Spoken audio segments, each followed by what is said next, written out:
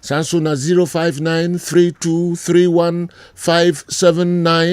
0593231 and also your video line with me the messages na fa so na de opese odi tudwabiano odi ato edwa oto ado eko dian na ewo akire sen na wadwen ye hwan na wadwen ye se mpanifo kofa ne ba obetimi aboa Black Stars ewo World Cup hwan edin bebrebe ba bonten na emudie he ana o akomaso na de krontia na de ekoso no bi se enye coach nkwa die na ka ho biom my Black Stars no yenhunu sede yankasa yepe ana ebehunu no ye twen mo comment no mo famra na bibi fufuro bia ho afa gode mu nsam apesa de ba ni nyina no ye be welcome ni nyina na ya mamamfo enso ate CK are you ready Odi embe kwa manoni kakra ni akohwe enra matches ekoso friendly matches ahodo ekoso emun sensempi enso ewa ha hwan na ehia Japan etwa England ewa Wembley ekotu omuka ba kwa omu entimi anti sanso meche opponent wo World Cup no emu meche group no baby Ghana for ewo no Brazil so echi Croatia omushe omu ekamiensa ma omu etimu bako Panama omle South Africa bo enra de no etoso a mienu as first game no ye draw South Africa second game no Panama South Africa ekamienu ma omu timu bako Cape Town wow mo se Panama ni bitu metua fo mo so omu na efo omu na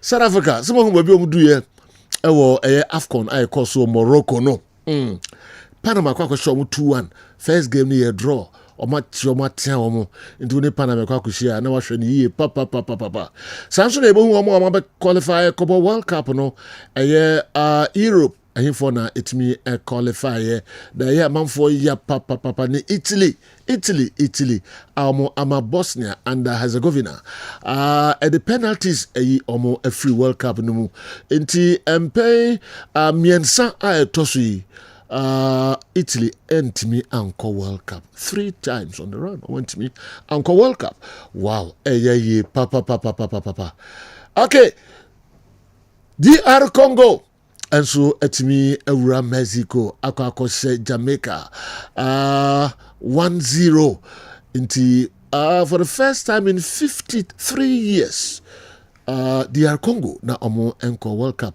omo ewura ho afi nsempi na tone CK ababa no de breye mekọ ho na mahwe ye be fi ye be hwede konso celebrity ga kan sake coach Otto aduno nsemben na apia ma Speaker of Parliament Right Honorable Alban Babin nsemben na onso de atudwa o kire coach Otto ado coaching pa edimusem ebeba so na democracy ka for nsempi apia enso ye de ehunsem ebebremo President Kato Kreku GFA president or the same kakra de ato edwa after coach Otto ado sack no ye de hunsem enso ebeba na da babia local source no kwa make ba translate na odin nyina no enso abre e mamu nyina kwaba eba enano pay program yi eso wow sige odze good morning general so ho ye de Pachem jiri se so okay na me adom mesme ho ye pa bia be kana ensem no o kan na ye mesre kakra ayo sre say coach ono no ekuta license no say ono kro tie eche no ono ekuta license ono ni mbore hwe o ni bisa sanka edwuma bia ye obi a ko sapona kan oso nim coach oso nim yesu but anka ono no nim de ye David speaker say ka 1 minute I would for make back no the different na ya kuta titi na ya criticize coach to ado kuta license bi David Andy betra ha ne ko huntintin ono kuta coach license no kan ka say we ohwa ko so that time no kra coach woni dem ono so tenadwe ono won tia say say ye da form okay na 89th minute o the players are big now the on baba dey sometimes speaker sansa ka so hu se ne center ni hodi o no and introduce new midfielders. The Speaker of Parliament. Interesting. All right. Na local source na kani na ede hunsem Bremo. All right. Ma memra ho na me hwe do bobo no kakra dey ba. So ho ye pa. When was the last time I call so drew? Me koya check. Koya check. Oni abeka Kumasi. Okay. Okay. Last year so drew he yai. When you abeka Kumasi. Say wash your family I say ye bibia wo Kumasi ntino. Keep quiet. Na for instance, me wan wi answer me kafa wo no. Ukuro me ne kurati on you obesu ma. Ngana. Muso me wa ha no. Me chance na ne mu say baby am de be fa na enye yi. Yes, until they be ano. Say menye di. Silence is king. Yes. Indeed. Well, my Sima me kafa wo no be no. Me krum hineti a. Ono so say am papa. Okay. Baby ana wakopu me. Okay. Di da me mo me mpomo me ba fi. Na mama me. Ya me Kumasi. Yanko. Right, young corner and fans, and to also family ye 2 for flight number 93.3 92.9 and crime and you come say na yakabuma Kessben television ye timi edi amanon seminal and so etimi edi abro na chance here and so etimi edi free World Cup qualification and so etimi e na Africa baby na ye ni and so edi eche ye pa na DR Congo and so etimi ekopiem e intercontinental playoff omani Jamaica and so etimi ekosia kan na no and a DR Congo and Nwada omutimi the needful thing abromu remo extra time and so winning a goal by and I say go to know against Jamaica na abra referee and so etimi e born up him no na kwakoye and just and so etimi ediama DR Congo players na entino DR Congo abra extra time so etimi etwatina and so editia Jamaica and our Kessben television so and so entino DR Congo so etimi a qualifier ekwa kopiemo and so World Cup na sia celebrate o ma babeka the 9 teams are qualify Africa and ma babe 10th team are qualify from the African continent or kwa kopiemo and so World Cup away and then some free on and so na uramo and so Europa qualification no say and Europe there and so kopiemo Bosnia and Herzegovina etina fe and so any Italy ekwenti penko 1-1 and kopiemo and so after the game no na atopreko penalty shootout and etimi edebo near Bosnia and Herzegovina and so etimi SN9 ama Italy and so ese baako 4-1 on penalties and omutimi edi Italy film and akwa fans so shibebre and so etimi ediaba Italy and rantia no so ediamu seminar and so ebetimi ediabro Czech Republic and so and Denmark ekwenti penku 2-2 and asa game no and so ekopiema ewiase no penalties and a check and so ashemiensa ama Denmark atimu back away and edia and so ekoso our Czech Republic and Denmark game no and so emu a check and so etimi a qualify Kosovo and so etna no ama Turkey ebe shena kabako ono so wentimi and Sweden and so any Poland akumatia pa edema Poland for Brown about 2-2 and so dynamics of the game and Poland for etina fair answer etna and Sweden for in your last minute goal Abranti and the and so and Victor Jokeres as na player no in your that goal and so edema Bobo Kwana so me and Diana Sweden and man 3-2 and so hormone away and then come and so a free more and so Basabre Sweden and so team are qualified to win and then matches and so World Cup playoffs and so muna friendly games be and so etime so Brazil and so Croatia shene Kamiensan and Croatia team back out say earlier on say Joe and so etime to Ghana Canada and so and Tunisia and so Ekwetipenko and matching and so 0-0 and Mexico and so and Belgium and so Ekwetipenko 1-1 and then also etime pass way no few matches and also etime pass yenra matches no more reactions kakra and so entime and bro there DR Congo game ni Jamaica boy and referee born na bemuno na DR Congo players no ni agiye papa yenhwa bra DR Congo players no celebrity e wa go pamana so during the final whistle.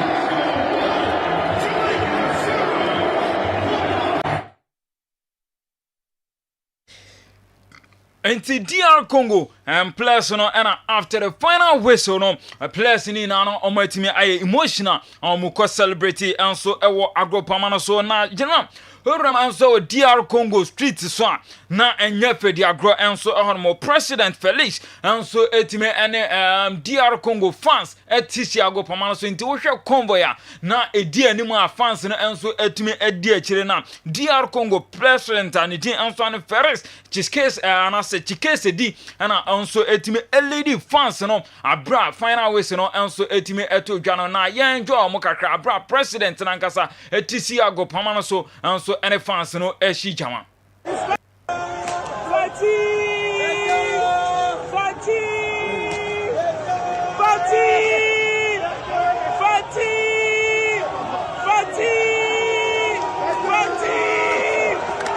Enti DR Congo and a World Cup qualification no we say any just some papa and so etimi ade na Nigeria for no many and so etete hosan ke kwa jigua na nko metimi adwom ho adwuma ye papa Congo omatimi a qualify and so ahoromo na BBC and so e DR Congo game no mo abra mo Jamaica for and so airport in the extra time and na referee ono and so every Argentina Facundo Tello ono ekoko brae enti no medical team no etimi asese no omo hwe no and na referee Facundo Tello and so etimi ekatre omo so ontimi anto game no so enti no wo hwe Kessben television abram referee Facundo Tello and so entimi anto game no so ama fourth referee and so ebeto game no so the man DR Congo and so any Jamaica game no and I wo hwe wo kasaf and I said TV no so no and so on na wo Congo na omo declare public holiday 1st April and so ediama DR Congo for say ene a public holiday obi ankonko ginani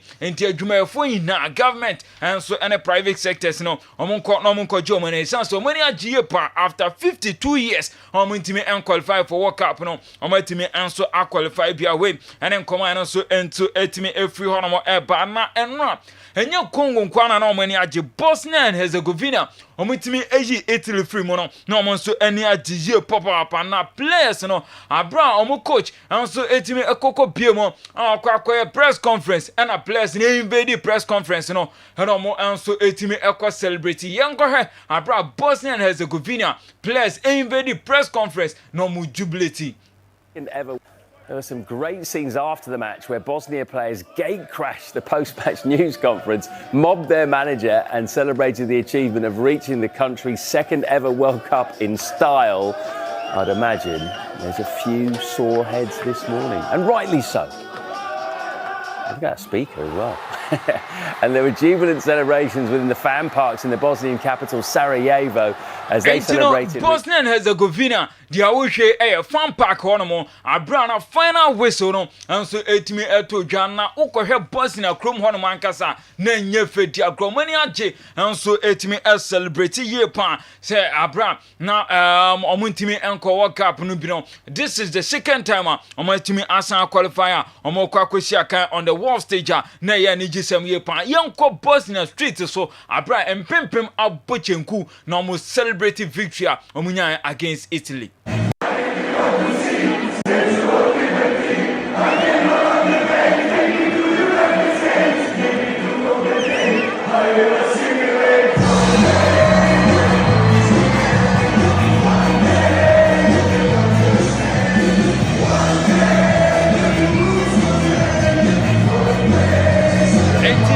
Of Bosnia and I will share our Kessben television so I'm pimpim and pana and so etime as celebrity World Cup qualification drew baby no na eluki say impossible abra omukoko share Italy now so omatime I the needful thing and right after 1-1 draw against Italy no penalty shootout 4-1 and omatime I qualify and so na Italy players no omai disappointed papa so omatime I qualify and so Ricardo Calafiori and so a defender and so Edema Italy national team no and after the game fan corner say on signing autograph and fan no catch say crash Sabi read a new autograph and say massa ye ni abre and Ricardo Calafiori sign the pen and say bianco the share reactions and so kakra. No, forget you. No, this one no. Please, we're gonna win the game. Win yet. No, please, no, we're gonna win. No, color, please, bro. We're gonna win. Superstitious. Suspicious. Superstitious. Superstitious. No, this one no. Please, we're gonna win the didn't league. win yet. No, please, no, we're gonna win. Ricardo No, Calafiori, Sinaka Erma, Italy national team defender no. And I say, where there is or sign out. To say they are superstition no. Adia Obra went to me and winning no, and I'm not signing autograph there. And ya dear Kay, into no sereno, on for way and fan channel so on to me and sign autograph and farm and find a panic also. Oh, bro, Nanka signing autograph with Namin Franco Cochema Bushan for us. Ricardo Calafiori, or Sinaka Erma, Italy, and Arsenal can to me and sign. They say, Abra, who said here, then signing autograph way, and so any command and so also after the game now Robert Lewandowski captain Erma Poland national team on suye na raho we share Robert Lewandowski GDS and anka we have in the last World Cup and so Ediama Polish national team no na after the game no okọ ekọ pan fans na cho abrana fans no edini din and so Eltonyo sanka no mo hwe nim so obetumi akọ na last World Cup Ediama Poland.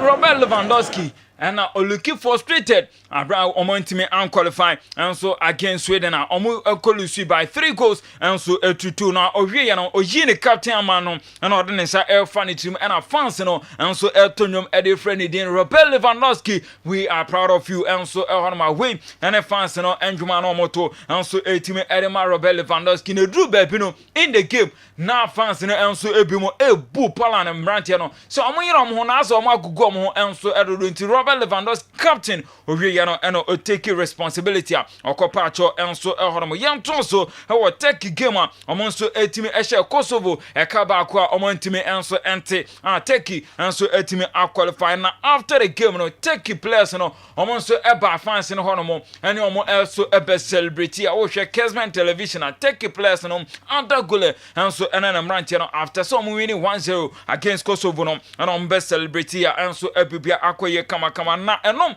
ene team aram se ba team si bi on ma so man bi on ma omko World Cup no enso bi acheriye power enso horoma omatimi aretene heady after 52 years and omatimi aretene DR Congo 52 years and omonso etimi aretene Iraq and now omonso etimi qualify 40 years and omonso etimi qualify Scotland 22 years Norway 28 years Austria 28 Turkey 24 years Czech Republic 20 years Paraguay 16 Algeria 12 years Bosnia 12 years Sweden 12 years and so anyway and omo ko bi acha omo etimi qualify and so hono na debutanta Omo etimi eramo World Cup no Curaçao Jordan Uzbekistan and so any Kessben and so any debutanta omo ramo and so akwakobo World Cup no bia we any World Cup nkoma enwara and so etimi etodwa hono ye begina no so ne akwakoje nkrato e de free agan ye pa ye the friendlies and so any club news kakra and so hono ebeto so e de amam Eduna ne mra ne de agan no udnam now ti agan Edrei ena mebe kamfo de amagana ni bia na se bibi ni bia se obenya bie na won so anonom na etimi aboa no sa edrei won waso ye ka ho asemi Semens Vital Herbal Mixture ene ne capsules no eye edura ye aduma wontini mu edrei uyo bia sabi o mema sem eda fom tinkeja bema ni ntimi man mu so kra bema ni ntimi mpega no ho uye bema sabi woni obehiem na sisia no waje mu a wonso edrei ye kamfo de amao Edrei yedra ebe bua ma wuntini netimi asore gina so ebe mamoja de afusane wo be ma nu ama be ma netimi asore gina so ye na watimi abo adwuma na ama o piafo obi bia sabi oni atenka so yo ba so ye be ma wuhia edro Semens Vital Herbal Mixture and Capsules anemna ne de agan ne bi kona koto binom watenka ayira na tekopra kona koto edro ne bi nanom na obehu sabi edro no esi ye adwuma sifa afei wuye ne to nchen sabi obi wo hono ma pichikom o how pa kese pa so yo ba na wo konfitire na se wo menses na ma ebeyi a edu ebeboa eye Semens Vital Herbal Mixture kona koto edu no binom be ma onfichiko no bibia ye kama de amao afei so wote yaw o onfichiko mu a eduro ebeboa eye cement vital herbal mixture and capsule afen so obi won ma sabi wa ko jane nan no na moja di akire we oba na otisa de bia hu moja no tie ni ye pa se moja no ye gon bright red we no ka se bright red a en na say do betima aboa ma moja ni nyina to atwa e de ama okra afen so obi so a sabi ne to ase twetwe no we ni kan say sciatica wo sciatica eduro betima aboa ama yaw ne twetwe na wo ni nyina etimi ate akokra no eye agan cement vital herbal mixture and capsules eduro no eye adwuma wontini mu na enuane no bi wo eduro wo mu a eboa pa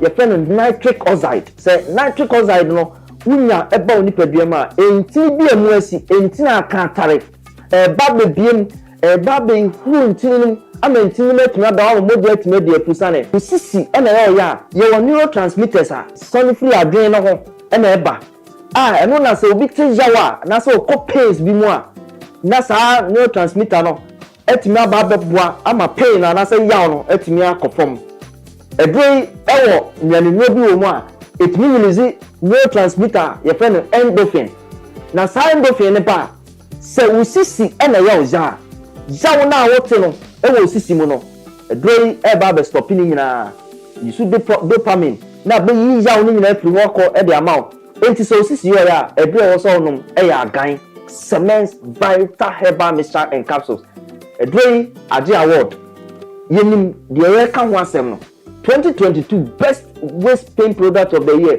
2023 edure ade award e fasisi ya de ho 2024 ye sa hwani mu sa afie di anyum nyina so ye be sa ade award no wo ye bema na wo pese unyina so no gina so peme wabla obenu maduro sima kakra bi ati a frɛ number no a egu screen ase no o frɛ number na ye be no be kasa kama ni ato sedi obesi anu maduro no na emi na atumi aboa ama bibia ye kama ma o afen so ba bia be nya bia to no ye di egu screen so na mom tie ni ye pa hwɛ wo kumase ene ne pattern wo store wo person to bi ton a ba bia edi kan PFA pharmacy New Road Junction wana PFA pharmacy o stock kesi a obenya dem bia tu honum akwakoton afi Colinac ewo Ashtown oni Dani Herba obi nyina wa Ashtown ko ho Fredimens eso okay ono so be ma bia to afi so Sambora ewo Kajetia Gate 3 ne opposite pe edrei edra e ba beboa eyi sa ho hawo nyina afi wa kwa ma o enti pe bia chi kwan to agan a etrese ejan no pebito na enkotote ema na so nyawa ho den pepepe edama enti akai ene ekote omonka no ase pebito na nso etimi enya wo ho den yanto nsam no so enfamotia enota akoatia eno nso esi injesi amosimam England eno nso ese omotena fie ama Japan ebe kire hye ne kabako omantimi anti na Thomas Tuchel coach enso ene ne mrantia no after say lose no enso etimi eba no ena Thomas Tuchel o say oye disappointed so omantimi enwini sa game no mbe pesi omu dream enso ewo June abro ma akokopimo ewo World Cup na se. I'm not looking for a second hurricane. There's just no second hurricane, and there's also not an excuse. We were ready to beat Japan. We were ready to find solutions and to offer solutions to the team, but it was difficult. We struggled. On top, Jude tried everything, like a player who can always make something happen in a one-on-one, who's always happy to carry responsibility and make something special happen. So I think we miss a lot of key players. And it's just a reality. If teams like Uruguay or Japan come well drilled in their top lineup, it's a difficult task. Anyway, and so coach Thomas Tuchel and so etime eretuja after say Japan and so Eshana Kabakwa went to me anti and so Rodman go England ya dia and some for and so El Ponachi of Papa Beja for Betanasia on baby PS and seminal and so etime edi amana Argentina and so etime akwa Zambia can num ama Zambia antime anti and so international friendlies no na before the game no Lionel Messi and so etime ekopia mo ewo ni kroma ya dia na fans na do na GDA say no ebetimi aye ne last home match enso ewo Argentina na Abraham omonso etimi eba be game na ase no na fans na etondwom enso e the friend Messi Diana Messi enso aye emotional until we Kessben television na ade Messi why emotional enso ewo agopama na so before say game no enso etimi aba be start na game na ekoso na bibi enso etimi esi Abra Argentina enso enya penalty na obi asusu say Lionel Messi after say wenya one goal e dey Argentina no obetimi akwakobo penalty na ho na offer Nicolas Otamendi say omra no ontimi emba mebo game anaso mebo penalty no enso enfentia Zambia anti wo hwe Kessben television Abra na Argentina asha 4-0 e dey atia Zambia no munya penalty na Lionel Messi e friend Nicolas Otamendi ama Otamendi enso etimi ebeteki penalty no na enom na Nicolas Otamendi osis obia no mo benya farewell et said dia onom enso enyaye ewo eno ara Argentina home soil so enso Abra omane Zambia enso ebo no beto Lionel Messi ase esanse Messi figure obia enso ebetimi ahwe no so na watimi esua no enso ehoroma enom ene nsema Nicolas Otamendi enso eda Messi ase Abra de penalty no enso etimi gift no ama Otamendi ekobo ehye omumini 5-0 against Zambia enso ehoroma na Lionel Scaloni ono coach enso edema Argentina national team no says Messi wo hwe ne character ene ne figure na oye na so kasa reach 1000 goals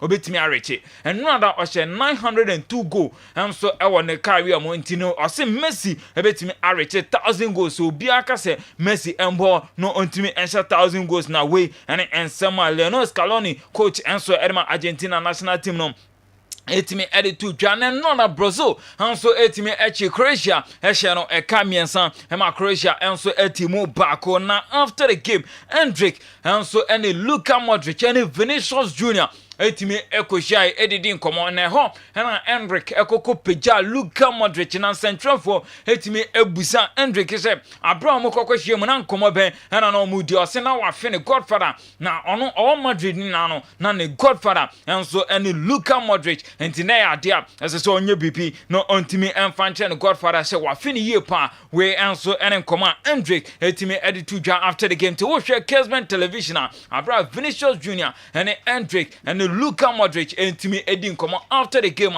Croatia enso ekodi ntwo our Brazil for nsan kamiensan omonso etimi etimo bako yanto ansam no so emfamo dia club news kakra anaso ehormo Eduardo Camavinga na emperifo koko busa na se Abraham omonso etimi ekoko piemo France ekoko boy international friendlies no ade ano ne Michael Olise omu din komo esrese ewa agopama no sa semban na otimi ekache no ose ade wakache nsa haya ya baidie ye nuafo na within 2 weeks ade a minyawo ewo agopama no so against Bayern Munich Real Madrid ene Bayern Munich na ade a metwa uti ade obekuno enso ednato agopama no so okano agrokwan so ewo football terms mu se onfa na ho enso entimi enche no ntino se omo ye ready so metimi ehia Real anase Bayern Munich bobokono no metimi eliminate omo no makomonem enso ehormo na Real Madrid ena nkra fru omo enso epa ense Victor Nunes abrante no at the end of the season no Real Madrid ebetimi anya buyback enso 8 million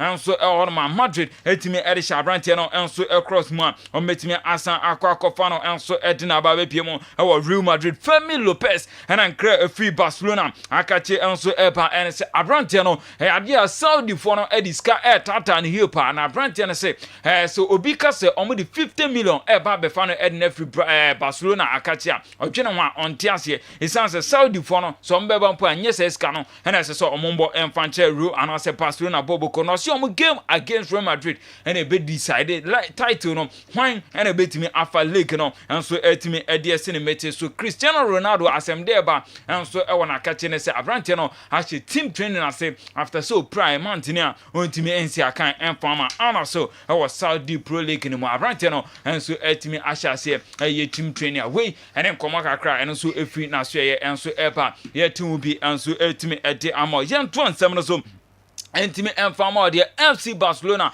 ena omuchemo anso hormo na Rafinha ena otimi anso aka champion for so omoma na akwanya nanko ontimi stay Brazil for this week na on share recovery no esanse 5 weeks ena omatimi ediama no se Rafinha anso ebetimi atena hono na wetimi aye ne recovery away ene nkoma ene so etimi eba Pedri ena enwada game e so against Egypt no ade na Spain fans no tonjom anso edi bu Egyptians no say wan hwiri na wan tonjom no ade a we Muslim na no na Pedri si Davi sansem no ade omunyi enfan free football mo entino fans omo yes an penifom pan hwehwemu entimi enfan to no no entimi entwe omo so ye papa anso hormo entino gena osuma me amanonea Mako asan abajojo. All right. Fresher ever me so kakra. Yeah, yen faster. Sedro fo nya vitre mebe fi. Amso mo mafie o. Omo tio live Sedro. I told you. Mebe fi. Na se o mani obi a so de akwanso de ba. Yeah. Entino. O prepare se wo kwa. Obo kakra. Pese o don sapan be ko krum. Okay. The Sedro fo one task man. Oblas support spinning power ko na messages na de ma no. Omunya vitre. Baba. Consider na bebe fi, but e dey bebe fi. Open bread is ka. We never travel. Na Sodro okay, we dey say private meeting me can no hanum. When ya yiri bia Sodro. Ana so ko bora ko money. Ya ko fi abi di fi nkomo. U ko fi abi di fi nkomo. Wo da bi o. Ana o be nya bi so kuma se. Dizo wende. Baby ankomo nko. Okay. Awo ha. Na wo so sure. Bibia so say unyantuma. Wow. Say show no ba unyantuma do papa mfifiri no. Okay. Akwa ketwa. Nkoma udi no. Okay, yati. Yeah, that's super sick. I'm for some cancer na me dey way na blah blah blah. Na I don't know but the besi ha. The other time why na di birthday I don't catch boys in your so sro mom nkase uni paro no. The friend is birthday the picture we ha. O catch boys ni nyina asem o sro mom nkase unim gay na obi bi ni gay no. E din be o page so. Sa me metuma kayo. Okay. Menga na. Ntimi si u kwan de. Munko. Eso mu nyina dey recover. Nipa fam boy ni fa de. Eso boys ni nyina dey recover good dollar. Nipa fam bo. Me mo munya wasem. Me mo. Eso o fa ba ko anka eno no. Sa no ka unsu se bo. But because I say ntimi nka say all right. Amen. Memo. Why? Now what money na ewu amugu you control. Speed on the bar has modi, you know. Hey, all right. Kessben Television, Kessben 93.3, Kessben 92.9, Accra, DSTV 364, Go TV 121, Princess, wherever you are, ye chow, papa. Me call a New Scientific Herbal Hospital, na Marco Fankra toka krapa, me ba, nearby to us today.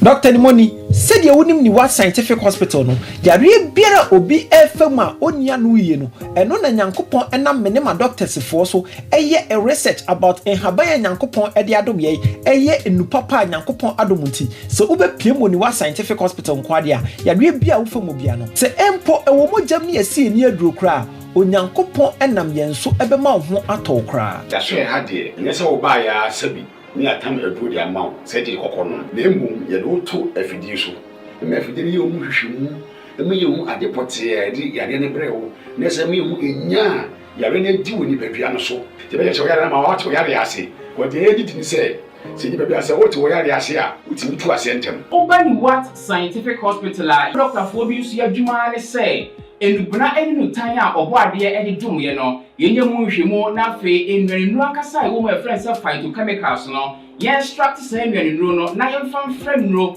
emfa emao e bia o kidney no yare abem o kidney no essay yanko na Ghana ha ye de take ahaban e de dialysis a o kidney no say ya produce den kura no a nyarehemu na nya didi na fo ni kirem e wo ni what scientific hospital bofra ban eboye ama wo diabetes ye ni bofra ban ene nyama bi efra e de ma wo a e be bo ma diabetes na o sugar e cost pay no eno so aboa ama etinya bafum e bia na wo hwe misisi e na o problem pa e yo mema sem baba bi wo no mu a onya tenkan kora so mo ba beda obo so otimi nya hode ne pagya no wo ba hyiemu a ehyiemu ana adwo eno obo so atese ne bema no ensore kora e bia na e no bi oda so a wo no yo ba na utie me na se e ya wo no problem e bia na e fibro na kosi a wo no kwan ana wa kwa ya sabia doctor si ensu abetata onkohyiemu ovarian cyst ana se fallopian tube no e na block ye obebu okura wo sebu ensisi so ni nyina timi sinyi se ho kwan bema bia na ho nsuo e na wo form nkwabon e wo form low sperm count na wo okura beba beba ne ho nsuo mo no na emo no be friend se spermatozoa no ba kokura we nyina e ha esi awo ho kwan a obani what scientific hospital a enfidi ade ehwe wo beda di amye wo se problem bi wo ho no mo a ne yatimi ho aduro na afi aduane ye betchera ho adi pressure ti amo akoma bo periperi asem kura si ofi ntimi mo amane obi nso hweme na ne bia stroke akawa tompam ye kwa wo ye ba wo nso ntimi o kasa na pampan boni bi akire frɛ no halitosis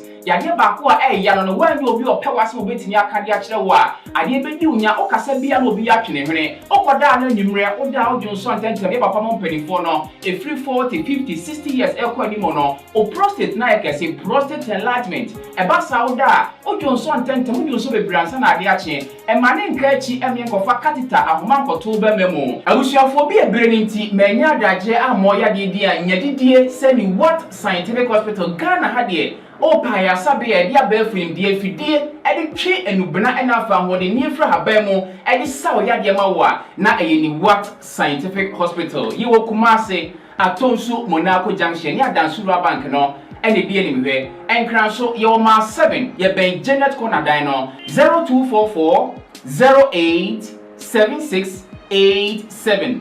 In case you are watching us from any part of the world, whether you are in any African country or you are watching us from Europe, you can contact us on WhatsApp +233 244 087687 or on Google Map. Just type Niwat Scientific Hospital and you'll be given the exact location.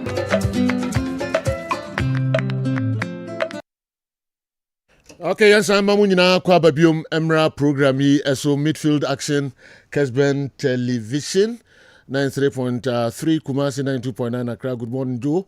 And how are you doing? You make sports so exciting in a different level. But what I've noticed is that you have everybody's secrets to display on your program. My question is, what about you? If I may ask, kindly answer this question for me. The man met and kenka. No, we genuine, clean. It's me, Elder Central Market. The way Abre Elder. Na madego pa. Your own friend knows me. But okay. He's a question. And we met at his father's 1 week at a Putuja. Oh, okay. I see. And I mean, now on tentem cry. But you mean, come on, Elder. Let's make the right decisions by accepting these two players, Hassan Odoi, Edin Ketia. Let us not base on the fact that they ever rejected us when we called them. It's about team and individual quality. Okay, and also give us our full support. We should also give us full support to Benjamin Asare now, okay, because he is our anchor in the goal posts. Sam Tuga, Edway Efri, Ajura, and Abreye, and Anopei. Me free ho na mako ha quickly.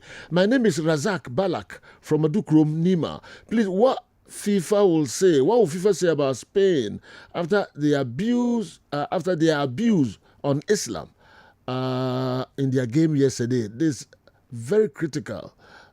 It is a very critical issue. Oh, sir. Yemehe na Razak Balak de Abano. And once I'm a incident grown out. Yeah. Yemrana I don't know. Never say intimate discuss it. Intimate discuss it. Any important. Any important because and you may border on religious and arrive in a football and a Girona fans. No, we are Lamia Maza. Any important, you know. Okay. We pursue what the chronos way. Ibiana Obinti Hoshi, no pursue one main Kunyem. Mengo Hunyem, and I said, but say a story. Well, if you want to discuss it, why not? Yeah, not necessarily discussing it, but with my custom could see, you know. Okay. So just yeah, discuss and I opinion there. And Matawa has his here. They are kind of more emotion, you know. The presenter of Foreign News Today used the word Ansu more than 200 times. Opuni the way free bossy and abre. First, na you since you were die ensu. Ebe free ho kankra. Why mpamcho kankra. My name is Kojo Manu, watching you live from Roman Hill. Your pundit always said England national team have what? Have risen, okay, and Italy are declining for the past 15 years.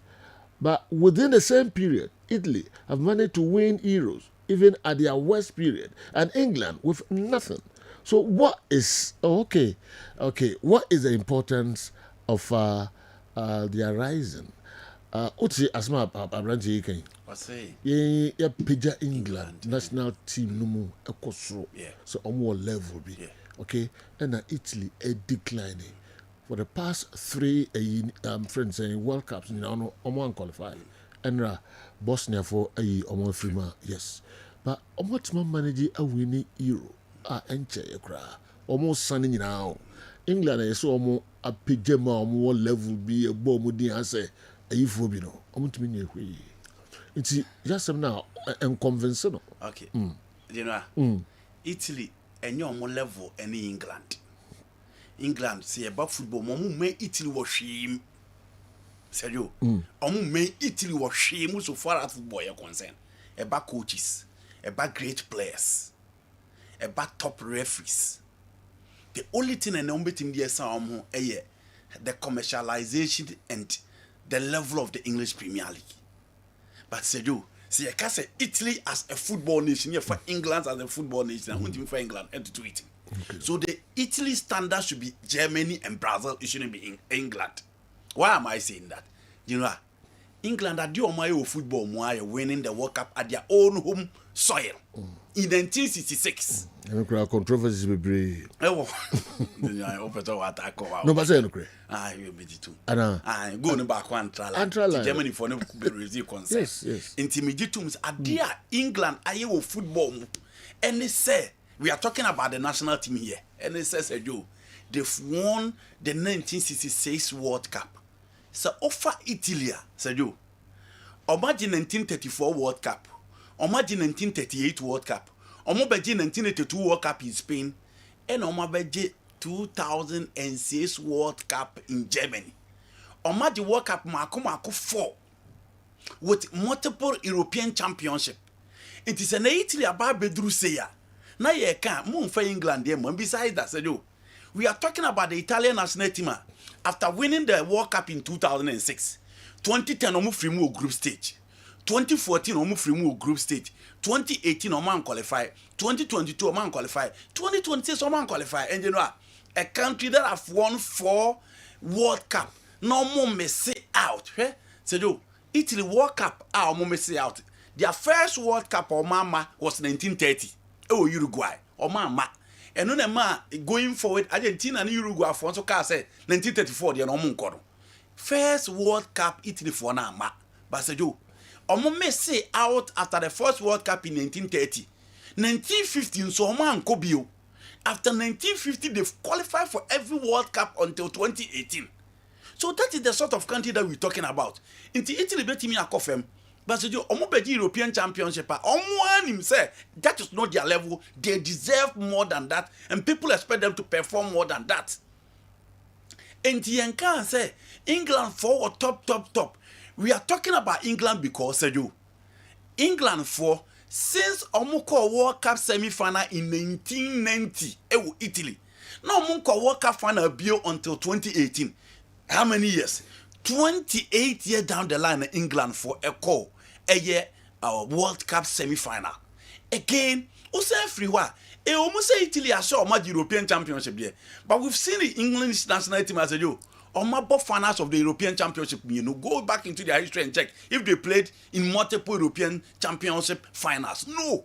In the England national team nobody has compared them to Italy, and Italians know say omo level ne bro omo ball football no. So man qualify for World Cup e yenim go ase ke say England and qualify for World Cup e yenim go ase, but Italy and qualify for World Cup e yenim go ase pa because of a bra omo ball.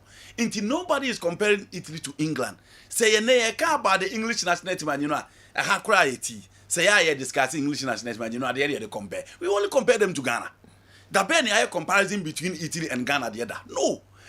Italy or Ghana the other. The can say England national team ni players or money bro Ghana the so. And no na ya me say Franco Naro come ha. Yem fan compare Italy and the Italians know. Say baby obi enimi so mo no. Enye omo level omo is general. A team are winning World Cup a year 4. Number miss out 3 consecutive World Cup.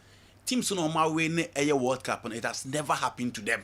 And he said, "Drew Italy so so let's not compare Italy to England. Omo level ni different." Ye din komo. Baba Black Stars and if yen se mahudo and so pi ba yen kan World Cup no nsensem kakra. Na amanfo enra Europe 4 more countries about ka ho so qualify mo kwakobo a World Cup. ID enemy metre Bosnia and Herzegovina omo etime Italy frame 1-1 score line by the penalties and Italy a frame. Afi Czechia and so Denmark a frame. Kosovo Turkey ashomo e kaba komo entiment in Turkey and so e World Cup no. Sanso and Sweden ashe Lewandowski Poland eka miensa ma omo etimu mienu. Nti omo so qualify metre Sweden and so qualify. E ba behwe we num nyina ba friendly games e course no titru countries are on Ghana, a work group, Croatia, England, Panama, and Panama, and South Africa. About 2 games, South Africa, about draw back on, and almost set back on 2-1. Our Cape Town, South Africa, Panama, as you be any say, your group in the Omona, you be cheer for Mosono. South Africa, go do say, a war, a year, Afcon, no you South Africa, modern more, or Afcon, no Omo am perform badly cra. Omo modimon was so about Panama. I say could cheer for so simple. World Cup no more Canada no. Miss Remo Omo South Africa. South Africa timini omo mo. Nti ebehu counties are kwakwisi omo no. Brazil Croatia kamien sam omo etimu baako. Sanso na England yaka omo nsema jiju omo so Japan akọ Wembley. Akwa show me kaba ko so entimi ni bit match I shall say free hands and akwa other friendly games no na fe by Europe am qualify ko World Cup no Andy General medical ka Panama for no asema kire wo enti so oti o coach after the first game na Andy in a draw na he was happy and he said say wonya chance ahwe omo nti obesa make sure say obesa ahwe omo biu na wahwe how obesi asset up na team no and clearly after onya a fair opinion of the first game no what they say South Africa for cannot match him and you know and I know to was a go by their team 3 at the back 4 middle no move you know top omuni so much top players Christian Martin in Israel and no key man going forward that you know the airport and he said you Panama ba Africa ba be who the taste of African football and omunim South Africa style near pet technique flair skill tactical play and unim a coach your friend Hugo Brusa or your flexible coach at said yeah ball hey ya the football no they depend so much on the technical skills and the tactical ploy of him and ometimi ediabo inti said you so ba ba South Africa e kire omo say na nya a confidence of playing in the African nation because 2 times South Africa born said you ometi one omanya draw and the second one omanya a 2-1 so for me a good preparation and Ghana once again you need to watch out for a team your friend Panama Said you measure Croatia and Brazil match. No? After watching the Croatian game, you know, the Croatian game that I watch and the team that I watch, the Madrid year me fa Croatia who said you must Madrid. The Madrid year me fa who say, ye ye why on your best on Master Madrid. Yes. After watching the game, yes. Wow. You know Master Madrid. Because na minim say you minim say Zdravko Dalic team no. Because of the absence of Mateo Kovacic, Ivan Rakitic. Match in the Tregu Kessben yes, TV. You know, 12 o'clock when I started, I watched the 90 minutes of the game. Naminim say after missing their keys midfielders, no. Naminim so omutim nimbeya. But they do almost so bought back Sitola, Caleta Car of Real Sociedad, almost Stanisic of Air Bayern Munich, and almost Programsic of Team IFN Borussia Dortmund. Nikola Moroi in midfield, the maestro Luka Modric himself, Ivan Perisic on the right, Juranovic on the Ivan Perisic on the left, Juranovic on the right, and Omo Antibudeme aging anymore, and Omo Niko Pasalic, and Omo the likes of Mario Pasalic and the Kramaric move free bench in the Eba. It is a joke. The Madrid hear me about how a Croatia team is a week, no, and game now, man, who's with all the quality of Brazil presenting, especially in the second half.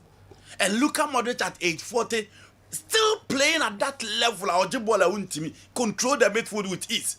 And now, game now, and you know, a dear mammy enjoy Croatia for near a choir or more faso, a pressy opponent. And a choir almost fast to make sure say, almost big winning battles on the field of play. It took Hendrik and then Gabriel Martinelli and the team Baya, you know, almost say quick, very strong, very physical, and you know, look at them, almost running with ease. Baby a born will be a more, and Livakovic still at his very best. Unfortunately, go now Martinelli this year on one team. And you know, look at this save from Livakovic. First one from Vinicius Junior to Danilo, and I will save you here. Inti Enra and Matias Cunha, a Kelly Bobby and Obianim Sashe, said, oh, a coin of fast we born there fekeke. Inti Ode Croatia for look at their reaction, said, oh, baby more. And Zdravko Dalic said, you experience a 1 year at the World Cup, no, ni players, no, said they might see almost say. Or mobile lose quality in the absence of there are 3 key men in midfield. No, said you and yes, I am Juma Yankasa. If we really want to beat Croatia at the World Cup, you know, more experience, in quality or mobile. Ivan Perisic at that age 36. Name him so sao any speed now. Obeti media tumrika. I'm making sure so obesa. I'm my daddy decisive crosses or defile to Bebano, name means a Perisic, a bit me. And with Antonio Conte turning him to a left wing back, he's playing it perfectly for the Croatian national team. It is a do. When you look at how they are pressing, baby, born beer or more, beer on the football play. It took the individual quality of Brazil and the show by 3 goals to 1. But you know, look at Modric. Baby, control midfield. Baby, look at Modric. It is a do. I will see intensify a preparation on the game because the World Cup and easy right for any other team. So, England. You remember England for the end so. Okay. My mom called you want to make a crazy 10 minutes. Na obesan abano wa betwaso. Say Panama. So munye bayira brewadwo, okay? Croatia so asan adwen after watching the game no. Obesan ko England. You see bit my faster group easily. Na nim wo na be hu no. Yenyere yesapom yenhye sapom nsuo yi pa. You know, because you group them easily. Oh yeah, also group way there bit my free. Yeah, say yes, adiete. Group way. Sa adiete ubu se ni pakro. Me kai ni papa da obobo. I think it was one of the English games and our boy England line. We are na Mr. Derry de Baso squad with you. Yeah, be sure. Yes, adiete. Ubu sa se di ntini e be fam obi antimenti. Obi antimenti team now ya. You prepare ye pa. Minim what the person nya da ji hwe Panama ne South Africa no. Wow. Wow. Oh. And you know, I'll touch your body didn't my touch on one story. So you players said you're from national team. And you players now want the support of the people. Some of the players play to make sure they earn the support of the people. And you know, yeah, Calami Yamala or Spain or body mass Spain. He's the Spanish poster boy. But our Bobo, Ewo Ven, Omuhuru. Inti ye players and yenya obi ta obi mpo obi asem yen support obi yenye say no football sa na aba ye Alisson at the Champions League the ama Liverpool waje confederation waje Copa America ama Brazil for say ono no goalkeeper wonya 3 World Cup when timi ambeki good use of it inti coach bench no na onfo obi foforo na it is Alisson Becker sejo Alisson Becker nyo obi one of the best goalkeepers in the world. David Dwyer that the Arsenal. Say na no tiasema de La Fonte kan. Also go England obi also the best goalkeeper in the world. Over Spain obi anka nasem. The best goalkeeper who go England also over Spain promo obi anka nasem. And Hunai Simon Upo is number 1. In the game no sanity and you behind the benya the full support. Sanson your players be ho omuhia obi anka. Say you your players will game more omuhia obi anka. And no said almost the good Thomas Tuchel and Kupa Masono and Morgan Rogers on and Yasam Ketwa. Okay. It is a game on Tijina. All right. Young comrade, I our story now. We'll come once a year. Teach you Lami Yamaldi and dear potty in the sea. Na our story. Sam BME Kakran Sana. Laka Ghana, England. Japan game no. All right. Yakoba. You share enunso na yakoche friendly games no. Any other stories are yababe transit na no pay. The Bremo Kessben television. Kessben 3.3 92.9 Accra. Jabin Rural Bank. Jabin Rural Bank. Yebe court na any omo edi enkomo kakra ene anopay. Na fe yababe 12 million so de amamo. Jabin Rural Bank, the award-winning bank. Penifo Eura Studio ha many omo ebabedi enkomo Ricky entry why over Ricky also was studio in the TNA our studio Ricky entry ewa hanum so and Catherine Amachi and so Atrase who studio na weka the pressure wa ha omo who's all kasapa no omo fro say jai kasaro na omo kasa me wa TV zuna omoani o kan ka crave to me progress am in na onim na offer side. Oh my goodness. All right. Rural Bank, the award-winning bank, Ricky and Afi Catherine.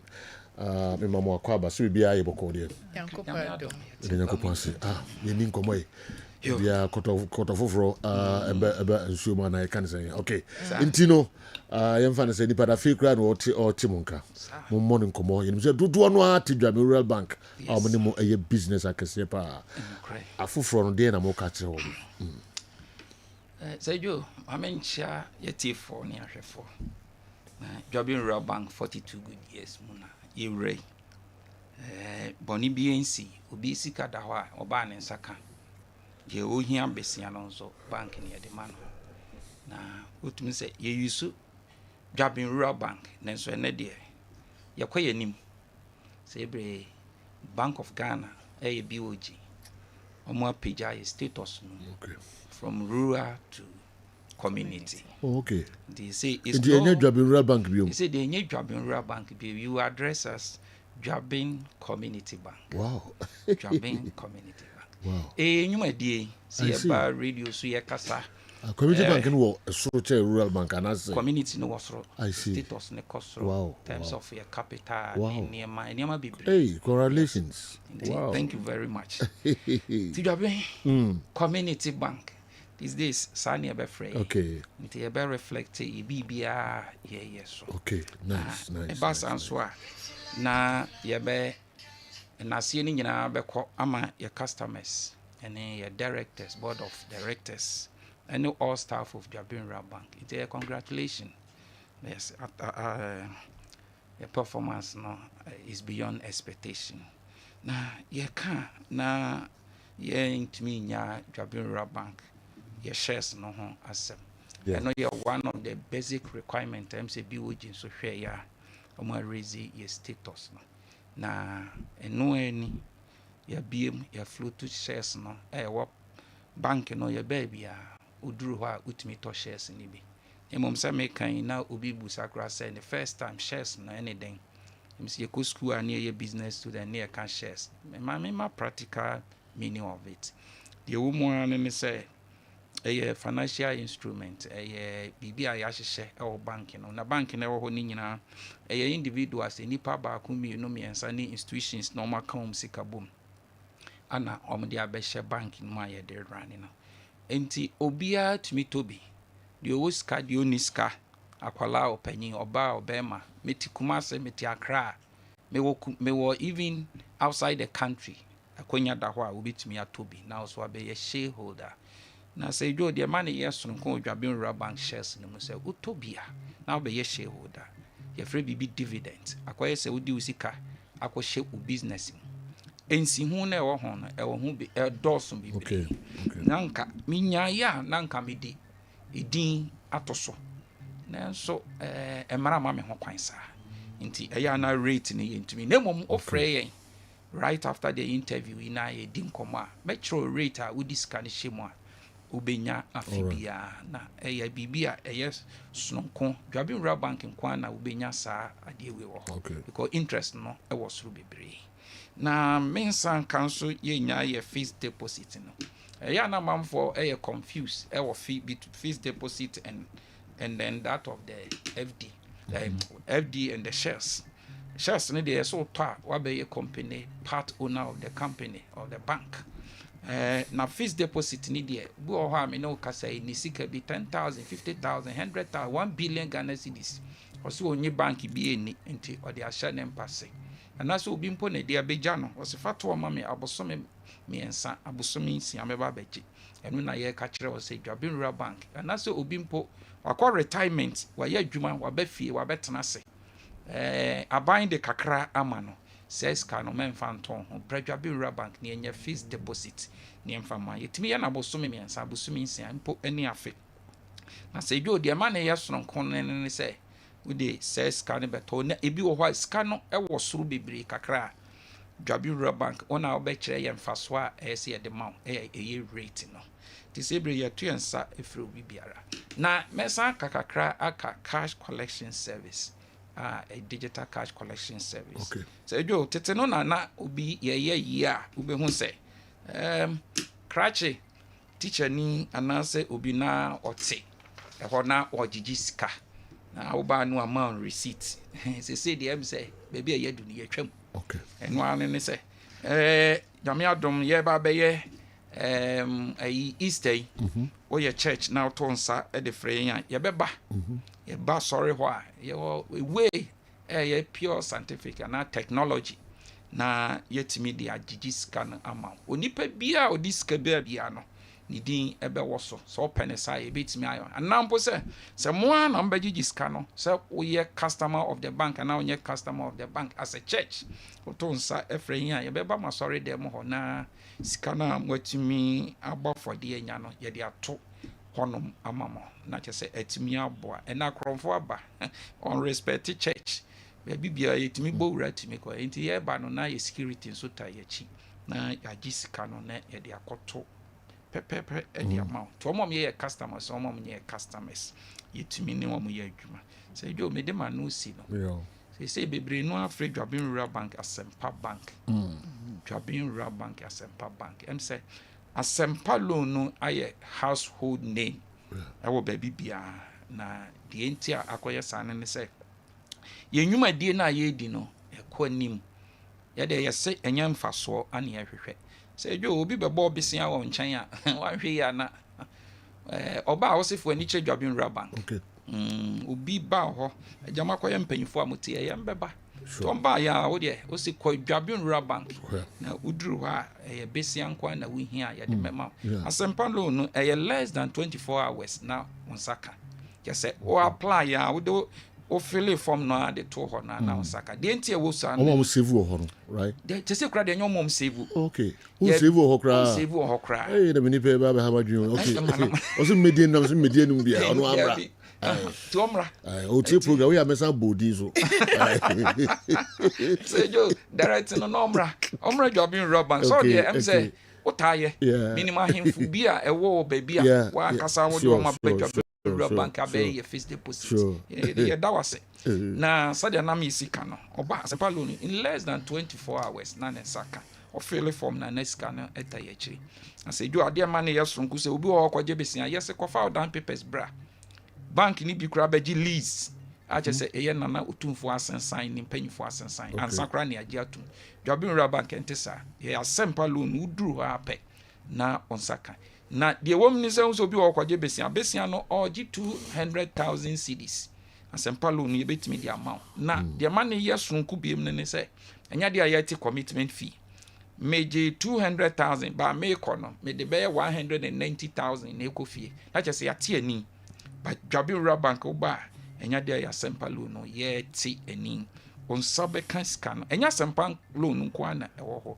susu loan nso wɔ hɔ savings nso na woyɛ a ɛwɔ hɔ biribi bia adwumadeɛ bi a wodi bia abɔmmɔde akɔ dwabinwura bank because dwabinwura bank deɛ ɛno ɛyɛ community bank a ɛno yɛbɛ serve community our impact to the society no has been great and we will continue to do that yɛto yɛn nsa frɛ obi biara ɛne wadamfo no a ɔne wodi nkɔmmɔ no wosi yɛwie pɛ ɔmfrɛ yɛnsisi a na yɛnhwɛ na yɛnuanom pragiafoɔ yi na ɛku yɛn last 2 weeks ɔm de bom ɛnɛ nso yɛsan de abom ɔmo deɛ saa ɛnyɛ easy sɛ wonya wo kyɛnkyɛma bi na wɔkɔ ɔmbɛsɛ wo ka ma ɔsisi a mema meni akatri ɛntoa so okay kɛti ntie wo kakra Uncle Joe mɛkyia wo biom na makyia ɛtiefoɔ ne ahwɛfoɔ nyinaa na mada dwabinwura bank customers ase sɛ bank yi bae 42 years na ɔmugu so a ne ɛyɛ adwuma na yɛbɛserɛ obi a ɔni account ɛwɔ dwabinwura bank no ɔmbɔnwura yɛ branches a ɛbɛn no na ɔmbie account ne account bie no nso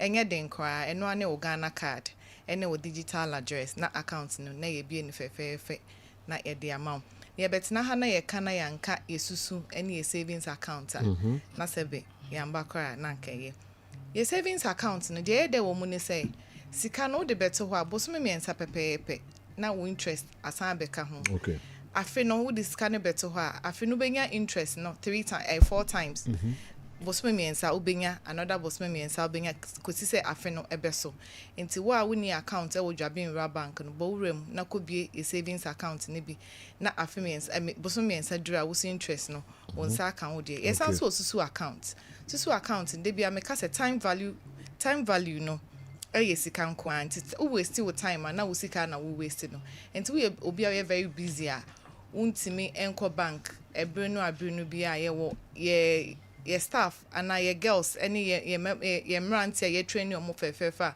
omo ba bebia wo bia ebeje sika ne de kwoto ho edema enti se wo pese wo bia susu account a bank a betimi ene omo aye adwuma eno ane dwabinwura bank na we bia susu account na bibia so akwa ene mu fefefe ankujo de bia na meka se bosome adwuma yefo no yenso eya na ye pesika aye adwuma bempempi no banks no bebre no interest rate no e wo soro ba dwabinwura bank de ne say yes salary loan no e wo form pa ye enti say wo ye bosumi adwuma wo ye teacher ni ana wo ye nurse ni ana wo ye doctor ana wo ye yankrankra adwuma ye tua ka bosumi a ene wo mpanyin enkasa na omomfa mo account ne enfa dwabinwura bank na interest rate ne so e wo form pa na montim beji loan enfa nye mo ni so ade ankujo ye shares na me boss kan no distance is not a barrier. Baby, I will be able to meet to dwabinwura bank shares. Maybe me patch me the code no air to ja. Your share code no air *389 *984 hash *389 *984 hash. O dial ya na wa follow prompt. O be use a dina e wa Ghana card no so no. Now they are register fe. Now they are top o shares no. The obetimi ato bi obetimi ato 100 cedis and 1,000 and there wa ho odin betimi no obetimi ato afene so na ye dividend na also nsa ebetimi aka wo de fefefe Uncle John pacham de branches ne betuja yankopan dum dwabinwura bank say ye free ura no eco community enti ye wo all the communities are ewo Ashanti memu ye head office no ewo dwabin ye ni Chiefs Palace na ho na ewo na ye sanso wo Bonwe taxi rank onwen so ye wo Roman Catholic ejoso ye wo ejoso traffic lights sepeti mpomu ye wo Galco house ho na dwabinwura bank ewo na adehyeman so ye ne kejetia gate 3 no ene opposite fumesa ye wo taxi station aboaso udu asantela ya dwabinwura bank ho na ye office ne wo na Roman Hill so ye wo Atonsu station baby amani boku bene ho na dwabinwura bank ewo na New Road ye wo more time building Udru Pankro so Pankro market, the tallest building a what Pankro market, a Hona Jabin Rabank, a new branch no Atonsu, and so Atonsu station, baby Yefa High School Junction, a car, ne Hona Atonsu, a Hona Jabin Rabank, into a bobo, a bet say it's here for say, Obi only account, a Jabin Rabank, and bone right your bank, no be account no. Your telephone number no a 0544 74 5856 0544 74 5856 and 0242 387498 0242 387498. They say the Jabin Bank, a bank be a community. It's here for any Jabin community bank branches be a normally a all right. Hey, and I'm one of my sapa. Me, course, crime say Yakobe 40 to 50. Wow. My main fan to a say, and yes, a boy pioneer and fire. Yeah. Until Obia would in your free studio. Yeah. The free beam. All right. Jabin Community Bank, Penny for and a normal Eddie and Compam says the Omonia Rural Bank Biome, the award-winning bank. Ricky Entry and Catherine and Matty Bedamasepa for coming. Na Mr. Moni Jabin Rural Bank in the Encomo. Muni Nidja. Number 1 recruitia Debia ye pidem edi ema omo from rural bank to community bank. Wow. Congratulations. Yebeto also the Amamo Kessben television 93.3 Kumasi 92.9 Accra. Andy Ebetrasi Nafi Yahwe stories no yasan atwaso afri bebia yedi esi no nafi yebehwe messages no animal videos no nafi modi enso aba beka ho oyibo watching the way free nebehi. Good morning Sir Joe. Haverena is the only person is the only option for the Black Stars job. Okay. No bend, no curve. Haverena as Black Stars coach una the way and so abreye oyibo boatin ye beda sepa ene anepay okay yentwaso ye ko eye just before so be sorry na ye di enkomofa individuals ye free omo eco national teams no na the man for the year omo okay na Lami Yamal akusiane de other players and sukusi omo de ansane aba England Japan and so bien so now so one say make afa home ure mu na me break you you know football e kan nipa boom but eno so etimi de huru ani bre eba your players are free omo in terms of the popularity contest who's almost enjoy their popularity.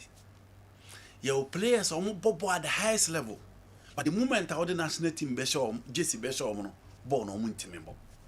Inti Obemu say player be expected so much no excel our national teams. But fans' reaction to them, whether positive or negative, it is part of the game. Sergio, it is part of the game. Because I say Lionel Messi started so about the Argentine national team. Sergio, there was so much pressure on Lionel Messi. And Sergio, in 2006, I started from bench. Obeshen the first goal against Serbia. After that, video ya muhu TV so ya Fabra. And no Spain against Egypt. RCD Stadium, Espanyol. Almost stadium where almost ball match no. No in the first before game no be chance no. Egypt for ball mo national anthem no. France na was stadium ho nyina ebu the national anthem no. Na game no koso no and as Joe almost sorry say one sorry and jump bia we Muslim. Wow. Yes. Inti eno na we ho no say one sorry antimi and jump bia we Muslim. Inti it was xenophobic chant koso towards Martin Koso RCD Stadium. Okay. Barcelona. Okay. The outskirts of Barcelona. Now, General Barcelona. We new camp free who are two teams in the Espanyol and Girona. Now we Girona for stadium na Montilivi stadium. And now we Espanyol, your friend LCD stadium first no. Now my friend Conal de Prat stadium anom edianom de friend. Okay. Inti ho and I Girona omwe Barcelona ya akrafo. Because at a point Barcelona saw mo call relegation. And said you name team say wo kro baako we can talk about Arsenal and then not Tottenham Hotspur, a lot of things, Gremio International, at the point is or Kimfesa versus Kotoko, Olympic versus House of Folk. Into Omo ya akrafo, and I didn't know. Enra, Omo bu Egypt national team no. After that, Omo sa to new way editia, Egypt for na, a religious chant towards the Egyptians, and then Labi Yamal. After that, Omo ma first half na Egyptians no, Ekoto or Park, so do Omo ma bo no so genera. Who? Into omo first half no ena omo de begu scoreboard no say omo nyanim guatia na omo gu oman no na FIFA tia Spain man tia sa ne man omo yanim ena de no omo sa bu sa announcer now no e de bae no the PA announcer at the stadium no omo sa bu no and you know obi o hwe game ni bia o say no it really affected Lami Yama and no o hwe brutal. But it really affected Lami Yamal. FIFA be condemn after the game. The coach of the side, De La Fonte, condemn. Rodrigo Catieda condemn. Juan Garcia, a former player, a condemn. Said Yomi and Guasia more minor. Inti more and yes, a bill. Chance in your but this one toward the Egyptians and I do know I casa a on call for. Inti me come and I say, I'm not backing the Spanish fans and I say. Adia omoye toward the Egyptians and Lami Yamano but I'm saying that all those things are part of the game. Said yo, and I know game no mo boy said the Germany force ya them Rudigano. But the fall rating on the man is 0. Because I'm say a quite more fast so concede second goal at this level who played for Real Madrid. No. Oman fast setting abrimu ho anche.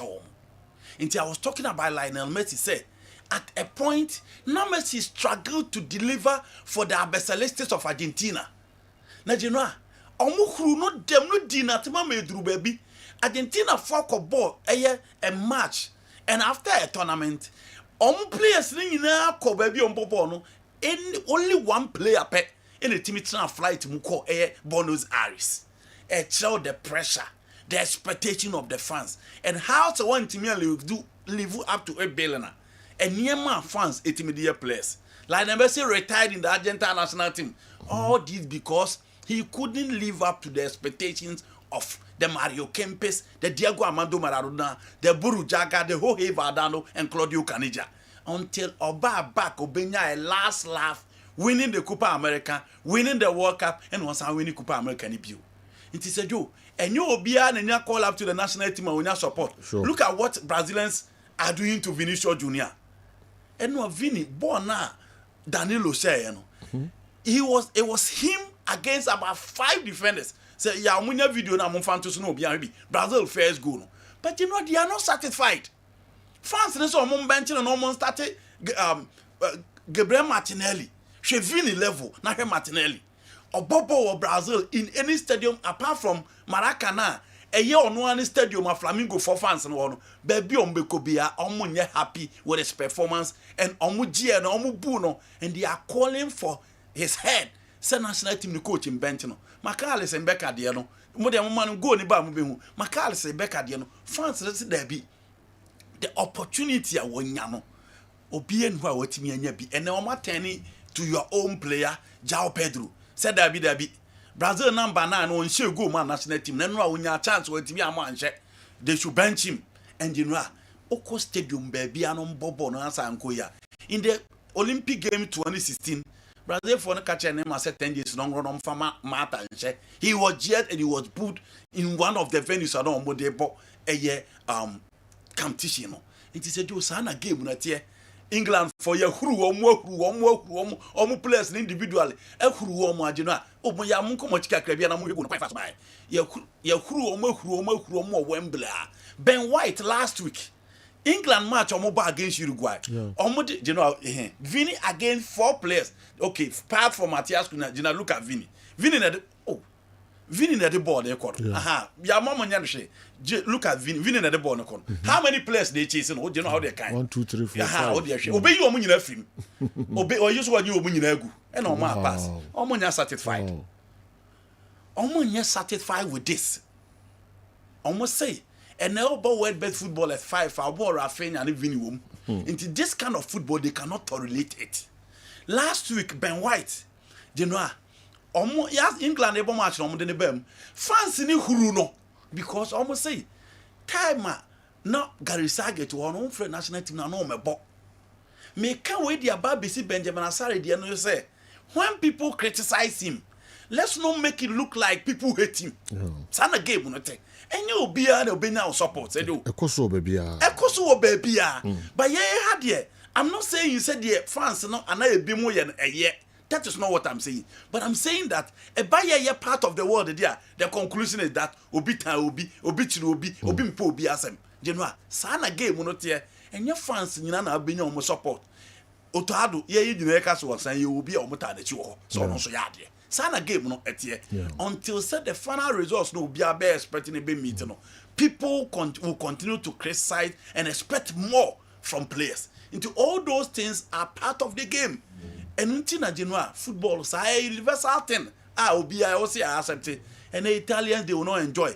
Ya who AC Milan fans again give the Aroma or move to Chicago so. Ya who is a team I friend Italy after failing to win the game in before the 2018 World Cup man could you who the year players no e o JCP Mayeza. Tisana game no tie. Inti ye ba ye ntiase na Genoa ye who say football no sana tie. And Roberto Di Zerbi Tottenham for fan said you France and so Montias all because he said Mason Greenwood a nice guy. Almost coach near divisive. The women are almost Tottenham fans and you're happy with Di Zerbi coming on board. You who Chelsea fans are almost say Rafael Benitez about no you're happy because Rafael Benitez say or no the team back open who England. Woman and Juma be on it, team who England and Liverpool. But Abramovich appointed him and he won the Europa Cup for Air Chelsea. He played in the top 4. Amidst all the stress of film, Chelsea fans they drew 16th minute. Said you almost best sorry bomb when same out till 17th minute. Roberto Di Matteo number the but the test fast said he worked and he won the Air Europa Cup for Chelsea. In the game when you buy your side here and you might become one game when you're dead. And we must embrace and accept those things because they are part of the game. England boy against Japan. Na anopayo fa baby I am say do Thomas Tuchel no mo dia gu so say national team no odidi agro. The last time we can say even Morocco ma qualifier omo dey bo finals of the AFCON no omo nya omo coach no. Nti after the AFCON no coach no we ne Ghana for nyina say enkofa Wale Drag him fanimra no omo ye adwuma mfa mai. Okay. Omo say Thomas Tuchel dey omo team ni di agro and you know in as much as me take anything from Japan for no because they do omo team from the last World Cup they be seen there almost 1 year adwuma pa. And ohe goalkeeper Suzuki Karim Mitoma their own player in the Premier League and the Kobaya Wapabe Shogu Ediatia the 3 Lions of England. Clearly, department in the coach doesn't seem convinced of settling with players almost available. Inti that Livramento abebo kakra. Ben White abebo right back. On the left side, they shouldn't rely on Nico really because Luke Shaw will offer them better on the left. Central defense no obo se Maguire bokakra. Obo se Zirikosa no abebo kakra. Maguire no abebo kakra. Midfield. There's too much hype around Kobe Menu and then Anderson Elliott. Inti me ma catch right mo say Anderson Elliott na omo hype in the Premier League no almost so say in the absence of Casemiro he will be the key to their midfield no on new level no. Inti eno ahwe Japan for no say yo Kobe Menu ne Anderson Elliott entimi Foden amfa Kopama one player coach ni hu ne say multiple roles in the team obetimi apɛ baako amanabo because say now the Kopama e writer e hotua so the Kopama e left e hotua so number 10 so the profile is different from two players so offer Jude Victor Bellingham Jude ebetimi abo as boss to boss Jude ebetimi above behind the striker as auxiliary. Jude basically picking the pocket of spaces within the 3 front line. And know that you betting the amount. Obetimi somehow as a translator. But so far Kopama, otimi dribble, otimi create, otimi share, otimi boss at PT share. So only within that final third than the profile is different. Ofa Morgan Rogers, ebetimi operating from the left or ebetimi operating behind the striker. The asset in the goes.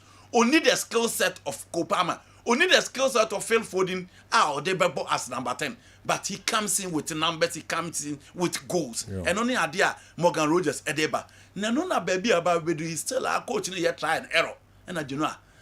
Penning for the fans and said they will never entertain that. Or more the materials, no. And so they really need to put up a stellar performance at the World Cup. Bona Omo Bobono against Uruguay, against Japan, and you're good enough to convince the fans that World Cup on Mokodo on Bekwaku BB. And Thomas Tuchel should set up that game when I do no Mobono on one homody. And no any dear. So a poor show from the English national team. 2 games on my bo. Let's not forget. Games are not on my bonina can play against European teams. You know, I know bien team no more Andorra mo no bien team more. But one against our American team with Manuel Ugarte, Fedi Babadi, Giorgio de Arrascatas, Uruguay went to me and show more. And Omasa Abeba against an Asian team, Japan, General, Omunso and Timmy and show. England and so the year come hey, Omonka see a pump coach, but they are not happy with the output of the team because they expect the team to perform better. You know now to qualifies. The World Cup qualifies. Yeah. Me started from Africa here. You know, a refreshing na minim the basic World Cup. But so what your teams are qualifying now? Omo playoff ring na teams on board World Cup. So Dr. Kungwa said you. The last time they played the World Cup, way back in 1974, West Germany. And Dr. Kungu qualify. Now, we call World Cup, no more group of Yugoslavia, Brazil, Scotland in that group. Now, you know, first game, you almost said 9. Sa World Cup, no more call almost the MA4 course our World Cup, no said you. Almost call, you know, the spiritism never worked. And they were beating and beating well. Almost last game, Mobutu says, catch it, almost conceded 4 goals, I'm almost and I'm conceded 3. Which is almost the anyways as almost the it didn't work on man From 1974, the BC there, said Joe, 52 years down the line, Dr. Congo for encore tournament in Bida. And you know how they started that Sebastian Dasobre, Oboko Abontin Kofab. Omu players, omu bobo wa bontia. Omu ready to come home and play for the national team. Omu Fazel to Azembe, Ata Musuaku, Aaron Wan-Bissaka, Chancellor Mbemba, Juan Vesa, Cedric Bekambu, and you know, the rest is history. Omu bo again Jamaica, and you know who Jamaica for and so on. The last time almost about World Cup way back in 1998. Okay. It's almost about World Cup 28 years down the line. Almost my World Cup bill. A group of Nigeria, Iran, and then Japan. Say a group in Jamaica for them. And you know, almost me and free group now come a free or Obama World Cup in bill. Now almost players in our by you know Leon Bailey of Aston Villa, Normal Campbell, Ethan Pinnock, all the players. Cordoba Reed, Harvey Isaac of Newcastle United. All their top players were there. But I said, yo, Congo for say beating Nigeria no any fluke. They had to be at the World Cup and they finally arrived at the World Cup after 52 years down the line. Twanzebe. Na Morocco, sorry, DR Congo. Now almost treat for no and that's some good crowd. Crowd, you know, World Cup 52 years. They deserve that. They deserve wow. that. 52 years. Yes. And that's some kid. Yeah, Niparo do World Cup crowd won't be that. 1974. Where Germany? Make it better after that Germany grammar Germany. Where Germany? Yeah. You know, inti Saudi win, and yet it's any year when you scan it. Yeah. Mekai Nigeria Ghana the Euro 2006. Yes. World Cups didn't go be that. Ghana, yes, you know. Germany, yes. Germany. Mekai Fana match na me free Ashton Okokro you know the street everywhere. Upia. Until okay nipa na to kromo na the unity, the excitement, the ecstasy, enyesika, a prestige, any energy, the more minor as a football nation. That is the most. Yes, I'm a video. You know why? That is the most important thing. And you know, anyway, na yepe eno ade no omu tukuro no. You know, football de maye no. Etibeje eto bia na assign e de amount. And you know, omu excitement na nko omu benya against Senegal. And anko ya mfa omu against Senegal for the beje. But the excitement na Senegal for the beje and you know, in the street of Kinshasa, they are enjoying. There's ecstasy, there's excitement. And only idea who street him on Kessben TV on Facebook, Kessben TV on YouTube, and on your screen on TV. The way sentiment. I need ya on national team on the baby on the we more on street team say player about Ukraine $1 million, they don't care. Yeah. Because idea on my Messi over the years and finally back as a Jew or more kwa kusiaka. Inti Yababo Dr. Congo for Nabaso. And once again, football always gives you another chance. Yeah. Another chance on Omunian, and they've finally grabbed it. Kakrebi on European teams now qualify 4 countries no Kakrebi. Shall say free Italy. Now Yambo Bosuka Krakrana free. Among 4 questions Kakra also there for BYT and also na Oya no Krankadi. Am I yentos? Do you know the last time a Bosnia for qualified for World Cup in 2014? Into 2014, Oma 2018, Oma 2022, and finally Oma back to 2026. Omo Jenny no, Nanka Edi Jeko appeam. Into Omo team no, led by Dimitrovic and then Edin Dzeko. 40 years and Edin Dzeko Edi playing for Schalke 04 in the German Bundesliga. Into no BN himself, oh share the Azuri squad and Omo de buy any team Omo di Rome, and did you Omo di Roma? No bien himself befa dia momo. After Moise Kane first goal the man na Italy for the bako USA because the last time the World Cup was hosted in the United States, you know, they played in the final against the Seleção of Brazil. But you know, the tackle from Alessandro Bastoni to mimic and no say BBR for the Italians. Sabon who German kobosha e die na Italy belusu. I said you Bastoni coach mimic a red card. And gave no my own Clemente pen and a one medal. Oh, Yahweh. And I do know man red card of the continent. Italy fighting to make sure say 10 against 11 almost the BB after the equalizer. Stretch the game to penalties. Basajo, Lucatari and Crescente and Timmy and Pucci the Italians and Momentimi and Pimo World Cup. It's sad to see the Squadra Azzurri missing it for the 3rd time running. But here most Bosnia for Abaso because you know, to work up no matter if you check. Now no who is almost deserve so boba pay the output of work at Genoa almost so it me yen and ra. The last time I Sweden buy was 2018. Genoa, na England for the year almost by the quarter final stage. Abra Dela Ali and Harry Maguire both 2 goals and a Genoa mudi year almost until almost so about good Monson of Leeds United. Victor Lindelof, Oma Babina Jokeres, Oma Babina Antonio Elanga, Alexander Isak still at the corner, and you know, Omuntimint na hon share and feel it this time. Abra walk up on the air back. After Zlatan, they would need a new face to lead the line. And you know, we ended the right time for Jokeres to step up. Into anyone said, you know, Timmy step up. Or boy Emma a Sweden for a team qualified to the World Cup. Graham Potter, ya bonne tibia, I'm fine in the Premier League. But you know what you make sure so opportunity I may say football will always give you a second chance. Now our second chance and then also the baby move people say a Jumana went to me and your caneno.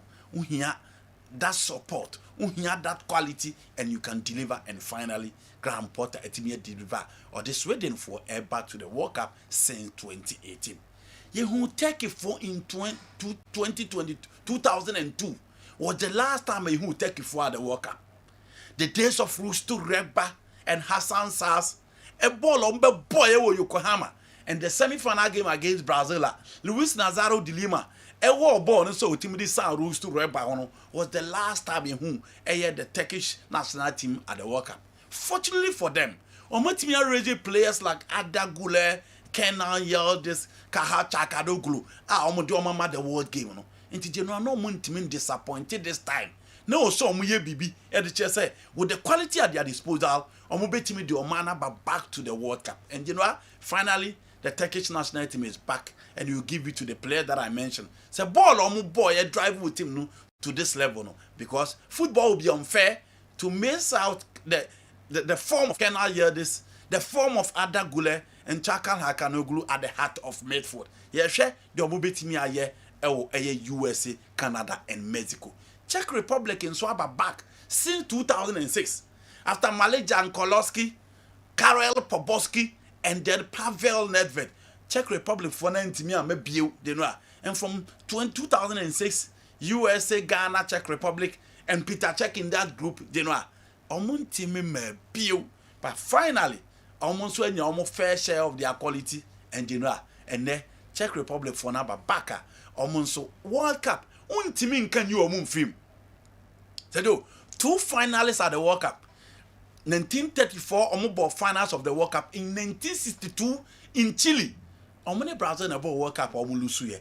But finally, 2006, no omka the top 4 teams in FIFA ranking. So Omontimi and Kwedu baby will be expected to bedu. But you know, they are finally back and you'll be expecting more from the Czech Republic for no the World Cup. The sad aspect is that Robert Lewandowski and Timmy and now World Cup in him and say goodbye to the Polish. Too bad. You know, and when Timmy and World Cup and how I now we the fans na so sad. But football, you know, the last World Cup they played well, and this World Cup they and Farmer Robert Lewandowski, Zelensky, and then Kevor, and then Zelensky, the Polish national team.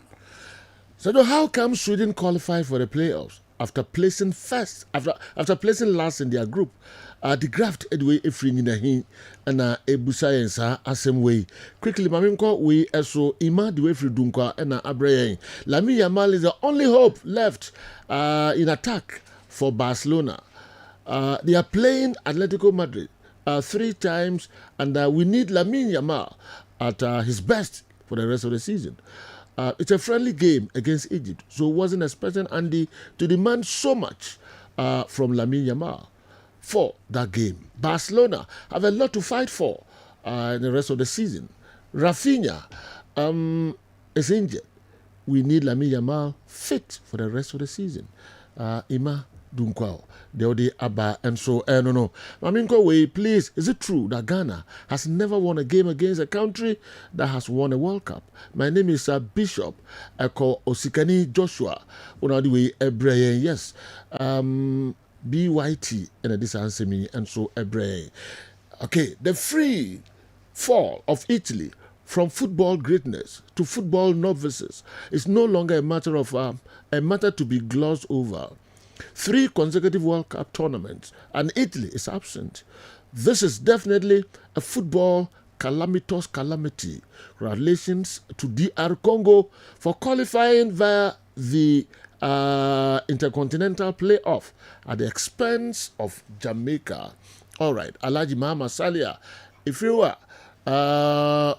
one cheap banda line and a diwi and so a brain. All right. Me call a Scotland. Na yene yankasa our Mohammed Hudu Edin Komokakra ewo a Scotland. Qualifies here baswa involve African teams, our person nano etumu kakra. Hello, good morning, our Mohammed.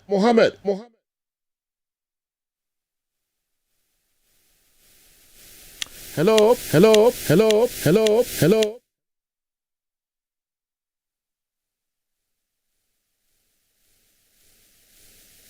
Yes. Boga Awa Muhammad. Awa design. Hello.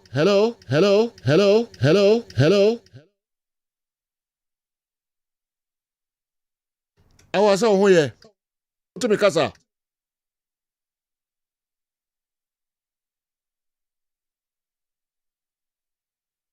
Say, Mumbra na Mumbashan Maka Krewa Hama, Yena, Yenti our Casanwa. Hello?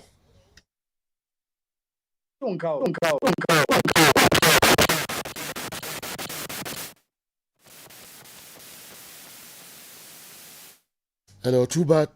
Mpamcho mumma meye connection yi ma mikakrawa me ko Daud Heba ko fa Krato Kakraba. Me ba ye be ye connection yi ne awa Mohammed Akasadi a free Scotland. Awal Hudu. Me ba sisi Daud Heba.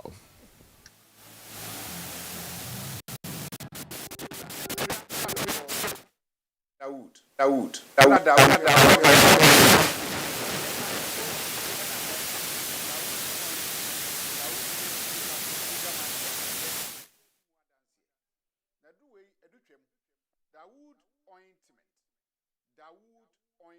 Or say fetchy na ebeko.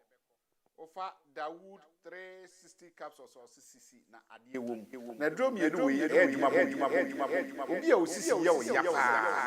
Ye obe ne say wo de Dawood ointment no etwitwi osisi na no pa ene anwura. Na nsa bia no na bia bo asa obetimi de atua.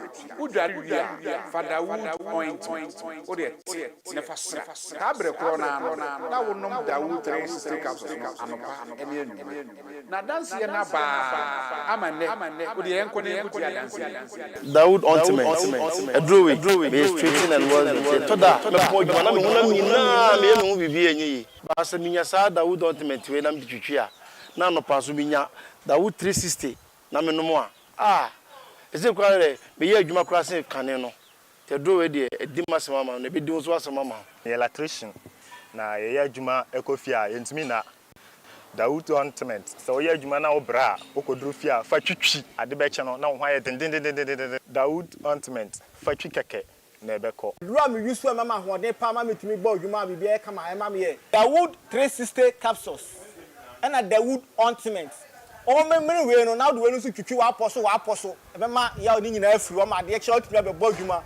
Dawood ointment fa twi na ebeko. Da bia amafo company de wo ka musa akọ spreader. Me secret na nu ani ebudo na ani Dawood ointment ene papa me sole anopa me di twitwi me sisi achi me babia he me ntebre secret ni nie ti so person te sem ya we use Dawood ointment. That's the secret of my taxi driving. Me a transmission gearbox specialist ejuma me ye en kan na me pega ade a na me nsakura antimi pega na asa me ma ade so na lock me sisi say free say me share Dawood 360 capsules and Dawood ointment aboa me bebre the dry you man so amente ya mente blabia obia momodi so betimi apɛ Dawood ointment and Dawood 360 capsules enya bi ato odofo se wate bi aduro ya me ka ho asɛm no ɛno ho adanse ene wono madi no ko pharmacy e ben wo herbal shop e ben wo ne koto Dawood ointment Dawood 360 capsules na sɛ de nkrofo di ho adanse no wo so bedi ho adanse wo pesa wo frɛ ya ɛno na wo screen 244 88 64 na 020 168 177 baby a yeton aduro wo man Ghana mu bia no de wura house pe Dawood any Dawood 360 capsules.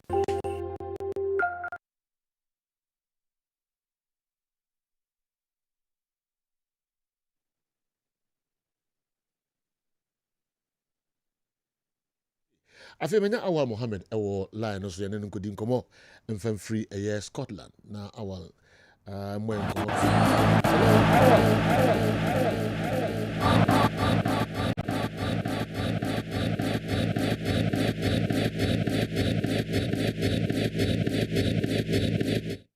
Wow, same old problem now. What's going on?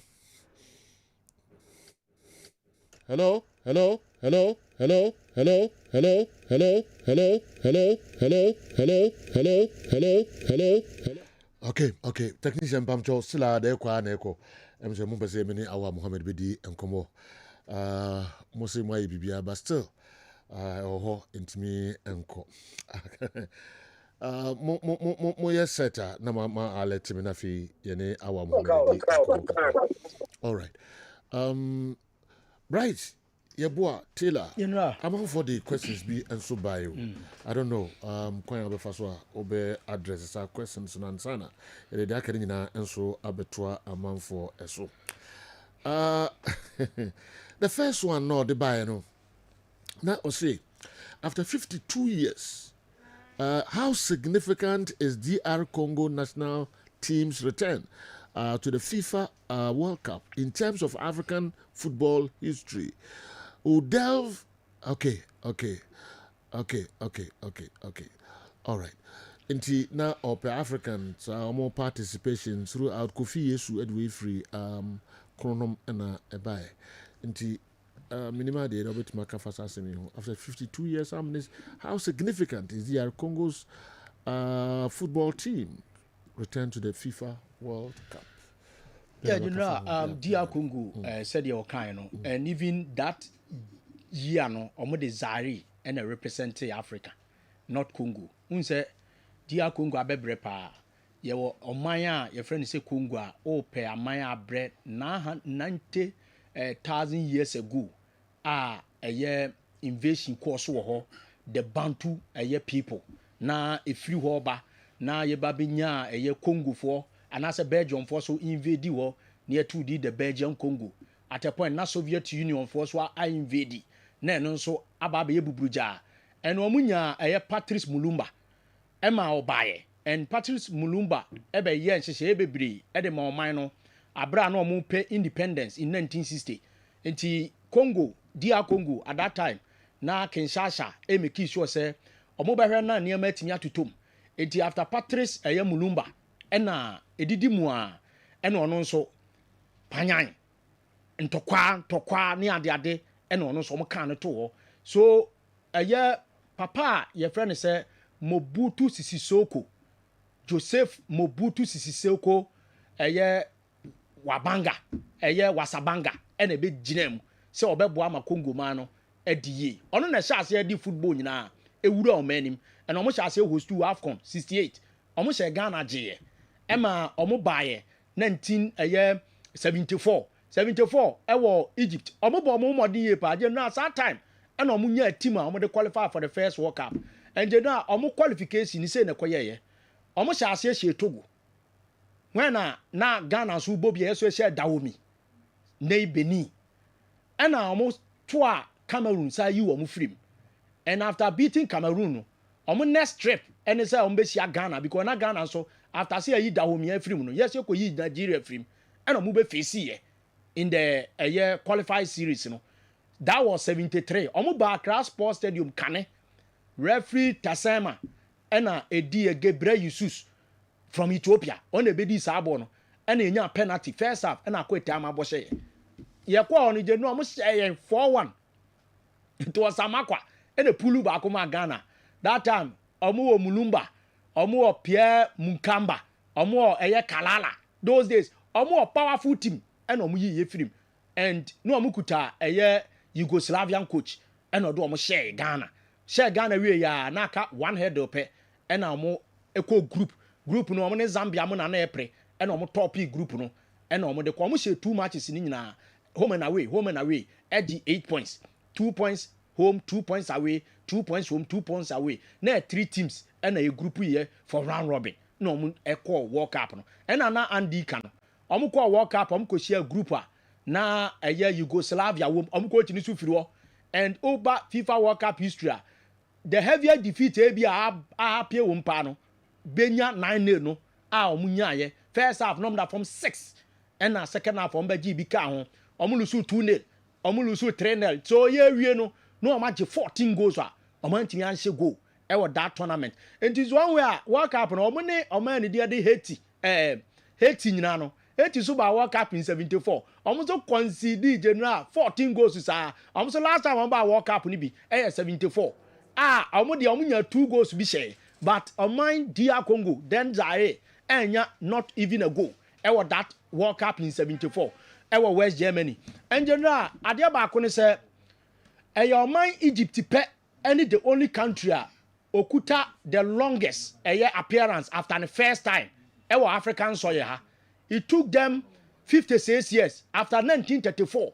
Egypt go World Cup Oman ko biom sa until 1990 and na we so edi 52 years aba for the second so 56 for Egypt 52 years but their record nukuta na Cuba 58 years na fe na Cuba so akọ World Cup 38 and omuwuram na omaba 56 omo Cuba for the whole world no FIFA abako se wo na kuta e say bia omo appear not the next no omo kuta the longest absent omo no between 38 and 2026 afi no man say wuram so we bread the tosomi ensa omo ne Haiti nyina atai a omo wuram and in Africa 14 countries and yakọ World Cup and the ya Ghana Africa ye nyina ye wuram say ne ba ye general during the 29th FIFA Congress Ben Switzerland and omo invite aman bebre say omo mbra and omo de enkrama Africa say so omo hwemu Africa per se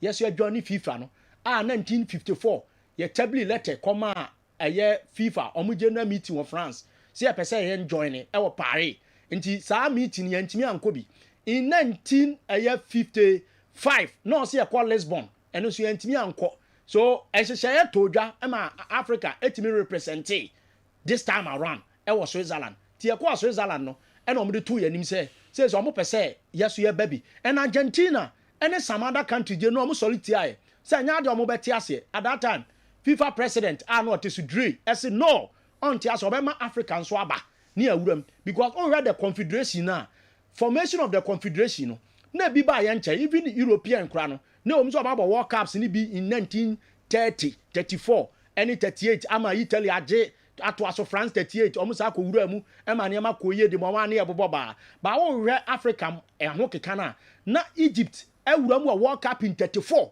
ti on ya de case say even time na Africa kra ye nya join the association no ne anya representative wa join FIFA abebo the World Cup ni bi 1934 nti ye wo ho kwan se ba because na Egyptian efe no ati omo de no way back in 1923 South Africa 1910 and a call Guya na 52 almost akoka FIFA ho Sudan no mate 1953 Ethiopia no almost watch omo de so na Africa no oba Ghana na ye involve ye na Nigeria for ye chebo Jacko Cup ni a pipe panyan ni akọ Onyinka tournament ni akọ Namdi Azuki Cup ni de ye matches ayebo but omo de ne de na ekutamu omo guso a omo bo omo professional league omo make sure say niam abekoyi first yede to Gordon Gwagisberg yanim sanke pese join but Gwagisberg say unless Africa nyina ye united enti Tasama Abdulaziz Abdallah Salem from Egypt ono na CAF eyi ni say unrepresented Africa e wo FIFA so Stanley Rules buy no ye say obema Ghana ane amani nyina ye pese ye join association no that na Kwame Nkrumah so appoint Ohinijan amono so akọ wo second FIFA vice president to Standing Rules. Enti baby a president nyan tachi ko no. At that time na Ohinijan akobi. Ewura FIFA. That time FIFA president is Standing Rules. No ye say Africa so ye bebo ye de no. Enti yen hyase na enya preparation. Na ebedidi mu a. So edidi mu a 14 countries na general makọ FIFA World Cup ni bi wa Africa. Enei ye bobo aman a o makọ pie mu wa Africa enya 10 countries. Yenya Egypt, Morocco, Tunisia, Algeria, Ivory Coast, Ghana, Senegal, yenya DR Congo, eswa wuram South Africa wuram.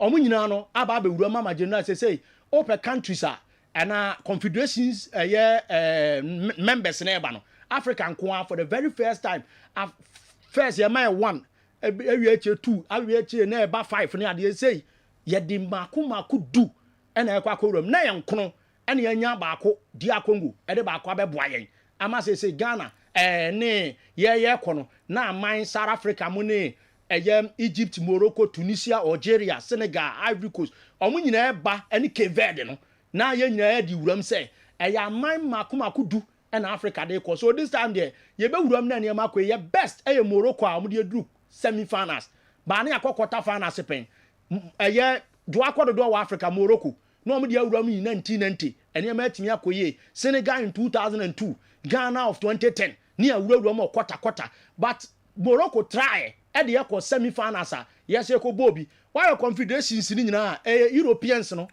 ɛne kɔmibɔ foɔ no ɔmo ana ɛgyeɛ nti so wahwɛ a world cup no countries ɛnwɔtwe na agye no okɔ a Brazil Argentina Uruguay represente ɔmo deɛ no ɛde Sarah Brin kafoɔ no de aba abɛwuram na afei Europeans no kuta 5 champions and ɛbɛyɛ den sɛ other confederation bi abɛwuram yɛnya 2002 a ɛyɛ Japan Korea ɔmo nso ɛde ɔmo continent Asia ewura mu on semis bɛyɛ den sɛ yɛyɛ ha no ne ɛbɛwuram ɛna Morocco deɛ kɔyɛ so Africa brɛ general and this time 10 na ɛkɔ no deɛ na wohwɛ de ɔwura mu on semis a ɛyɛ Morocco ɛda so wɔm bi no na nidasoɔ wɔ sɛ Ghana nso yeso yɛ team ɛyɛ strong Senegal ɔma de AFCON yɛsi yɛ die from some yes still ɔmo so ɔmo de bɛwura mu no ɛnneɛma bɛtumi akɔyɛ di ama so 52 years down the line afei na ɔman a ne deɛ de DR Congo ɛkɔ but for the very first time yɛbɛn DR Congo ɛfɛ sɛ Dr. Congo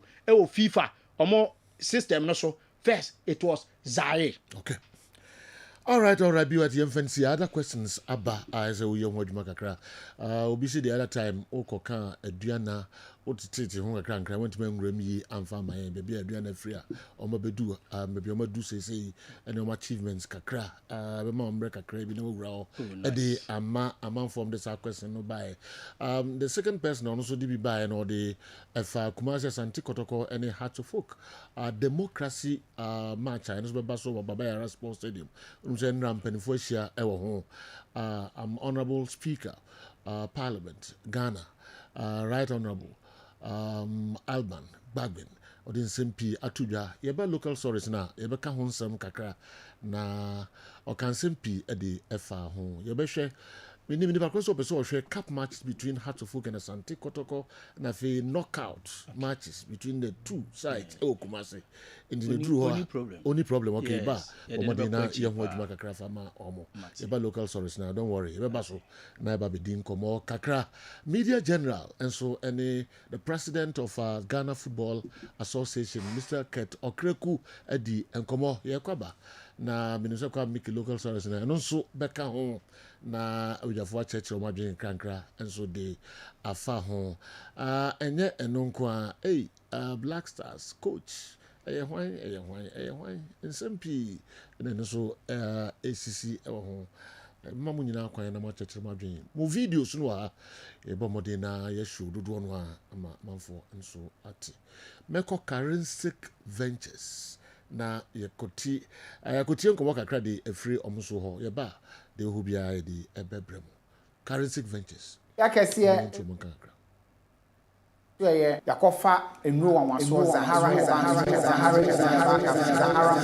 capsules ana Hindi herbal mixture ana ye de aba edwaman so ewa na wo bɔ no poho say ye genital warts ana say genital herpes ni nyina ye Zahara mixture ana ne G capsules adrokro ya ana obehia say adrowe echen moja dro mpo because it contains hemoglobin and iron ma oni padua ne ye fe exciting ma wo TBD pa the low sperm count ana ye obema also ana how oba oni atenka oba opese ofa ye funu so no wadro ye Zahara mixture any Zahara G herbal capsules adro no eno na be boa Hindi herbal mixture adro no eno so ye product a chese eboa to a 3D malaria asiye pa esa boa nipadua no ewo mojamroso ene asichire yare hu nyina wo ye obi a typhoid yare na hawa ebetu ase yakora e de amount yadro Zahara man herbal capsules nso de ye boni din a na ese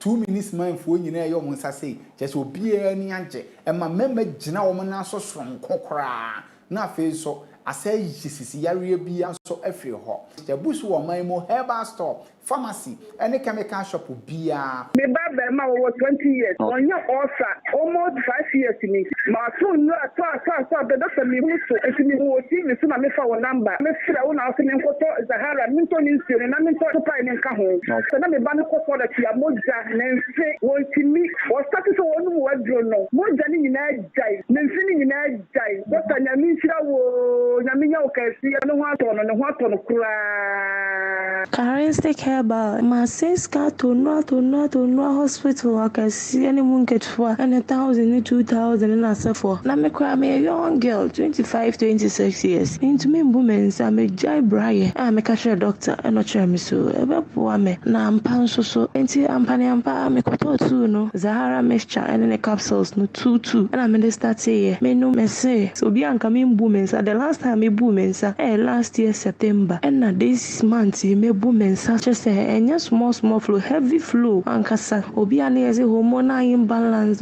cyst infection and so nyankopon and I'm carrying stick for so and your modro Zahara mixture and G capsules infection no dear ben you be bia ko na me DPO me ko check here na ye say wo so doctor who number e wo TV so na me fire na me ko to bi me fire na me fra na wo kira me se de me no enti me no ye no me hu say sinsa ba me wi die mu pa de nyane ahwe enti do bi a wo DP bia no on bo modi ano nto bi na ye pa e do ye dro papa sugar na na ha me to ye no to no to aso me to bo to na ba ko 5 me to first one second one na me sugar no na wo so kakra but me starting say me no nyame adoma ba fo trebetu aka say do ni de fine me na tata bro be ye busumi nsi akra ahoma me twa de picture akra da o e na nya yare ba ko na wo mi mu me wo ye fun yade me wo pipi me wo afikire yade no na de sa yade we me nya stroke kura e ma ye bia ma ko hospital ma pa ha ma pa bibidra wo do e ka ye no ka kire me say me nkoto sahala me no mo hwe nti me to ba ko na me no me ye no e san ye no no me hu say me na na so te e na me be me sato e na me sato te say me na na hono ne de ni na ko e ma me juso no so bo sa ye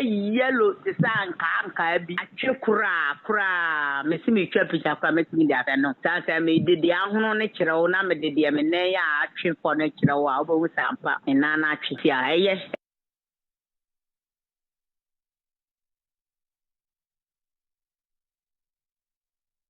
Nkomo kakra Kessben television Kessben 3.3 92.9 Accra meko hack healthcare na yako bonka nkomo kakra de afa hasa mixture na fe hasa capsules inti amwa ha 22 cities wa transfer yene ngodi nkomo kakra na fe 22 say yeah oh adrom le nyako po asepa adrom say yeah adrom amanfo ka ansampi afa wadro no ho pa hasa mixture na hasa capsules no si jina so papa bi omo montin kan dan mpa cho de na wo ka kire omo sajo de dika ma men na wo ne watiefuo nyina ase afi so ahwefo papa bi so ye na omu nyina so ase se edon mu the next 10 minutes yi wonom ebeje bre na wonom ne atena se na yedi eye hasa mesha na onua kuma eye hasa capsules ho nkomo in fact ye ka eye hasa eye mesha na eye hasa eye capsules so a eye edukan a se ne sajo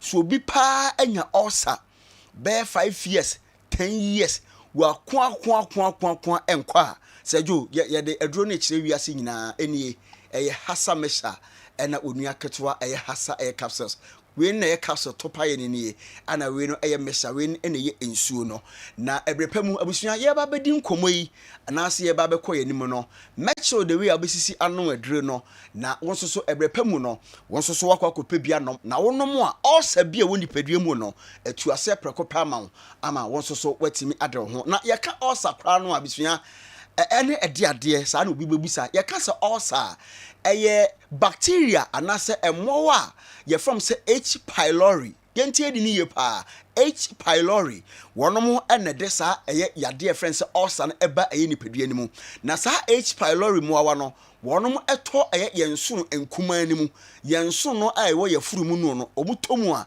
na esa asemana nko na atowo nanso asdan kanya me say hack healthcare daroma animdifo ani a doctorfo akukudam no wo mo trase no mo se dabi se de enawiase ya bai osa ekum ni penti no yemfa drowe emra na wono megye adasa emfiri eye osa ya de nimu ene empochira wono anamu nyina ampa ne ampa ne nuane ampa hasa mesha ana hasa capsules ba ye no aboa amene obi wo osa bia no onum bia pepepe no na ne ho to no bafu anie entimi so odofo wona ye ntena na ye nkyerɛw sɛ de aduro no wo so obetimi anom no na osa no ye wo mo ahoduo bebre na ya ne mpempi no yɛka sɛ ulcer ya na ɛtɔ ɛyɛ yɛfunu no mu dodoɔ no anti no nkɔfo ta ka sɛ o manya stomach ulcer nanso nyɛ no nko a ulcer no yɛ ɔmo ahodoɔ bebree deɛ ɛtɔ ɛyɛ o yɛfunu efɛn sɛ duodenal ulcer no ɛnna ɛtɔ nsunu mu a mpɛmpi no ɛbɛbɔ nkaeɛ ntɛntɛm soɔ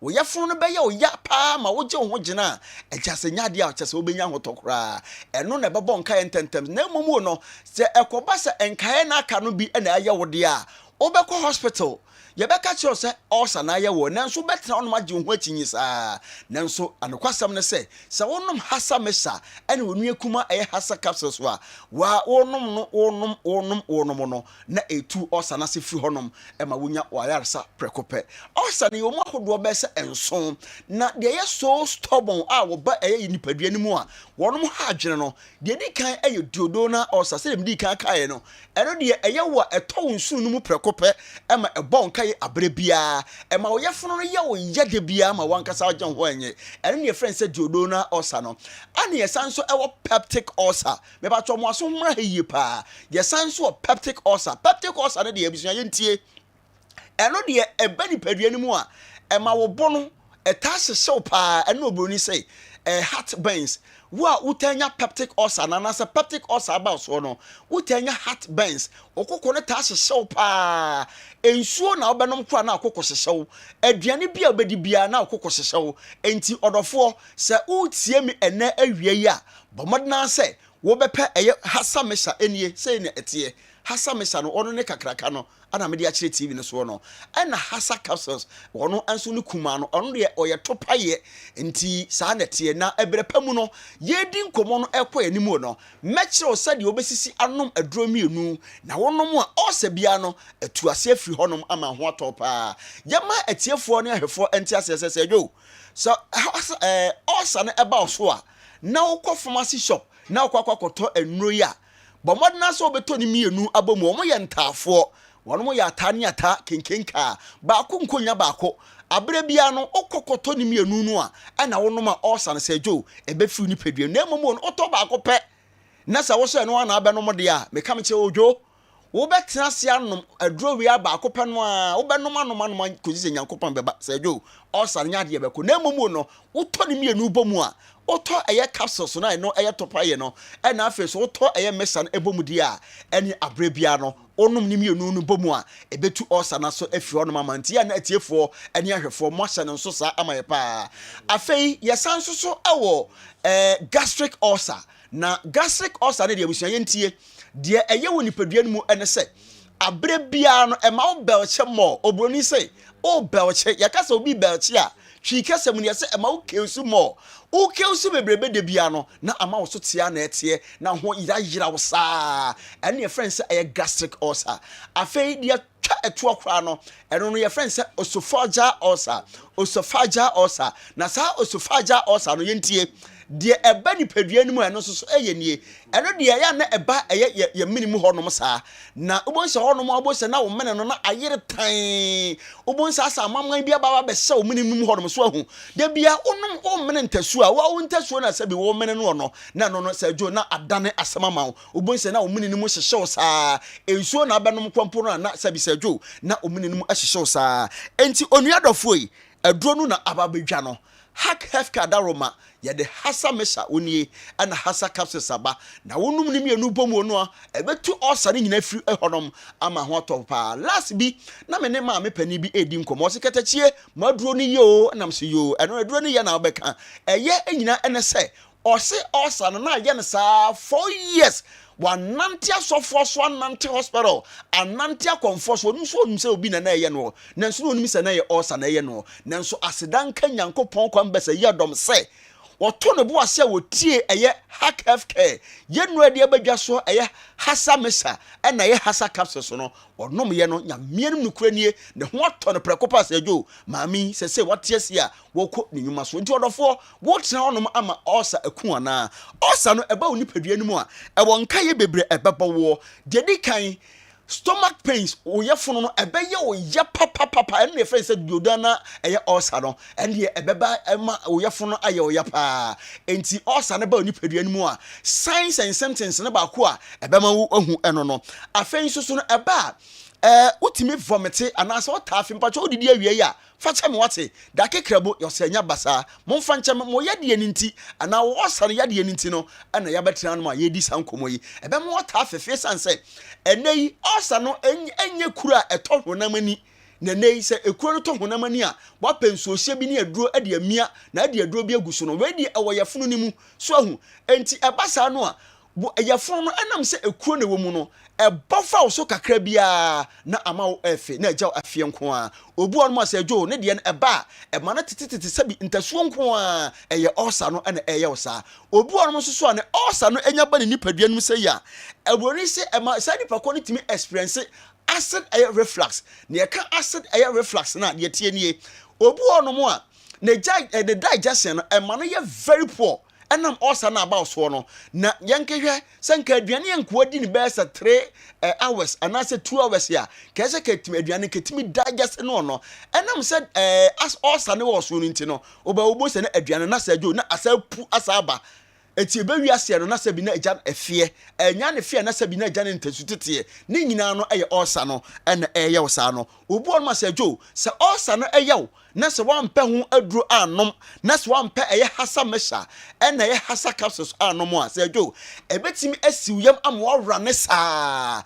de bia na wugya wana aduane bia beto ye fun bia mu no obegya eye onan osa no etimi eye osa osa no so se ba na se tran so chesejo na se wampe ho asam so anka de besa aye onie H pylori mu no wo mo ye very stubborn sa H pylori mu wan sejo so mo nya ba oni padua nu a omo ye very stubborn omo nante oni padua nu fa na nyina enti eba sa no mo timi bone so no wo intestines anasa onso no wo mutimi bone ho ntokuru eno na se wo hwe yi asajo obekọ ba bi so no obekọ akogya wo nan no na emoja edi akire wo so obi abodua anasa obi na yosa na so na asajo obekọ mu no na ye osa no na eye osa enti onua dofoi osa yade no yadofo pa na se bi nya nyewo a ye kan obeka so agro bi ne etia no ne yedi anasa ye bonkuro na so asedan kan nyame se osa yade no de eye hasa mesha and hasa capsules and no need true ase Ghana hanom yama Ghana fo nyina nte ase se Food and Drugs Authority ase ya Ghana ha yama mutumi se wo mo na nhwe ye nuane wo mo nhwe ye nsuo ho asam ka no wo mo anene wo mo ba akire maye no wo ma gye aduru atum se eye pa entinya nwanwa se nei wo no mo anya osa pen ene wo no mo nya sa yade osa ibi pen no aduru wo no di ho adanse sa eti onuadofo kone kopesa aduru bi enom na ensiesie onipadua no na emwo ema enema nyina entim enkoso kama emfama se jo so obinya osa nso a ade ba ko ya na etaye no nie obonse wo hono mo a obonse ne nani so brin pa odofo mepacho kope eye hasa mesanom ene hasa capsules nom se jo ye kwa ani ma memfa ye number nto dwa na ye nsore so ye number no ye 0240 238 310 0240 238 310. In fact, so we TV no a ye number no na good TV no so no betimi afa na wo ne abonkomo honom na bibia etima akoso so obu onom a wonya ne osa na ne bota asese ne pa ne bota awe no obonsa ne mfita ya ne ya pa na chiri bramo ta ya ne ya obi a onya osa bia no emo chiri bramo ya oya nti amankofo bebre akwakotwa spine therapy no mo ne ade ebinim kwampo twa MRI no mo ne ade a eye osa na etimi siasi sisi mu obonsa wo nante kakra bia no abre wo ya adwuma kakra bia no abre enti onuadofo yi se wo tie ene awie yi e wo lost Kessben television so a bomodna say obenum eye hasa mesa and hasa capsules adre enya na pharmacy shop and drugstore bia ben bia no ubenya bia to mpacho wo kumase a copy FA pharmacy ubenya yenro ebi ato sanso ana akokole na ka ubenya bia to Fedimensa banso ubenya yenro ebi ato no sanso ana kole na ka ni misty ni arms ho nyina no ubenya bia to wo kofodu akogapsen pharmacy you can pharmacy el kaswa ye number no good TV no so frɛ mpanimfo sisi penimfo so frɛ mo a wo mo beje ofeso ebi fu na nya ɛnyɛ aduro ne yɛbɛma ato na mmom ɛyɛ deɛ wɔ kwankyerɛ ɛde yɛde bɛma wɔ ɛti sɛ jo so obi yade a aduro ne nie ɛyɛ ɔsa nko a aduro wei na ɛsɛ ɔnom wɔ wɔnom ne mmienu mmom wɔnom ɛboa ama nneɛma nyinaa ɛtena kɔ so kama ama nipa korɔ sɛ jo ɛna 22 cities ɛde ho nkɔmmɔ abrɛ yɛn no ɛde baabi a na adwene sɛ ɔyɛ news nti no jo kasa ne deɛ sɛ ɛno a na agya yɛdidie ne yɛkyerɛ ɛka so ate aseɛ big sɛ jo nyankopɔn hyira wate sɛ jo nyankopɔn hyira yɛdeɛ yɛnom bi de abusuafoɔ yɛyɛte ha a yɛkasa ɛnyɛ ni kyɛm so asɛm ne yɛbɛka na ho mɛsi yɛnom bi a yɛte ha yi deɛ papa wei na ama yɛabɛyɛ nipa na ɛkɛnyɛ ɔno ankasa abrɛ kɛnte a sɛ jo nyankopɔn hyira wate amen all right 22 cities ntiamoa ɛna de hasa Mr. Hasa capsules nkɔmmɔ ɛde abrɛ yɛn no yɛbɛtoa so de amamo Kessben television ɛtutomu a awa Mohammed mafe no yɛafe no paa nti no kɛne ni nkɔmmɔ kakra na kwami kimfa local stories na aka ne nyinaa ɛmɛtoa yɛn so yɛafe no papa hudu ɔbɔ ne masters den ɛwɔ Scotland all right BYT before say kwame de na yi ne beba no the local stories ne beba no minimum de say wetin de awuram kakra first question okay I'm say wow I set I was Scotland my interest is being on this time hello awa hello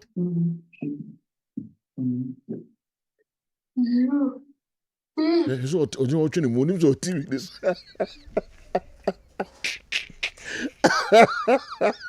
hello, Awa Mohammed.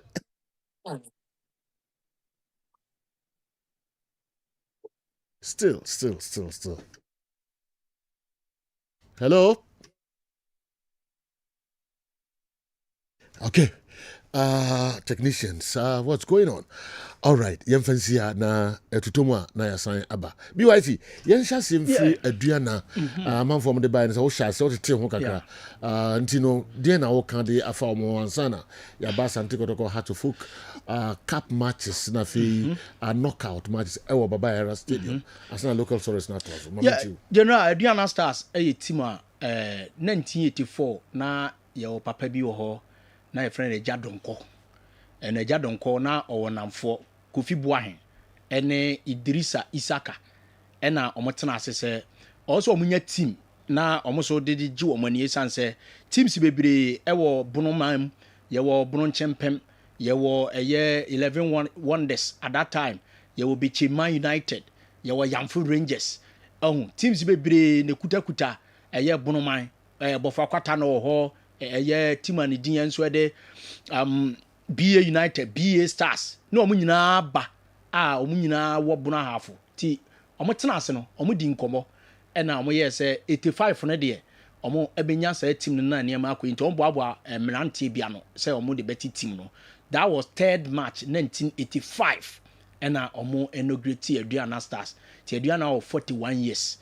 3rd March 1985 after 84 na omu tena ase eja eye donko no eye Goldsmith adwuma no ye no ena omo tena ase na omo ti Aduana Stars ti Aduana Stars buy no na omo bo 4th division 85 omo bo mu 1986 ena omo qualify first one ena omo ba omanim ti omo ba omanim se na omo ba 3rd division omo bo boy ya aduru mre bi ni general na enema ho ayeden kakra sikasem ene ade nti Aduana Stars entimi anyina ne na so ena team ne te kodaye ena nanajima bedu be so mu se do o so hwe na ene matimi koye so nana sa ba mu ena team no kakran ene be ginaye no je no mo qualify by division 1 na division 1 no 2008-2009 season na mo group no ye Moonlight FC Roving Rovers from Techiman no mo Berlin FC from Brekum BA United Bofa Kwata no so Bechem United no mo nyina wo group 8 teams and omo boy and omo bono na zone 1B say zone 1A so wa Bazooka omo wo Gwan United Kodidi Dramani team na omo wo Universal Stars omo so Savannah FC omo nyina so wo a omo so pre say omo so beba na why na beba be middle league enti middle league no was set Gwan United ni Universal Stars qualify zone 1A and Aduana Stars enso to so mienu and Bechem D first Bechem nya 26 points after a year 14 games and almost 24 goals conceded 10 Aduana Stars sunya 25 points next Bechem leading just a point and Aduana Stars share 25 goals conceded 10 pe the Adriana goals conceded no or the Shasho Division 1 and a buy and Jena Middle League no yebebo no Kumase Dana Adriana qualify na ukuyada 19th August 2009 Middle League and Adriana Stars any Universal Stars edishim na elsewhere Bechem enso ne Gwan United ebo nti Bechem ne Gwan United de besi bi Adriana Stars ebe qualify Adriana conceded first goal through Osman Sakura so onim say Osman Sakura oyekumazi ni o abobo fa kwata no mu nyina Osman Sakura abokin face anyinada on a share goal no from Kwame Ture pass and or the share goalkeeper eye Musa Yaya e wo Baba Yara Sports Stadium Adriana keeper na odom qualified din no coach ni eye Kwabena Ameyaw eye coach Ameyaw and na eye coach Ahmed ese wo Germany wo ye ne ntoto kaka no teacher ni enti edidi mu a na eye Samuel Asiedu eteka no through a pass from eye Yaw Frempong and o teka 1-1 na Abrantia ni dia de Richard Ade enya winning goal no edi ma Aduana na Aduana qualify dan wo say ye e wo say krum but my 2008 dia no omo picture na omo qualify Baba Yara Sports Stadium no sa team na omo de qualify in 2009 yes Baba Yara ni this is the Middle League in 2009 general date no ye capture as a picture we no data omo the board that day no that was 2009 19th August. Omo ba premier na. Omo ba premier. Okay. Omo ba premier. Wow, team we no dey qualify. Team we no dey qualify. Eti na ye de wura ma mu hu team a Aduana Stars dey qualify. So we team a omo dey boy. Na division 1. Na division 1. Okay. Eti omo na wo ho no. All right. Players ni ni. All right. Ti Aduana for doma obi ehwa Baba Yara Sports Stadium. And the wo ho no. Okay. And now Aduana dey qualify at the back Ghana Premier League. And omo qualify no omo ekofa coach a Abdurrahman Kwabena Ameyaw. Assistant esi nchen kakra no kofa coach Herbert Ado. So omo na no me so team nim na ne mantimi koye. Di general coach Herbert Ado baye. And omo be sha ase boy na Aduana wo Godfrey Saka na Saka abakotoko nyina o.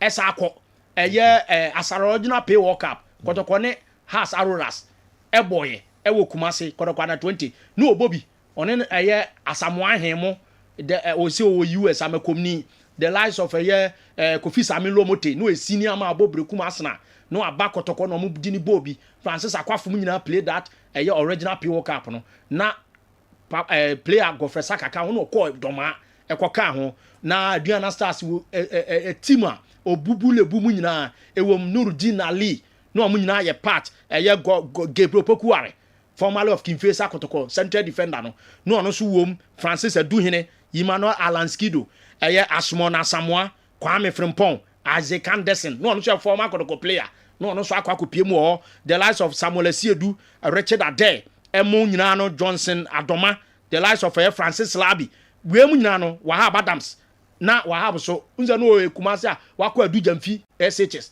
and ono so kopie mu ekobobi so omo baaye no we team omo de baaye and no omo first league game was against Brekum Arsenal and mu ye din and omo nya point Aduana call be 2-3 matches no omo ntimi nhye and omo nkakra Aduana Stars say first player also omo league goal omo Richard Ade ono so na share winning goal do omo qualify by sa player we aso kwa Bechem United Bechem against Aduana so ono na sa kwese goal first Edema tama Bechem free Kumase Baba Yara Stadium eko Bechem omo first match onse no ma lose to Adubiase omo lose to team and din enso de Asante Kotoko ni nyina first 2 games na Bechem Park nye ready nti omo be ball 2 no Kumase omo call dom Bechem no omo ko face Aduana ono so na she nti Richard Ade so was our record no ho at a point kwa Accra so folk akosi akan and Aduana Stars in 2008-2009 general Aduana Stars conceded 10 goals.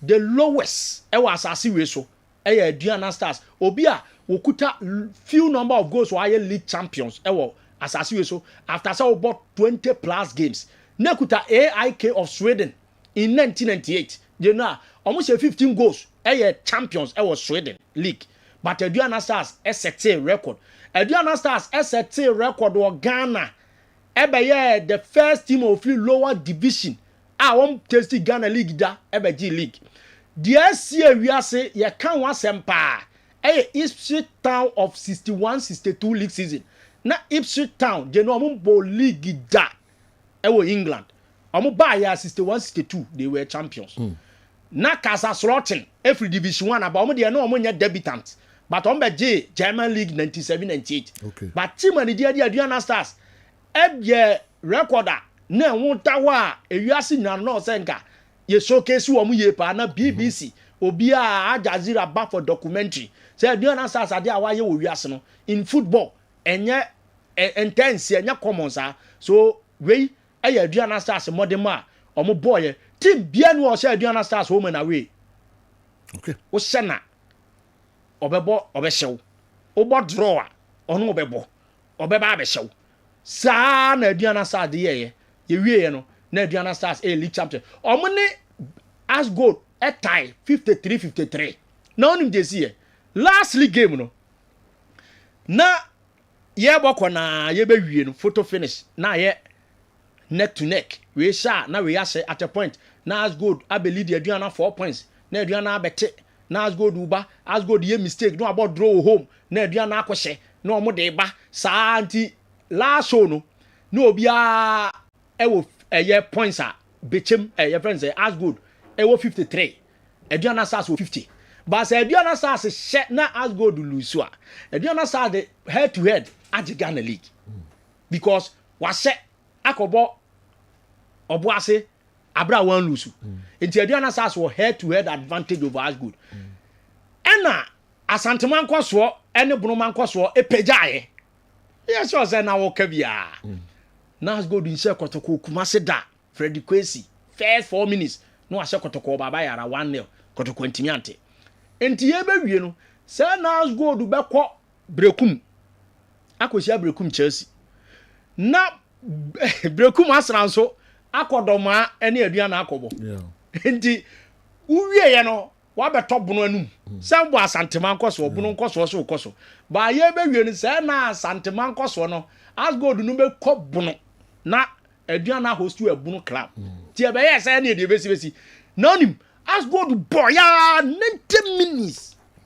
ansana go eba and Eric Ajman ene nya da goal no so Eric Ajman fa tafo ne ayi na hu no e Kumasi base ene nya 5 minute goal ma Brekum Chelsea na etuo so ato e wo doma abra Brekum asena da form Ashanti Gold elusu Aduana Stars abo match na rene so 53-53 head to head who wins cha match na de Domale eba ya say Africa live friend Domale no yeah so mo no eko Brekum eko hwe Chelsea as good match no okay yeah I'm saying almost no interest wo de eko so Doma no nti omu 2 car omu wie omu 2 car e free Brekum yenim so omu mani e chire Kumase no no mo turn straight to Doma aden was na Doma that was 12 May 2010 12 May 2010 Africa la yeah na kotoko so bogumo Kumasi wo so Olympics 5-1 panyai sa and you know as abepe na see na you wie no na Aduana Stars about 30 matches wa win 15 wa lose 7 wa draw 8 wa share 19 goals wa concede 10 okay nti wono ayenhye no dodo ono so awonhye dodo in wie no 53-53 who wins the league Aduana Stars Glow Premier League that na Glow and an sponsor and Aduana Stars first time in the league no a G League no and am catch us say Ipswich Town ewo UK omo na ye bi 61-62 and eye Casa Slotin so free division 1 ebeje German league no wa bra no no de wa bobi pen to no de ye de sinchen kakra but wo she fewer goals e de get champions no na no so ye bo more than 20 matches eko unza tete de ubo 8 awan obi be shekoto abi no abeji league eye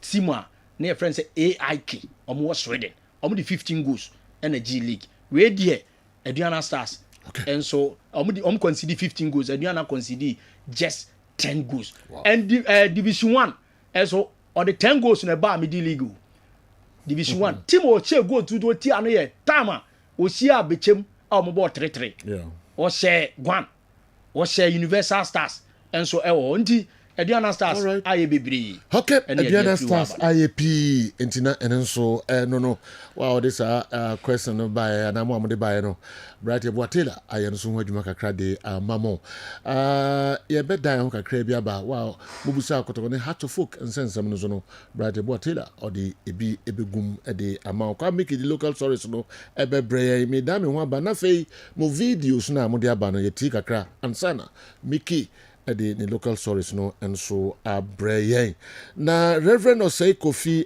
na mi ko tunu ha ya bana say manfo e wa dwunche bi wo ho a Reverend Osei Kofi o say all the AFCON titles we've won were under local coaches. No foreign coach has won a trophy with Ghana. The Black Stars legend Reverend Osei Kofi and this answer me and so akotudwa Inti Ose, he's not really into white coaches. On Bruni, is a Bruni into Mayhe and Fa and Magana. Trophies are Ghana, Yajina trophies, Mitre, Black Stars, Situ, before Kwan and do my trophies. Yeah, in fact, Bruni, I know the way on Piso Bruni be any more Ghana. Sir, Obobi ma Obobi, AGB. 63 na oye academics for ni bi do mo ka Blasters no 65 obo crash goals e mo ni Benechampo Simons mo na ye joint top scorer and obo 68 obo 70 na ye ne Oman Sudan ye sha omo amonye ye sha nti Ghana kura bu free say medals no kura no ye di second ba ye nje ti e boy ko to ye ni nyina no ka ho wa ye bebre di ama Ghana ba oh sure that time na all can say local coaches na die na sometimes na football ni need and necessary kakra local players so nkwa na kobo nje say betim so atena aka say ena ye the local players pe ena age AFCON ti next time na ye kwa ye mfa local players nkwa na sana kakra bi na etutu kwan etetu de nkwa na ebi mo etu kwan aba kakra ne ade but oh share the core team ye de age AFCON nyina general unche nya foreigners ye local na most of them know me local yes in design all can there yes they say na asesa Joseph Mba mu ye bi under Joseph Mba Okochino Oswado Sampaio Okochino yenya coach bi ti say Sobek Okochino yenya coach your friend say George Hansley Okochino Blasters yes omu nyina wa fa for mu nsem ba wo hwe sesi scenario na yewo mu na and now they compare ho na differences you CK Jamfimu ye bi de Frederick Osam de odumu ye bi de but sa caps no omjeje ye no e bi enei at a point no omo so ye de mo asa na hwiegu no omo ntimi nko ye ko etetu na ye pile local coaches afrane ka ho Agrefen ka ho Benkofi wom ye de omo nyina aka main coach hu sam nko ye adwuma omo ko ye ya ye je ye no efiri oba 84 so local coach de ye ko ankoye afrane de ko ye jigui eteses yan qualify eteses kware yes akofa German coach kura Gutenberg ebe kika ho ne ade yan qualify 88 yan qualify 1990 yan qualify eno na omo di wura mu a yes anya another foreign coach na ono so sa ba be hwe say enema betima ko Ebukaziz between 90 and 92 yes akọ obiem Otofesta de ekoye yantimi anje 94 yantimi anye sa abrofo se local omo nyina de yakobi but ni nyina na efiri wo yantimi njibiem it is all kind of so a recent times nso a local coaches so de ekoye a yantimi anye 2013 sa coach Apia kwesi Apia de ekoye at a point yes just Oman Burkina ye ko piem finals against Nigeria but yantimi anhye nti aside say ye ka no yenya some instances so a yenya local coaches so a omo de yakwa yantimi anje nti enama hu se eyepe all right nti yan try obi arre titi nti ka say titi ne ma no eno a bitimi ewram aye say local coach ben na eba be handle Black Stars arofon ba omo mama ehwe ti wan na mo suggest no good morning good afternoon general. Italy has failed to qualify for 3 consecutive FIFA World Cups, marking a historic failure for the 4-time champions. They were eliminated by Sweden in 2017, North Macedonia in 2022, Bosnia and Herzegovina in 2026 playoffs. All right. And I say this should tell us that modern football has been scientific and that primitive conception of being a football nation shouldn't be tolerated anymore. And Ikem, I always second you on your impeccable analysis. Gattuso, coaching Italy national team, clearly defined how their standard is low now. All right. Me call a year. What did we from Germany? I'm saying, oh, here no abet test. I'm saying, okay. I'm was saying, correct gume. Wow. Bubo dini no say, oh, share me cram me ref. Okay. And a skin do so. Skin do supporters. Supporters leader back up. Skin do, my man. Mini papa. Skin do wherever you are. Me chow pa. Me name's all one crayons all the way you go. Some na do good as well. Oh yes. Okay. It's your fancy. Skin do. Only supporters and penny for ni me checha muye papa. All right. Ya maskin do who do Okay. All right. Great Kingdom Medical Center.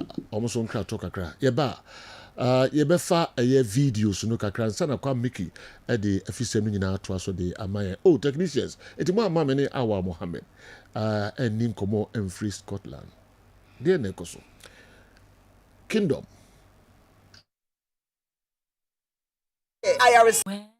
Think upon your goodness. Oh, Kriape mining creator Huashia, a Pumantam for Ninkrabu Pudimantam for Metra Ghana, I tell you forward, ya tiasem de. Said I are a Sabia o Kunini, I dear I are a Sapapa every nipa, near Pomo Nimunsem, SCPSC Tasabenta, and Yabeja, I have one pump jenny, or Precase Jamma do a Fiticrotian and a Wachi Great Kingdom Medical Hospital. Anokwa, Bequidi Fatanua, Nefatanua Kono, Nanya. Yarabia etete wo for any Great Kingdom Medical Hospital for Frya Pawuntama na betia ayaresa bia won fidie mumununtum ahishe ni pawidiem na ya de bua bia kope babia hinta no eyi ni pie na ya mwadro apeso ya general medical services and specialist OPD, internal medicine, specialist gynecology and fertility services, ya general surgery, plastic and reconstructive surgery, liposuction and tummy tuck. Opesa ushape no bakama Coca-Cola shape anasa de urology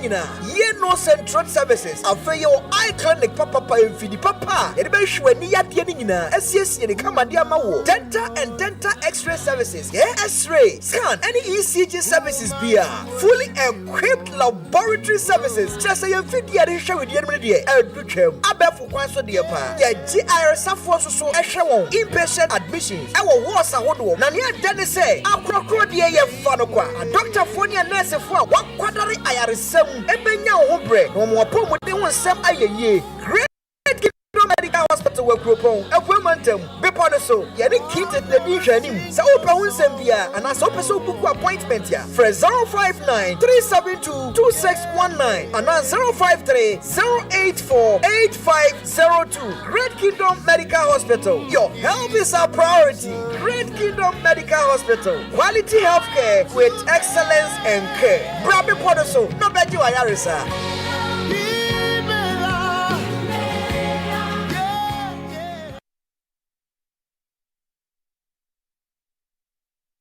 Okay, yes, I am Twaso at the Mamo Great Kingdom Medical Center. My friend numbers no monko so na money omo enkodi sa wo so mbe say nsunsun ye omu any others no ensumu ye papa. And nka menya nka do no to Reverend Oseko video mu kakra nsana makofa videos no or say he doesn't believe in white coaches. Simplicity. Oh, our Yebenya ne sisi ana I don't know. Okay, mami nko no hobe sima numbi na mve. Mensan emraman for person motia wa Mohammed kan tin nka che yi. Papa. Hudu, good afternoon. Good afternoon, Sergio. That is I. Nyame adumo Sergio. Meje di se monso mo ye. Enyanko pa dom yeso ye ho ye pa. Sisi wa no kra se ye kokko ba pa o. Ano no dia sha se ye kokko fi o Sergio. Oh, okay, you yati. Na boy nkomo kakra. I was at school mu ye de bibia e boko. Nyamiadum lectures no koso boko lectures no. Usia kama, eh? Yeah. It's been well. It's been well. In the MA no yenhwe ni mu se enu da be na be to awudi no so MA no Awa Muhammad MA. Probably by the close of January, February next year. Okay. The last question, them the later after say we and some kakra to jano. Minima de enra qualifiers no metre World Cup qualifiers no playoffs no final matches no eba so. Na be interest wopa DR Congo. Amu etimi ko share Jamaica 1-0 ma qualify beka 9 countries in Africa. Amo qualify sisi yakwa 10. Minim so wo nsem kakra bi ka fa ho DR Congo. The 10th country Oboko World Cup, Mexico, Canada, USA. Well, Sergio, I think it's a absolutely incredible achievement na the Leopards of DR Congo. Omo etimenya na me credit coach Sebastien Dasabre for a wonderful job and Uejuma Waya.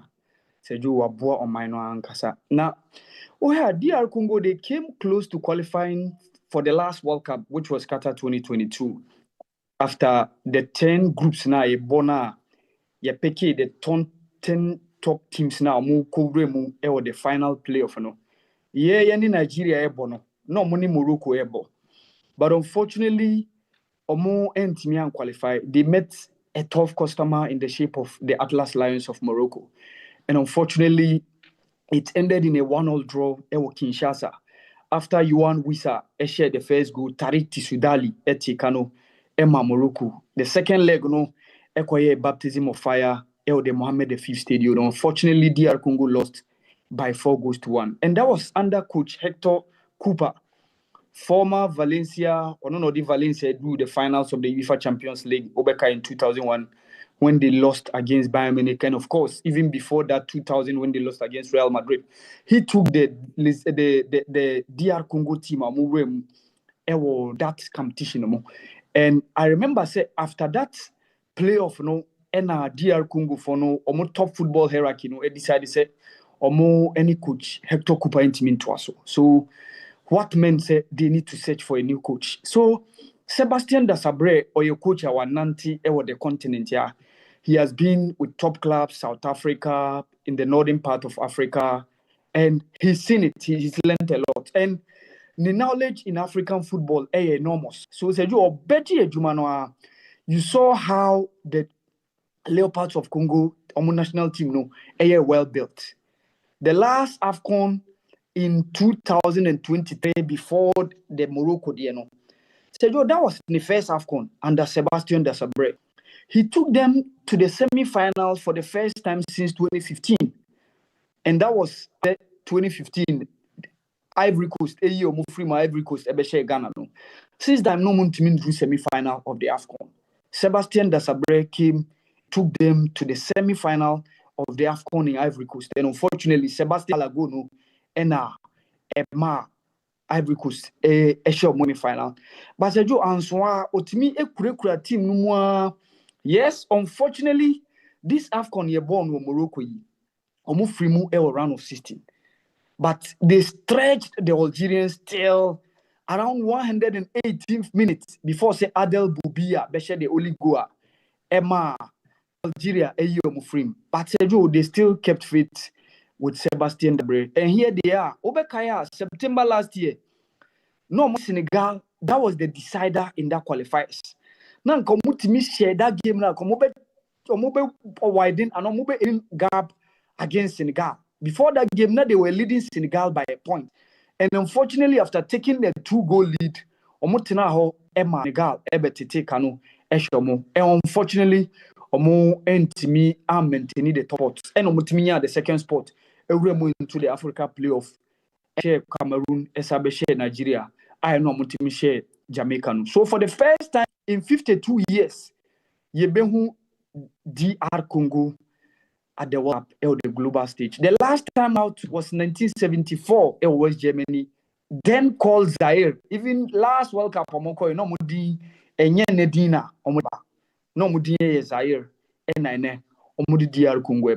I think Sebastien Dasabre has done the yeoman's job. He has done a marvelous job. Now, Obaldi omu team no with strong defensive solidity.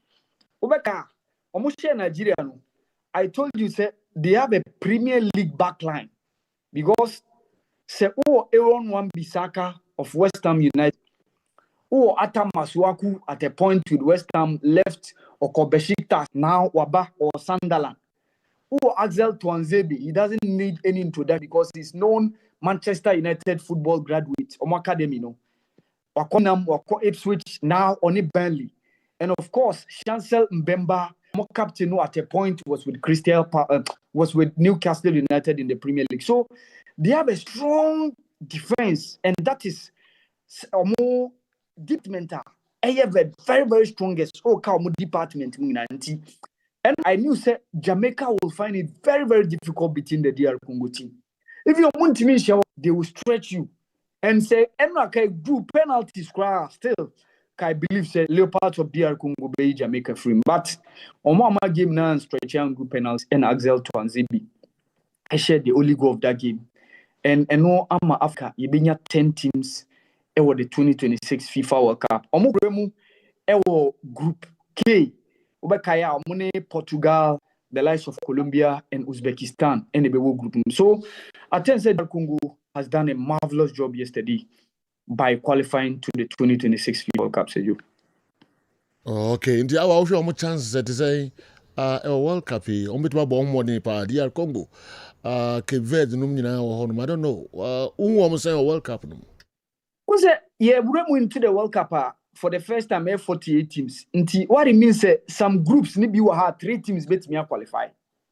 Okay. Yeah, quite say AFCON 316 24 no. In a way, put me born more than it can be possible said winning a single game, let me guarantee you an appearance into the next stage. So now they have to do the calculation, the mathematics, because their first game is going to be against Portugal. After that, Omobewo subsequent games to play against Uzbekistan, and of course, Omobewo a game against Colombia. Colombia probably be the team I bet how more apart from Portugal. But I'm sure most strength. Uzbekistan could probably be the team I'm betting Uzbekistan one the neighbor. Abdul Kader Kushian of Manchester City, defender, no the big player within the Uzbekistani team. So I think that DR Congo should have what it takes to make it out of the group. Just a single win against Uzbekistan may guarantee them a spot into the next stage of the competition, say you. Okay. Our Coach Otoado, since in Penifo Janakwai, now on Paso Betini Dinkra, our Black Stars, Janakwai. So what to you, Papa? What next? Tell you me hon Tommy. I didn't. The reason why me hon Tommy is say yam pamu to adon. Better late than never. It's better late than never, but it has come. I idea nenke say ya. Now mpanyinfo na e de omo ho akwa problem. You should have sacked him earlier on after AFCON failure. But they decided to hang on with the appointment. They still kept faith with Otuadu. But since you know, acquire problem, we need to look at it. Are we now going in for a stopgap coach, an interim one who is going to take us only to the World Cup? No, a judge manu, ni prepare for the subsequent tournaments. You know, ana ye kope obe guide. Today be a subsequent 2-3 tournaments, i.e. the World Cup 2026, probably AFCON in 2027, and AFCON 2028. Last AFCON, Morocco and qualify. And I think, as I said, a proper scrutiny before say appointee the next coach. Obabeji Jumano, Efri Otuadu Nsem. Oh, okay. Now, coach, be doing Timana. Well, for me, I like Tom Saintfiet of Mali. I like him, Sergio. Meka current Mali coach, you know. Okay. Neode Gambia, Echo AFCON in 2021, Ewo Cameroon. Omo made an appearance and omo debut omo a free group stage me drew quarter final omo a free mo and of course or the Gambia by Ivory Coast and a last AFCON or the Mali by Oyobia what travel a lot. He has the knowledge on the continent football. But I think after hearing Heavy Renard about Dahono, I felt Heavy Renard will be the best option ahead of Thompson Fitz. Metete Walid Regragi, but Sejo language ebeye barrier kakra. Yes, obetimia English, but language betimia barrier kakra. He might have the capacity, the experience, the achievements. But Sejo, I think Picho Mosimani also won't be bad. If we can make an attempt with Picho Mosimani, I say, I think they are also bad because also a proven achiever on the continent.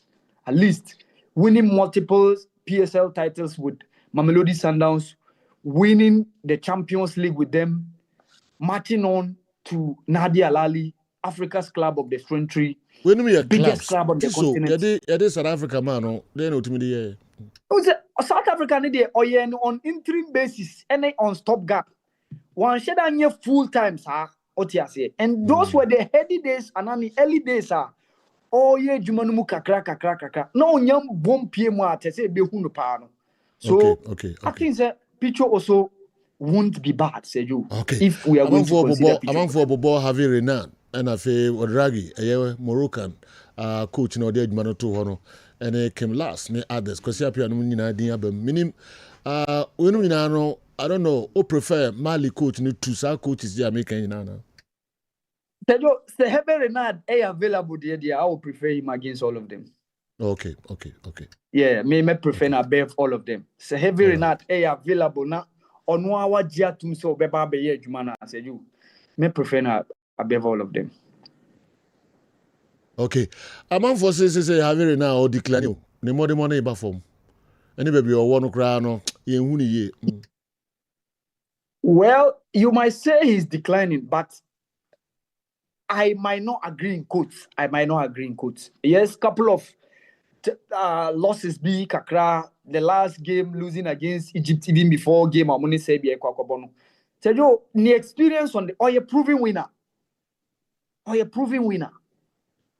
Okay. Being with Ivory Coast, being with Zambia, and besides, Oyobia, what nido amagana say onye juma no baba beye. So for me, I think they are very now. So no available there. That is my wish. Okay. I'm from here. A free day. Which me did incommode but still no books ni train. Enti ko na ko hwehwem kakra na relax. At the appropriate time, ebe san frobium na eno abonkomo. Hwe ho so ye Holland versus Scotland why? Mate me that's it. Okay. All right. Hudu Awal Mohammed na yatene kadi a free Scotland. Aboy nkomo kakra manfo afinu pa ne yehunu ne kokko no bae ba na nye easy kra. All right, ye di besi ha na andika obebam kakra na briefly on Reverend Osei Kofi Diano ho. Me videos no try me. Afi na kwa miki so translate na fi ya bon komo kakra. Yeah. Yeah, why is serious? Oh yeah, I say we okay. All right. Five me answer mako. High sense at the fridge promo srunkon at the aba. Wo mo promo ne se sabre. We obi a we fridge bia bomoden na ko high sense omo showroom bia na ko pe fridge na to. Say big promo and our high sense yasu from 28th of March to 8th of April and yesha eye dwumedie ase enunti oye obia ope tabletop fridge o bedroom ope fridge kit obi de si o bed ne nchen anase wo obia o kitchen ope eye fridge ediesi ope eye fridge de bie dos ne mienu ne bi ope fridge type bia no obenya bia to ewo high sense. There were 45 liters. There were 688 liters. And no, your friend side by side. There were deep freezer. Fridge no type beer piano. Obenye be ato. High sense. High sense. And there your fridge no aye papa. And two enyinem kania.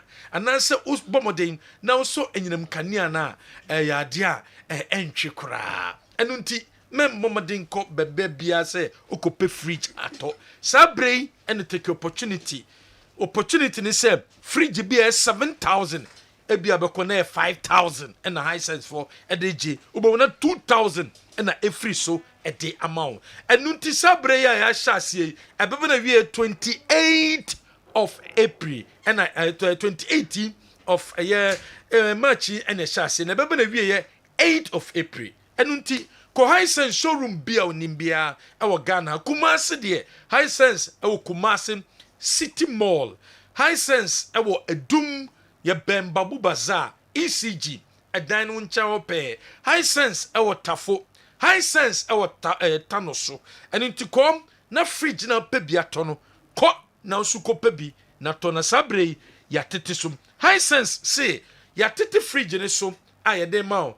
na mmom hyɛ ne so 5 years warranty ɛwɔ fridge bia so fridge bia beto bia no within 5 years ɛho to chima yɛbɛtumi siesia ma yɛbɛsiesia ma o yɛntumi siesia yɛbɛ replace no ɛde ama o mumpewe na apɛdɛn high sense ɛbɛma fridge atom abra yɛtete ɛboɔ ne so sabre nti bɔmɔden na hwehwɛ kyira kwan vim champagne energy drink open energy drink a wonom a ɛbɛboa wa a wonya any side effect bia ɛyɛ vim champagne energy drink and a wasa wonum vim champagne energy drink na we lost energy ne baba back at the amount energy na we lose no e baba back at the amount ama wetima ye dwuma bia obesa wo ye bia obi a wa dal obesa wo ye active eye vim champagne energy drink and a wasa na the energy drink we demo sonko ne say baby bia de beko bia no bia betimi anom akora timi num panyi timi num obi bia nti wedding ase engagement ase birthday party ase asori nhemu obetimi ne vim champagne energy drink e de akwa ase obi obebe bia betimi anom bi hyene so Trillium Industries Limited wamata Roma enom de vim champagne energy drink no e de abedwa so Franco Trading Enterprise open Nokia phone and ato type ben and a pebiato for when it's Franco Trading Enterprise obi enim se phone de ni fie and Franco Trading Enterprise Franco say shenen so we obi a unya Samsung phone type ben na sheye and wasa oba oko Franco Trading Enterprise obenya phone papa ato because ye hop and your ton phone papa iPhone type ben and a pebiato a Franco Trading Enterprise and a kwabenya biato smart television and a pebiato type ben brand ben from 32 inches to 55 inches Franco Trading Enterprise and a ubenya biato CCTV cameras and a pebiato said a beer or shop no obetima monitor nyema ekoso ho wa apartment obetima monitor nyema ekoso ho wo fie ho obetima monitor wo office ho baby bia beso install CCTV camera eye papa ewie bo insuo to with the bia baby a wo bia no obetima monitor eye Franco Trading Enterprise open air conditioner to eye Franco Trading and wasa wo call 1.5 horsepower 2.0 2.5 and a part one. A Franco and a qua ubenye bi. Fridge and a pebiato. Deep freezer. Normal freezer. A Franco Trading Enterprise. Kuma say your branches are drum. Your bakwa ben a jabba jewelry. Our doom. Your bakwa a ben challenge bookshop. Our doom. Your bakwa ben a doom old Malcolm. Bakosu a doom. Your banku for clinical. Bakwa kijetia. Ko eye Franco na kopenya mapapato ya number ni 0245 316969 offer number we so ye beje so Hebaso Company Limited e de Hebaso cream no e de abedwa so eye cream abema na UC bema de unu obehyiema e so timi satisfy eye bema no o satisfy ba no na oba no kwa wasanso abebium enunti ene wo se obomodin ekope eye Hebaso cream na uyusi we Hebaso cream na ne obehyiema obobo adwuma ho na eba ntem no esubetwa obetima satisfy oba no ko obesan so ababiom obema oba no anigye enu nti kotobi apply kitwa bi penis no after 30 minutes make sure sem obewoshe o washe so washe nie na febredu so ne oba no ekwa akohie mu Herbasol de eye papa FD agiatum so we so wonya any side effect bia any drug store any chemical shop bia beko bia no obenya bi ato ukoni wenya bia your number eye 0244 750 510 offer number we so am ye bejo so Unilever Ghana Unilever omadaroma enom the lax beauty tablet soap no e de abedwa so ye kase eye tablet soap eye beauty a na tese nyema ye de afrafra tablet soap no uyusu a emfaso bebre awoso semina bebre ho akoto a yesi semina ne aboni din ba wedie yesi lax beauty tablet soap uyusu a uye beautiful uyusu a uye handsome enu ti se ne so uye bema opeso skin toso uye ba opeso skin toso kokwa tuntum chocolate color eye lax beauty tablet soap and the so you see bobia o skin no ayetare use lax beauty tablet soap ni bi obia empono o pesa skin no toso e de ema o body no a wrinkle use lax beauty tablet soap no ebi o pesa unya mfaso e vitamin E e skin ni mu unya vitamin C e skin ni mu a eye lax beauty tablet soap ni bi udware wi anopa o be so hu ye hwam wo ba nwumere wo kokoda pe so hu ye hwam a eye lax beauty tablet soap yo mu ahudo enum na wo dwa so uko supermarket bi abenye bi ato nemom hyene so opedudu etu akoton na wo so etimenya so mfaso a frɛ ye wo number we sum 0240 219191 0240 219191 offer number we so a ye bejo so ye the Rexona enso ba obi a wo sweat de ope roll na ebeboa wa eye Rexona na wo so using spray wa motium abra we use Rexona rolling wa motium abra we use eye Rexona ni omumienu ye won spray ho ene won roll no ni nyina no bo adwuma kro obo otimi sweat na motium design ababe guguo sweat no produce bacteria no en ede ehun pampan na enkoye ne ba bomade mesuntwa na use Rexona any supermarket bia benya bia to okwa na wanya bia ye number no e 0240 219191 Jobbing Community Bank ope bank abenya loan e wo maso ya asempa loan e wo Jobbing Community Bank ope batampa loan scheme e Jobbing Community Bank and what's all come savings account current account microfinance account and nasa susu shares dachin investment account group loan fixed depositor a Jobbing Community Bank and also ko mechira kwan and that's all show mechira kwan your number is 0544 745 856 offer number we so ye bejo so S7 Gospel Herbal Center S7 Gospel Herbal Center ye the S7 Herbal Abam and the S7 Herbal Ointment e the abedwa so S7 Herbal Ointment no skin disease bia ebe solve problem no at the amount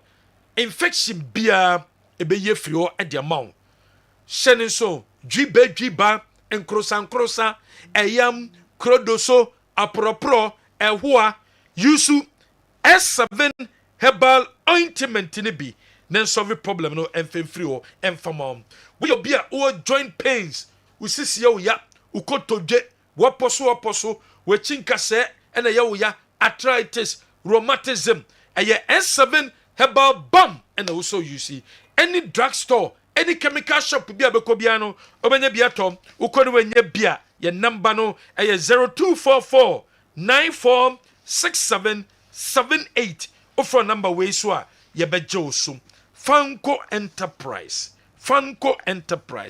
plumbing materials efie ni ho bope Turkey bulletproof doors ope China doors no ope single open 1.5 open double ɛyɛ Fanco Enterprise we obi a oyɛ plumber individual ɛna wopɛ sɛ wonya plumbing materials ɛyɛ quality ɛyɛ affordable a ɛyɛ Fanco Enterprise. Fanco ɛwɔ Dum behind Oyerepa FM. Fanco ɛwɔ Brofiedu Santasi Road. Your number is 0551 01 1767 0551 01 1767. Offer number way so ye be josum. Sabrediet ye be home so ni akofa WhatsApp videos mu videos awodwa mo de abanom e bredru se ye tie bi na yenso ye cheche ya adwene e wo ho WhatsApp videos. Be a hoye de asem kakra bi pe na mpesa me kan fa minister ho de no so ye de nipa 800 na ye den e ko US ne Canada. So ye nim se Ghana hanom se no ye can an countries e wo wias me ye can baby a Ghana for go bebre pan US ne Canada. And to say ye send 800 members akọ. So we are not in good times sir. Me and that I want say ta war na ye kono we are not in good times. And so why don't we do say and more US and Canada, we mobilize them, we pay their tickets for them to go and support Ghana. Now, supporters group 1, 2 be the individual Ghanaians we come home. They come say be a 200 we can be for free Ghana. And no element per day be accommodation feeding. Because someone more honor there, ube to your make a take it to because if it's not about politics and that would be the simplest thing I can be to my. So let's go about yanko for GFA for no. So GFA for that they don't respect us because you made a decision now. Only said 98% of Ghana for him said the decision you made was wrong, but you were insisting on your decisions and one right. Into 40-50 days to work up now so pamukocha. Because you made a decision and you know say odo criteria you na to honum abandon o criteria and dey open until this time around now say empamu coach no and no Ghana for any day. Sergio me mama chin from Dallan Bell because of real mina Sergio say yami adom have Renard Wareza was Saudi Arabia there boko GF yom kofa no no me team ni mai only coach the day assuming in our person coach Ghana no ye say when Ghana press la pa obebe boy the tactics e papa when you coach Ghana your destiny coach obetimi boy pa after so to ado why are there per scout team my was scout players papa man why are there oni nyamenko nemo black star goalkeeper training no eso mo de ma Samia J and Jojo. I mean, these are very good goalkeepers. On which we are training keepers in the party, we are not done go. It will be better. Said by Samia J and Jojo. On which me up as a have a Renard or your coach, not Samia J and Jojo. You should training goalkeepers now. Black Stars, we are good to go. Into Sergio, have a Renard, Jojo, Samia J, goalkeepers training, and the substantive coach. Sergio, me chama na beja phone na ya misha we papa moye. Ghana on ye born na ye born. Say betimi ama ye nim hofo no ama ye goals ama etimi abobo say the Ghana ye pa infinfin or say when ye. Because say football no is all about pace. Share Ghana ye wingers ye wo. Kamadin onye Messi no abaji dia face you. Need the say long pass too many, but true pass too many. I mean, from the cancer open to Naminkofa, only do our me a day, MBG, Pesamenyo, and your mess motive need be a America, Mammy won't found home, and the Argentina Ghana, your Midfield, no, with the bottom party, long pass, Quasisibo, long pass. Now, Tim was at the Jordan account, long pass. In this all the Jordan button, now both Thomas Pate, Quasiba, one of the ball, true pies, Nama, your ringers, and another attackers. Pay Nike, ball, Atletico, Bebao, Betobaganache. There are several occasions to make you rounds. And see a momano, near Quasiba 10, no bosopi, na patata, no bosopi, such short passes, no, and what? Ringers say one or more America, or more pebble na Yendi Evanant, somebody America, and this again a boy, young pe, Midfield about qua, need the say of long passes. cruise mu de ne bi ende pate ebo short ne mana no no asane mu na e ko ringers no ho gidi mdikare ka ho e be boa ama mo so timi abobo na ma yenso yape Inak William ni de mdika obetimi etumrika nso bo ne mba no ne mu a ye be we na onya 3 4 5 touches pe nti sejo me mesra mo muka se dure chi no mo hwe na mo nye bimaye na Ghana ya midfielders no say midfield ni gina ana yenso ye betimi abobo ama ayefe yesra mo munde hudwamaye ye medamase sejo oni wa bo afu na chiamu na didi mala Yusuf mi kasa free mi video free tamale Congo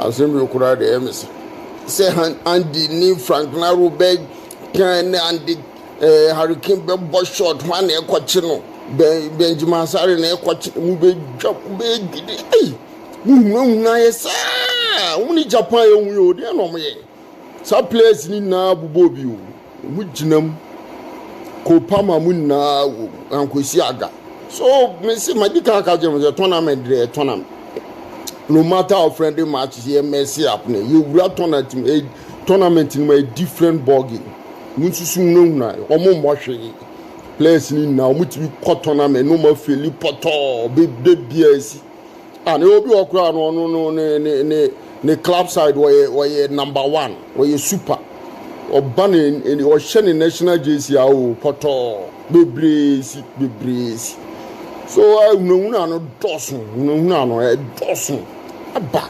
panedra munyamtre yenim say ya na titivu an ye show mu league ye follow omo but ya mu susu no ti say de omo de omo ye superman bi omo de club side different no nkrofo na omo kani na they are surrounded by best players omo ade bia ye hype omo Messi mu Ronaldo omo na obo so baby omo bo no they are surrounded by do omo ni bobo omo ya de omo ye one of the best in the world apostolic for nyina filu basa I was antase pre madam obo no if you tantan na men ko masem so de mesre ene se jo ya pamo otu ado a eye demom de mesre se GF mo kofa coach bia onya ade bia mo man ya sa do boka bi sramo ode omunya botre mo pe coach obetima boa o man Ghana mo mfanembra na omunya matrama kwa coach na o masesa na sen munjai sramo ni de kwa so ket na da busuafo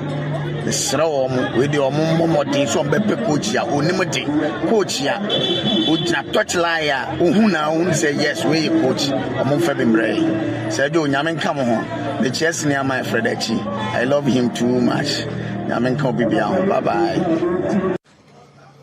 Good morning general anope Carrasco ni Old Botan Accra anope mi jide se obuade adom munyana mo ye our studio so general anope de aka be 72 days ni yebeko mondial no World Cup no mesre GF no se anu se omoni otuado apart ways eye ade a Ghana for nyana hwehwe se coach no yempam no so mo apam na enya ompepre omo nhwehwem omo ntu omboase omo manyanya ye ho abotre yentu ye boase mayen fatim no nkoma matra makwa bia dabi se sika na wo se ye di ma coach na odbe obeba yemfa sika ne masa coach no no ntumi mfambe ye adwuma ne matim no na tim no mfa ne ntuma panfra na World Cup na ye kono adwumedia esuye pa the biggest stage in world football World Cup ni ye kono enti mo mfa nkoma matra makwa bia omuntu omboase na omunhwehwem se yesi Walid Regrago onu no all this is ya omuntu ombo no omu interview ni ye no omunhwe ne omo no so ba odobetutu akwema ma ya Black Star no afa ne ntuma pefra. Hello Sergio Ghana for the born boy who so crowd and the crab ball for na Black Star for ne boy who so crowd o ma anya wada Shatawale sika na be gia de because boy you ko akla who to feast but players no so edu baby o mo so hu ni say Ghana e de sika na etua wonka Sergio good afternoon mama money ejuma otu ado na o masake no yɛyɛ nim sɛ ɔnyɛ adeɛ but players no nso so edu baabi a ɔmo nso hu ne sɛ ɛyɛ Ghana yɛde sika na etua wɔn ka nti sɛ wobɔ ball woyɛ professional player na sɛ wobɔ ball ne yɛde wabɛgyina Blasters match mu na mo afa ne sɛ ɛyɛ friendly match anaa sɛ ɛyɛ den na mo gyina hɔ a wɔn bɔ to de bi ameyanka no kora nkyerɛ wɔn de wɔn nyere wɔn ho na de wɔn yɛ ne deɛ nyɛ minim sɛ yɛ kɔfa wese Jose Mourinho krampo de ne ba Ghana beton Ghana krampo sɛ yɛ players na ava biribi a nhyɛ wɔn mu sɛ wɔn ankasa nso bɛyɛ yere wɔn ho ayɛ biribi ama wɔn ho enye yie ɛna afei yɛn kan kyerɛ curtain so sɛ wɔn apam yɛn coach na ɔno curtain ne kora wɔsɛ nka yɛ pam no ana ɔno wɔde na ɔyɛ curtain me nim adwuma kora curtain ɔno wɔyɛ nti ɔno so wɔsɛ ɔno so firi wɔn nyina wɔsɛ wɔn firi hɔ na yɛ pɛfɔfɔ do wɔn hyehyɛ hɔ na team no Ghana football no yɛn building the football na wɔn ngyae de wɔn yɛ no na de bia yɛ pam coach yɛ pam coach sakosi dabai Sergio, good morning. Mejidi sɛ mo ho yɛ wɛde dani ɔboase tutuka ama mo bɛyɛ local player yɛfɔ mo local player nkɔbɔ mo bɛyi nkɔfɔ no ngu nkyɛn o na local players bo am bo ne ase obi na timi tu ne na de awɔ ne nyonko yem na rafi gina wo na ma ne yellow card enti sa wo kasa de a masa world cup na yɛ kɔ no yɛ de professionals na yɛ kɔ bɔ world cup no local players ne mo fɔ masa mo nto nkyɛn na yɛ fɔ mo bɔ na sa division ne Premier League no Ghana ha abrofo no mo nya nduru sa mo eyi no na yɛ mbɔ yɛ world cup we de ɛyɛ aggressive hey so good morning Blaster coach Otuado Ayapamni. Question I'm going say, was it say GF and Painfono money free range say on any selections now offer more matches and now say now there was some hands view on the selections move because I find it in a way say Okoboy match against Austria I can just 2 months now Okoboy World Cup so 2 months and to be preparation between just 4 matches. This first two, no, Austria and Germany. Yes, to go keep after Richard Kingston, ABC and there. It's one opportunity here. Why don't you try Benjamin Asare for the first and the second match? Non-fan build is international confidence, always are. So for me, I'm still thinking about whether Otuado don't want to select any players and now say Ketukreku ne Microphone can be. And at the same time, Jonas Adote, how? Said Jonas Ajeti playing time all over the 2 matches. You could see that personally the guy doesn't even have confidence. But one Fred Patrick, Raphael, and one about what the Lucas and the other guys album, give them some playing time. Let's see what they can offer. Because Jonas Ajeti the won't have bread. So for me, even Okofa Jose Mourinho ba, that's the GFA president not want to get to Kriku. I'm on a chance. Send a blast on the test on the way. Mechia honorable Frederick Champion. I mean, I do my incoming MP. I want the constituency. When I'm a child, say, doing up on phone. Diana Prince, because if I try say, and this is Sabri, a year Ghana, your former players beat Steven appear as Samuel Jan and like Ghana need me more Mohoka and from coaching course. Number 5 national team no. Emma Nyoma Enkoye Maye. Ye before any abon hoka, e before any abon hoka. At the end of the year and answer season na wa best spend this car na ye nyamfa so bi enfrin so. Wa bre na say ska na say omo ne dinipa ba kwa na mienu e coaching course. No mu kosua de ne so omo ba no mba be so man mu na enkunudie ba emwa ye ne ana. Ndi misro e asem bisa mpese. Me de fast ni bisa keto kreku ne crew ni nyina. That's it. Good afternoon.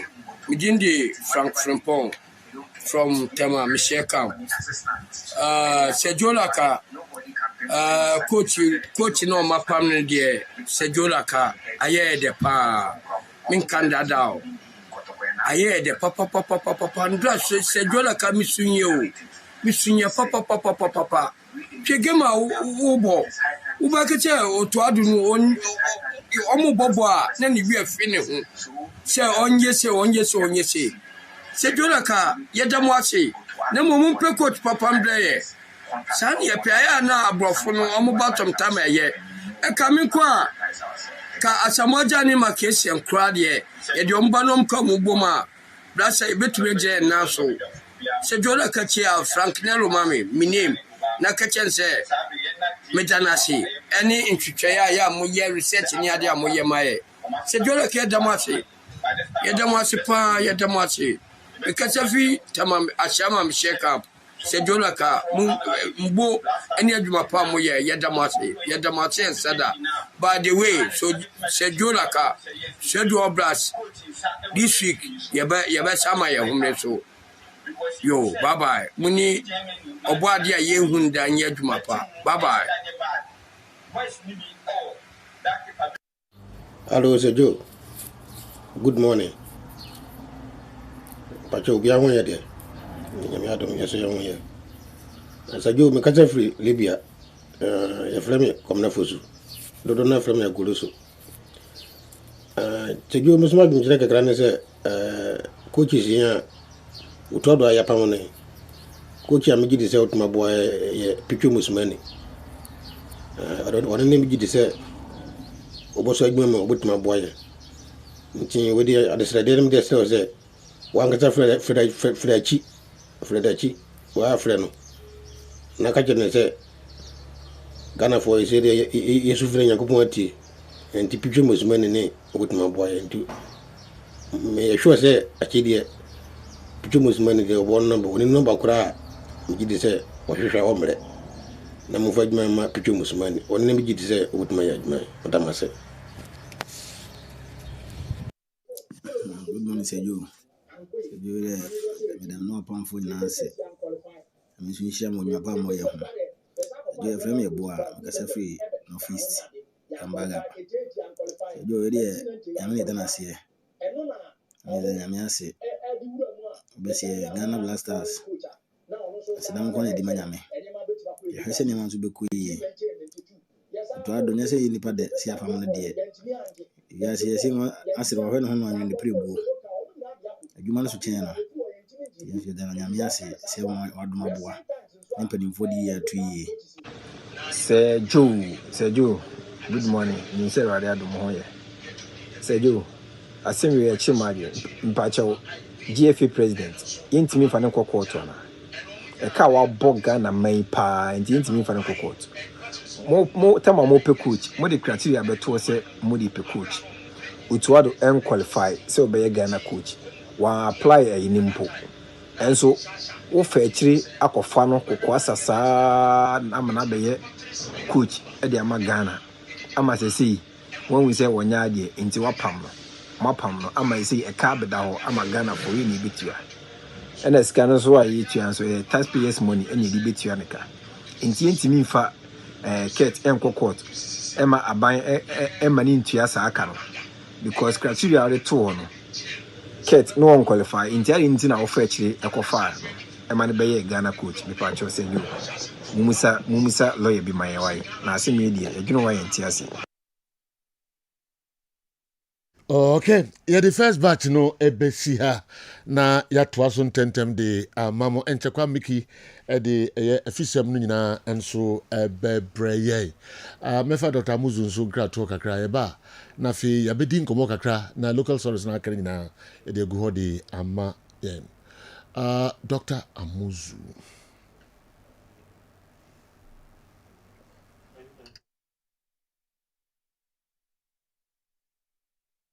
Clinic na mema etiefo nyina akwa ababa Amuzu Herbal Clinic na yededro bia ba efre no Amuzu Garlic Bitters eyedro a emamoje die fusane ewo nipadua nu mu eyedro ebua ma obia ne pressure ewo soro eba fom pa obi so a otie a wadres rade abro so obehia Amuzu Garlic Bitters. Amuzu Garlic Bitters prevent numbness so obi se mensa anasa minan 83 nedro eye Amuzu Garlic Bitters. Amuzu Garlic Bitters controls urine flow. Die odun so bebre anaso so basa no onye Amuzu Garlic no mu a emesoti kura. Amuzu Garlic Bitters prevent sciatic pains. Obi say doctor me to ase twetweme unye Amuzu Garlic no mu atu edi. Amuzu Garlic Bitters is good for stroke patient. Obi anya stroke, obu a stroke ne born nkaye. Unya Amuzu Garlic no atu edi. Sa medre na sofu bi anya stroke for years. What thought wa minu panom. I na wetimi asore ananti waka. Amuzu garlic bitters boost the immune system and fight infections. Se utie me na se uyo chembe yare biya ba bekrawa. Kopa amuzu garlic no mu en ne mo ho ye dene. Na kutie nyarewa. Amuzu garlic bitters prevent body weakness. Obu ha ahomre woni so. Amuzu garlic bitters dilate the arteries ebiabia intinimu mamoja ediefusani yie pa. Amuzu garlic bitters support the pancreas. Amuzu garlic no pancreas ho ya de ne modidi a ekotwetwe sugar na glucose na mu no me so te mass sugar eba normal. Amuzu garlic bitters improves vision. Obu ho a ne pressure was with the man de hunu wo form. Onya amuzu garlic no mo bua ma friends woni na eye wisi no we hu ade yie pa. Amuzu garlic bitters prevent palpitation. Nipa bia home ban sese home no e wosu bebre sa kope amuzu garlic nenom. Amuzu garlic bitters prevent insomnia.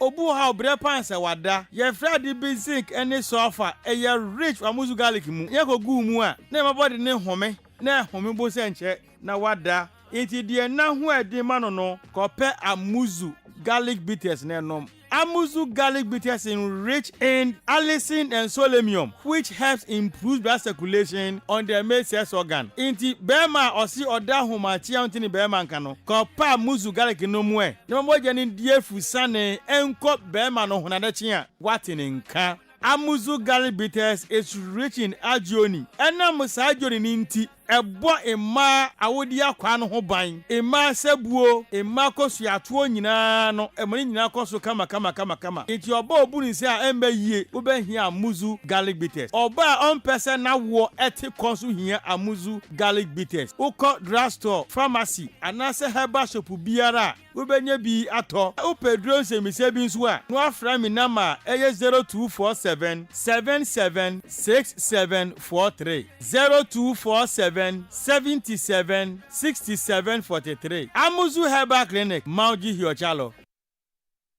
Okay, Dr. Amuzu, and so message or de my and area no. Ya babe din komo kakra na fe kwa make the local stories no abrayen. Kessben television, Kessben 93.3, Kumasi, Kessben 92.9 Accra. I want to listen to Otuado's response. When they told him he can't continue the job, as Achi told us yesterday, this guy, so he thought he was going to be, he thought he was a good coach all along, and this guy, Eradin Yankopo, Mohammed, Air Force Base, Tamale, and anyway, and so Abreye. All right. Maminko, Andante Dreams, Namino Munko Din Komokakra, Derikadu, ono, and I penimpa, it was Jumakui. Now, Omodin Kabe Boy Amanie.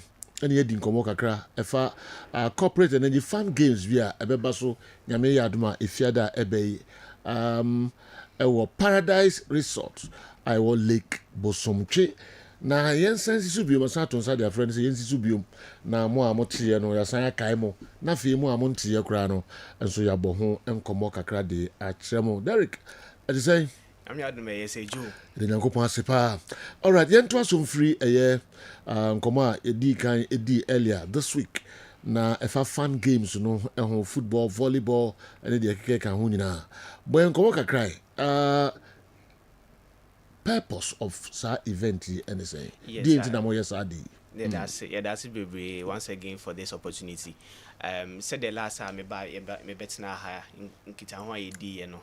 Na akwe say the purpose of all these corporate energy games na kwe ye pese ma nyumekwe wa Ashanti region Asante Mantem hanyina kabum cause said the be ya omanya na say ye Mantem yusu be 2 point so hu hia pa nti ye fa corporate institutions e wo hanom nyumeku ankran nyuma aban adwuma onyina ye hia na ye time di agro na ye head time na ye yes our program we are very intentional about it because ye hu say first quarter na end second quarter and so babe started pressure our system in him or see it me meet your goals or see it me meet your objectives here this year are we on course are we not on course what are we not doing right but we know say when things are going south so there be that pressure about you need too much and see and say it's not boardroom near us mounting pressure so in fact pressure na yes no stress na yes so boardroom ni na yenjangu ho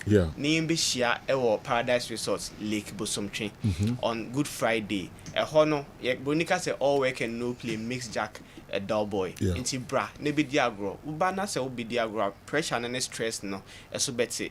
Then you can also engage with other people. Maybe other people are also striving in other industries. Ubitimi no man yankita ho. Ubitimi also collaborate with other organizations. Maybe now best on your next client will come from this program. Until you are going to see other people. So we are creating an avenue for institutions to meet themselves, compete among themselves, and then forge partnerships in future. Oh, okay. Yansan go back na omo no. Dear never koso ewo Paradise Resort Lake Bosomtwe. Yes. So since it is more of a corporate I have more of corporate Olympics no. Yeah, games are how I see where the football 5-a-side koso ho volleyball. Yeah, individual games bit so worry ludo. Other in sack race, so many games are yayama individuals, but the main competitions near football 5-a-side no, and the volleyball 5-a-side no. Okay. Yes. Wow. Young organizers and so him for organize event. See, Blank Check and Andante Dreams and your collaboration. Yeah, Nyamia Doma boy, yeah, the Kessben media, and so a boy and boy who the who. See, you other partners and so much so you more or my boy my about this far. Your Miraki channels or buy with digital marketing. And what decathlon or me sports or mobile with the sports equipments no I the baby surgery and Mama's Touch kitchen almost so a boy with providing us with 50 packs of meals where my participants nina. Wow, Mama's Touch kitchen. And I'm a jewel kumia bahai. Oh, okay. Jewel to say Mama's Touch kitchen. Dear Potsinamoye. My kitchen, I'm who the crow, but I watch it. Yes, okay. Provide catering services to funerals. Right now, we take it on orders. Okay. And here the more organizing events be occasion be. Weddings, parties, birthday celebrations, funerals. These are avenues. No, Utu and Safreya, we are available. Inti here ahujo runabout in the side hall. Inti anytime you want to reach out to us, our office is also at Aseda House. Wow. Inti Pachobiti. More office was Aseda House. Oh, nice. Never been amutimi nyane ben. Okay, inti here local and continental dishes. Okay. Wow. Inti for local here Bayern kontomre ene nyadoa. Bayern nyadoa. Here banku with tilapia. Okay. Yes, and then for continental to fried rice with chicken, jollof rice with chicken. Okay. Yes. So the role Ben Ambe play was our event. Mama's Touch. Inti Mama's Touch say per se yes sponsor with 50 packs. 50 packs. Yes. Wow. 50 packs of food. Wow. Now Derek says some more can who nipa about they say 50 years more.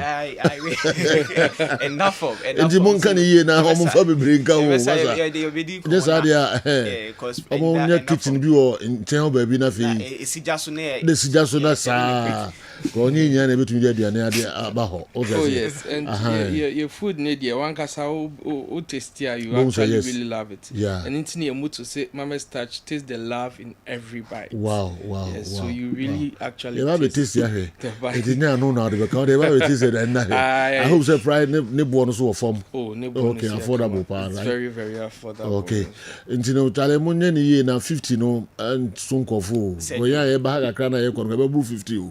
Into mu kwan am fa so am no mbeye arrangement na say apart from 50 packs no betima ye others na yes ya attack ho. Ya attack can bad kra.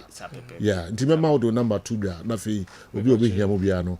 And so our fresh number mo number is saying me pacho obetimi arechi me was 0249 19 65 82. Okay. Me say it should be on 0249 19 65 82. Okay. Wow.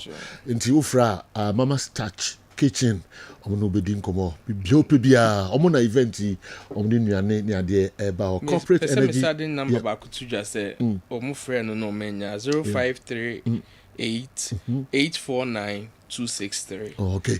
O say aduane bia aduane biara opɛ biara no ɔmo bɛbɔ no kama paa tɔɔ kɛtrɛma so a mo sɛ yes wodidi ne boɔ no so wɔ fam paa nti momfrɛ ɔmo na mo ne ɔmo ɛni nkɔmmɔ ɔmo na ɛbɛfeed yɛn nyame yɛ adom a ɛfiada ɛbɛ yi ɛwɔ Paradise Resort Lake Bosomtwe Derek ma mensan mmra wɔ hɔ na memu sa sikasɛm te sɛ wɔ hɔ nyame yɛ adom a Friday yes nyame yɛ adom a Friday just as we talked the other time we have a rater, Yayama group. So we have a group rater. We a group of 5 and above, a 250 cedis per head.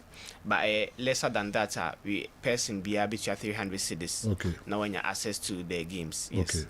Okay. Ti san sisubium. What's the groups no betu ya say? 250 cedis per head. Per head, okay. Yes. Okay. And lesser than 5, no. If you are individual, 300 cedis. 300 cedis. Yeah. Okay. This is me go na me kwa. 300 cedis. Ti me name partner so na ekwe. 600. 600. Oh, okay. Yes. This is a group I change because of how I games. Okay. You know, I'm say clear. Now the that time me busa accommodation. My home bibia na. Yes, yeah. I'm pese if you are na sign ban. Yeah, arrangement. Inti say number na yedi to last time no. 0501 431 229. Okay. 0501 431 229. Offer ya yebe booking at honum obenya no at affordable rate with us through this partnership in Paradise here honum. Oh nice. So relax after the games, you enjoy nature and then enjoy the breezer. Okay. You can have access to the place. Friday.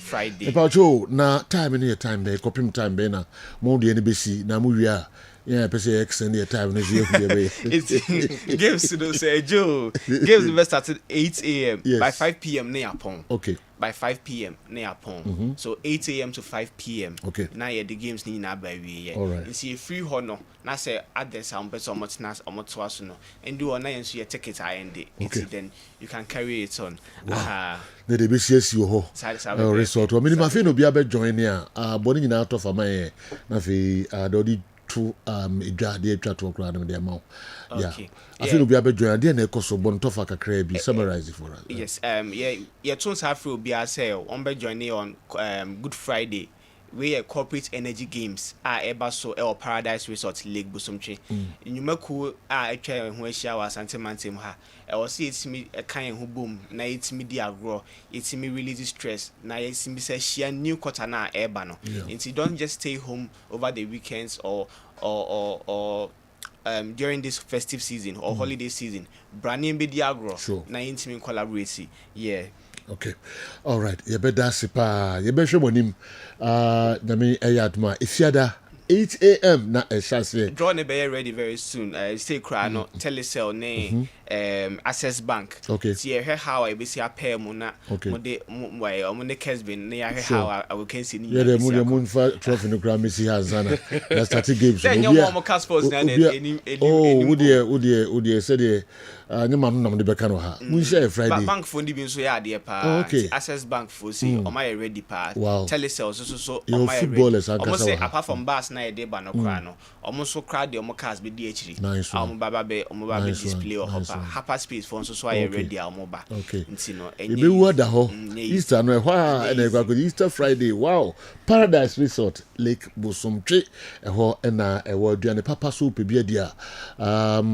Joel Akomia and in the group no also be provide the food. I know some ketwa the taste no ekoye papa mama's touch obas that house or office or how the numbers not to be na mwabia o here bia no omo de aboa. You better must super for coming. You be share na me aduma if you ada Paradise Resort one. Yeah, they must see. All right. Kessben Television, Kessben 93.3, Kessben 92.9 Accra. Come make it local stories no ebe breye nsesia na fe yahwe nsem echo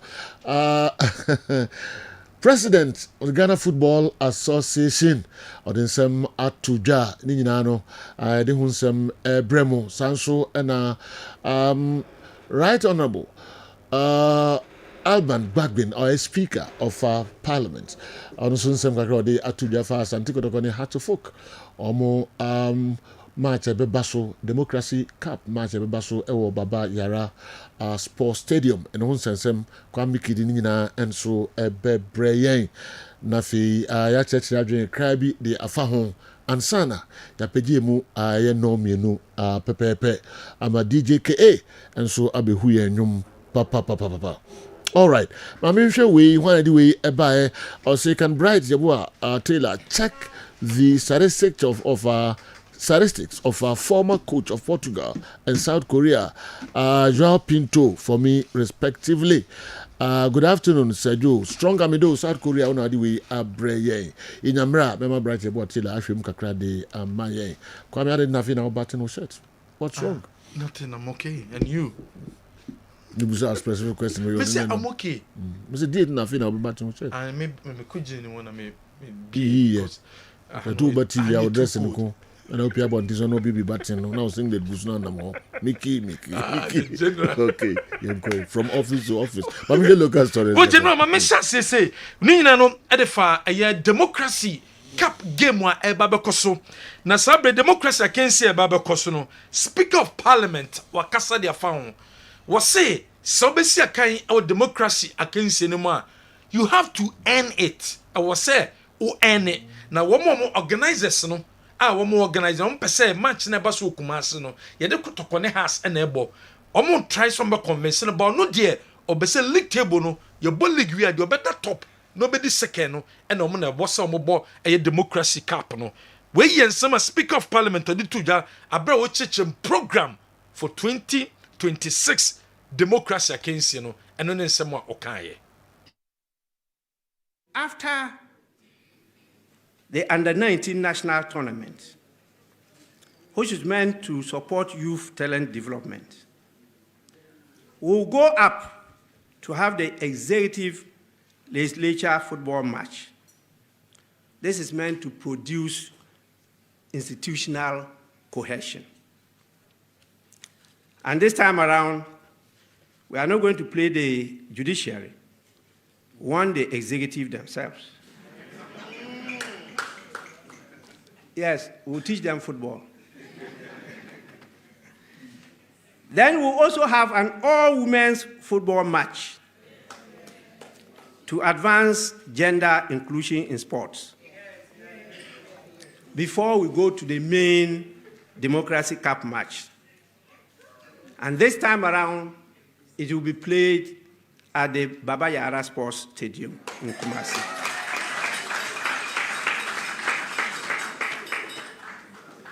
My partners are still struggling to convince me that I should allow Accra House of Oak and Kumasi Ashanti Kotoko to play the match.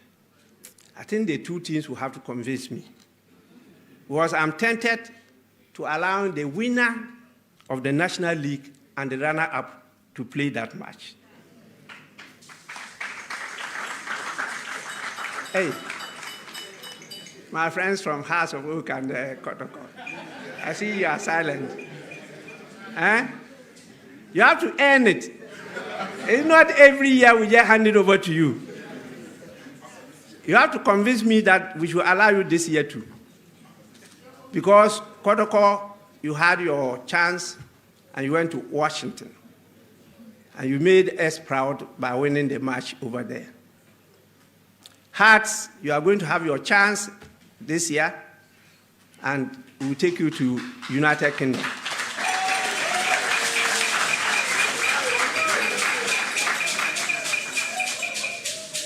So why not extend to others? So after when you some Speaker of Parliament what they etuja abambapin no kasain e de efa Black Stars Black Stars a yekobo match say ye prepare for World Cup no speaker ekasafa ho when some what they etuja. For 2026 we intend to introduce a series of precursor and complementary football activities designed to deepen participation and broaden national reach. These include the following. 1, an under-19 national tournament. To support youth talent development, you are seeing what is happening to our national team. This cannot be Ghana. Dankwe, I lie. I no lie before. This cannot be Ghana. I was actually surprised when I heard that the coach was asked. Yes, there are some mistakes he made. Being myself a football coach, I mean, you can't explain why left 1 minute you are making substitution. When you've been a goal down for quite a long time, and when it was visible that the center was not holding because people were tired, and you had substitutes, you waited till the last minute. This is unpardonable. You only do that when you want to manage time and you are leading. When you are leading, you are winning. Then getting to the last minutes, you manage time and use that to change and disorganize your opponents. So that by the time they get up, time is up, and then you win. Me, I played football before.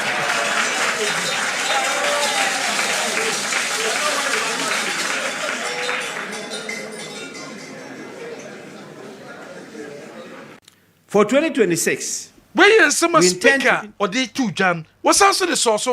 Ekasai for Ghana and Germany against him. Was a match in a question do maybe crown and answer coach being one old coach Black Stars. Where some speaker of parliament Ababa men was also at the source. When you have a short striker in front,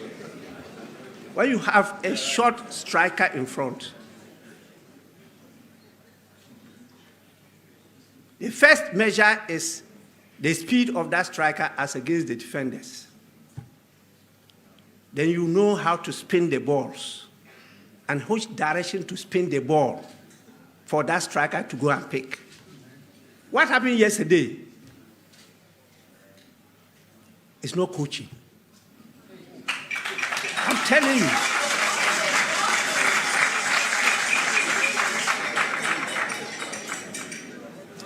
I know why I'm doing this.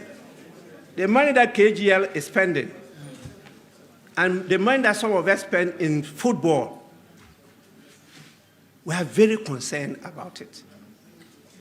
You saw our lone striker up front. One of the strikers, as you know, is our star now, playing in UK. But he's a utility player, so he goes back to win the ball, and he's to spin it. And the coaching will have to tell them where to spin the ball whilst he speeds up to the other corner. So that it's not about height. When you are spinning it, it's not about height because your striker is short.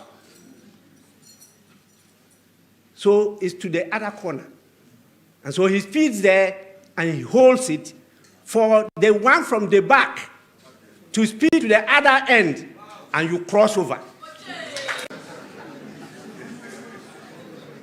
Coach Alban Babin. Wow. I'm very I don't know my simple grammar. I'm so spinning book. What? Otrado. I'm a speaker free na konya mu tiro si the coach. Ada. Ka team. Yes. I'm a speaker free na konya kakra mu e tiro coaching. Na chese na nema die gu pa o. Kwame yemfa nsia yenko crime run. Okay. Your other local stories Media General, right? Yes, Media General. Omuni Ket Okreku Edi Yakwaba na Edinina and so Abre, which is the president of Ghana Football Association. Yankon Kramra na Emetwaso.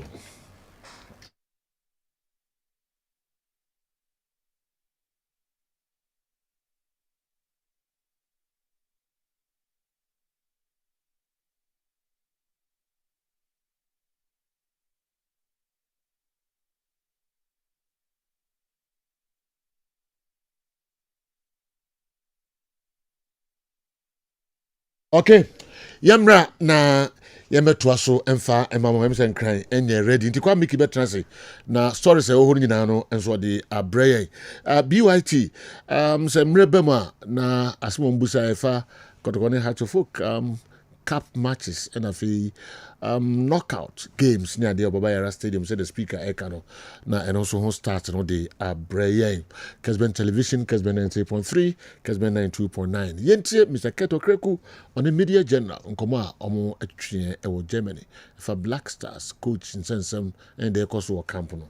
Mama enjoy and sukakra. Say, are you ready?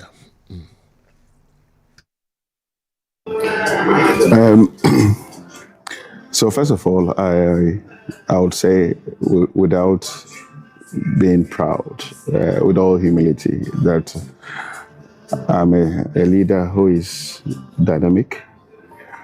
I'm a leader who is honest to issues around me. And I'm a team player, which is most important. And I think that when you're leading the team, you may have your strong opinions about the issues, but there are moments that you need to listen to the team for the greater good of our country. And at this moment, we thought it's Ghana first, and we have to go in a different direction.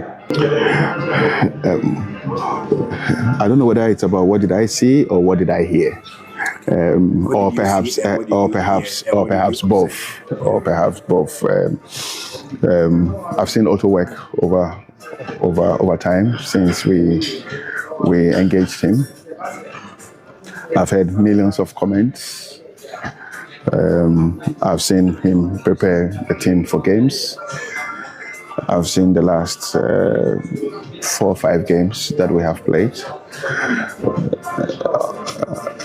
I've seen the group, I've seen the executive committee discuss the games that we have played. And I've also heard about our shared vision for the World Cup. And I thought that it was time for us to look at another direction for our common vision.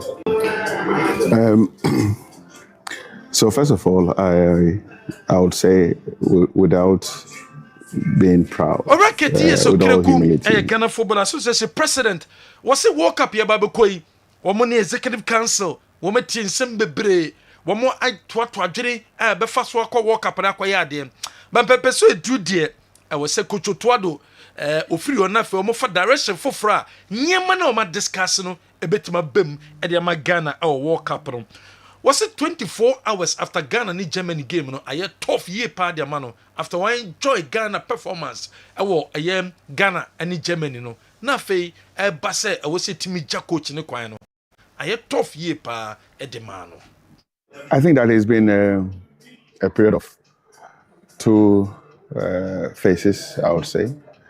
One phase, me watching Ghana play against Germany and putting up a decent performance.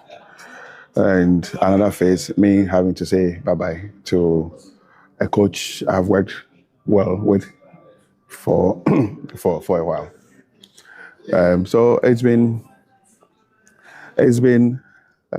shall I say that it's been a tough 24 hours, but that's life. I think that has been a period of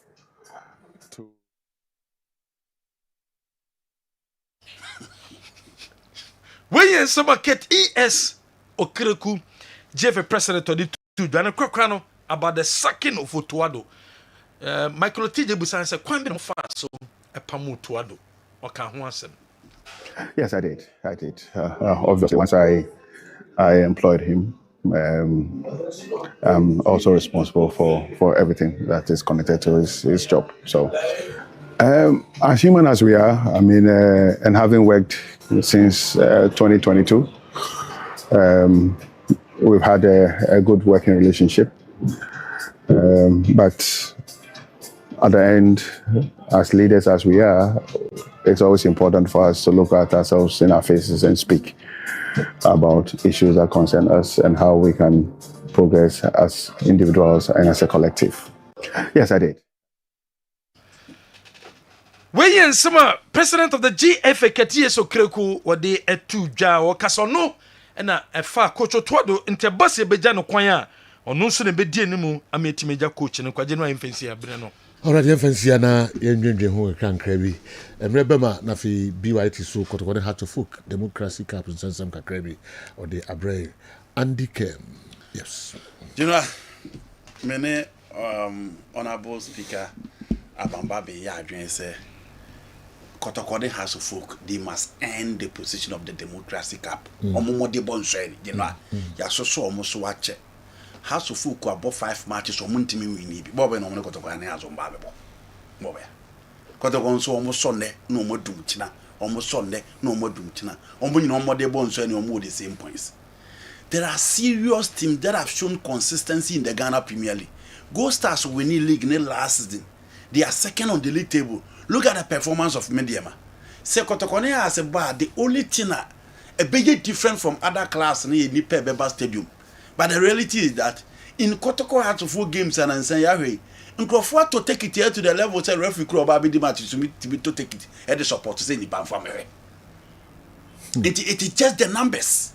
But in terms of the quality play, Kotokone has in team farmer. Referee obedi Kotokone has no. Eyi ni sika the bottom ska eto 50 tickets. Yes. E the chess support bin see that. E bin see that. Because one to nipa ma. Obi ansi ho. It tells you more than half. Yes. Supporters in the coast stadium no. Omunya free tickets. Ne ko. Kaka so mo meta nko mo. Obi ansi ho. Inti di enti ne also say social teams na so say interested. Yeah, kwa Democracy Cup over the years. There hasn't been any improvement. So just say anya Kotokone has sa omo betina de omo tie na omo nkomanim da. The be a preferential treatment na ye de mo omo eno na mo nkomanim no. But ye bomo hu say you must end the position in the Ghana Premier League and san ya mo obo confederation Democracy Cup. They work their way out and make sure say the team will perform in the Ghana Premier League. Now say do yeah, League na mediama da first. Na mediama about 5 matches or muntimi winibia. Na Kotokone has and so area. 5 games after Kotoko House of Folk. House of Folk untimi win a match. Out of 15 points, no more 4 points per. Inti team no matter what they way. A better na man for enjoy the excitement. The rivalry will be there. At least the numbers will come. The mileage will go out there. But say you per quality brand of football. Nya enjoy the na. I don't think Kotoko and House of Folk should be considered. Going forward, Mpenimfon Krabenya. Omon famra say fair 2 teams league in the Ghana Premier League.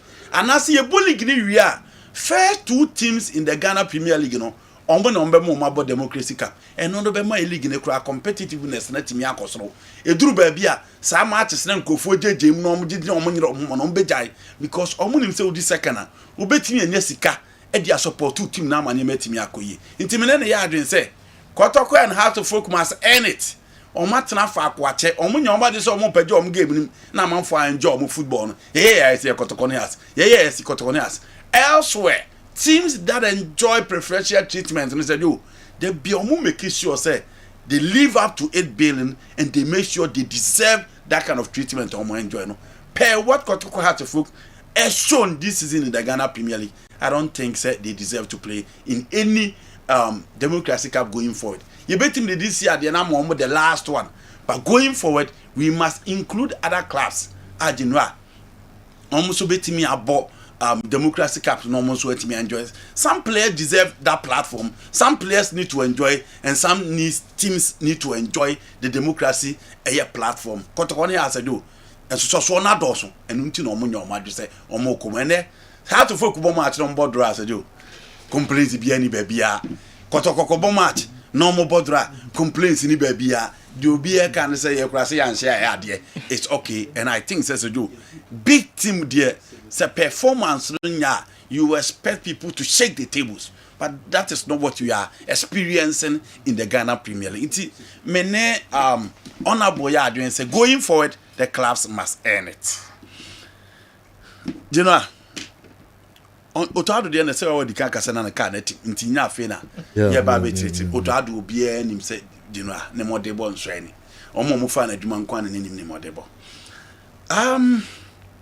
President Katie so Kregu say it has been tough 24 hours. President minim the man here tough. sɛ wapam Otaado no na ɛma no yɛ tough ɛwɔ deɛ coach yɛ obi anim sɛ ɔnya adeɛ nso pam na ne tough wɔ yɛ ne deɛ ball na ɔhwɛ against Germany na ne yɛtie pole mu ne asala 18 balls na no also you enjoy that game or he watch a different game. You bought 2 games are considered 7 goals and only had enjoyment na president who here. You know, and them say a ball no a goal. There was a blaster in your job. You go ball we say you enjoy the blasters. How do you enjoy this particular game? We were stuck in our own half. You packet double pass in the first half. 18 balls namely 18 balls down on an 18. You free 1 or 2 games helping up a bit. But the reality is that game now you cowboy in your game because you enjoy it. Who enjoyed the transitional play of Semenyo and I said the back passes of Jordan or the pace of Edu Kwabena and I say the defensive blunder from A Adeti and I won't enjoy it. Game now you boy in your game I enjoy. Until Otaado decision to sack him, for me, I don't see why it should be tough. Performance in it. Apart from qualify Ghana to the World Cup, match be a yebubi as a do say. Japan say, Korea say, Austria say, Germany say. So where come from the issue of it was tough decision so bit me making. And when the coach has said, "Oh, Pamana Magana for both." Hey, or your coach, a man or motor near my central market in a class and a more bond shed on Pam. Opiasu or Mompam wasa. Intimi how tough a ye so Pam's our coach. Is it about compensating or is it about Otaado, the relationship between you and Otaado? You know, professionally, coaches are hired to be fired. We have our standard. Standard, no, they buff from name Koya. Said, "Oh, we won't entertain you." Intimi out of a said also Otaado. Was he forced to take that decision? If you baby and I say I don't know, mean to me say but me President has always been on your happy that say your pump coach was support to Otaado. But also on one year, but I don't know. You know if was support to Otaado sir. Now coach oh yeah, you be enemies on your day. Or no on your president clearly on happy. On happy. I don't know. So no one take a decision now if him but also no one take a decision. You know pressure for the minim de ona woka minister move ko duru ho no na tie de honorable speaker neka speaker of parliament say ball na ye ko boy no na the center cannot hold that pressure na be free hin ekoye your national team ball you say the center cannot hold the pressure na be free political corner na ekoye ka minister ma ankwan ko to ado da so ko chi team no and you know obi anim the supporter FD am from the very first day till now. Coach Obe failed to qualify for AFCON, that's coach Ghana there support baby Nunya. He had the full backing of the FA. Or full backing, excluding anybody, or full backing of the FA. Intika pressure and free a buy honey ministers no one said there be. Papa de boy na se revenge or dia konetia me yakoto menem. Ama Niger crying timino or mumwa. Nko mumpam no. Omo de se ya no mope. Remote control no ma dane ne saa ne ebo no kwa na ekonetia no mope. There's no way and come back. Into pressure from Ghana for any aban any guase na ye koje no Austria no mu said there be. Say ye to also say ya the ball say you know am catch us be hwe korosha for me ye ma chere. Ye de we akopiem wo US there as embassy. Into munya na munya ne kwan 10. Clearly he's not happy and it's general going for no do mu be shem die nsa an confirm atrama to bia am try. Ghana deserve better. Yet the best Yamrano as one is a BYT is a question. No, the question Yamia and Tinipo the third question by Yamia Mochina BYT a baby beam Kakrade a Mount so now FIFA World Cup 2026 Group L, okay, Group L ranking no Ababonte and TV but England 4th. I will see now Croatia 11th position, Panama or more 33rd position, Ghana 74th. Enti your group no your form papa ehunra the video ba say you dey say by ani ehunra oh baby say record na won dey chire na jina say dey e kan say ehunra no e fact o ma san dey ba say you call 2006 no na baby ani e won check ni USA no ni ma o nyina wo so cheye but an kon go see we yeah but I know referee players dey call 2006 mo kai players dey call no from players here we Panama na must be tria form so no o me 33rd you was 74th and then count to be bring by the players na yes I don't know Yeah, they never even. And the results. That's it. The last half can qualify. Intina and so I don't know. Birthday. Ebe kwa. Nyankwe. Mame ya ewa akwaboso osene ba Pamela Opoku Mensa ewa akwaboso basic school. O mame ya say o ma happy birthday odo na nankopon so nya okese. Okay. Biwati Obi. Okay. All right. Let me admire me church now. Or therefore Elite Cup 2026. Or therefore Elite Cup 2026. And so baso nyame yaduma memenda ene kwasiada na baso din 4th to 5th April ena eba so de sa trophy Elite Cup bajo hifo ena ebo Greek nzima eka ho sanso ena kokodefo eka ho nwamasifo ewom ena fe afrancho enso eka ho din hwan ena ebeji sa trophy no na enyasam kitu akra 12 noon ena ehyasia ne aba kopimbe nonum apaimu eho ena ni nyina no ebeba awieye na trophy eni sika ewom no enye asam keto kra entino amanfo nyina yemfe ani enkyere ho na yenkohwe de ebekoso first position no nipakro no ebenya sei ni nyina no ewa ha 15,000 cedis 150 million ena obenya sanso na second position no mini 150 million no 15,000 no trophy ka ho gold medals one ball sanso na second place no so benya 10,000 and also benya the silver medals third obenya 5,000 cedis and afi roberto so and no so benya 2,000 cedis best player ebenya nes also an award football boots best goalkeeper benya gloves best behaved community ni nyina no obenya ho akyede enyasam kitu akra kokode nzima ngwamase atwuma francho ene omombebo sa afensen sa akansi whiskey eni mpanifo a mutaitire no yebeba na yebeba ama yahweba bibia enso aye kama pa already besia na DJ KA ababeto aso de amaye nyame ya aduma otena ebesan mo transibio yakram Pause.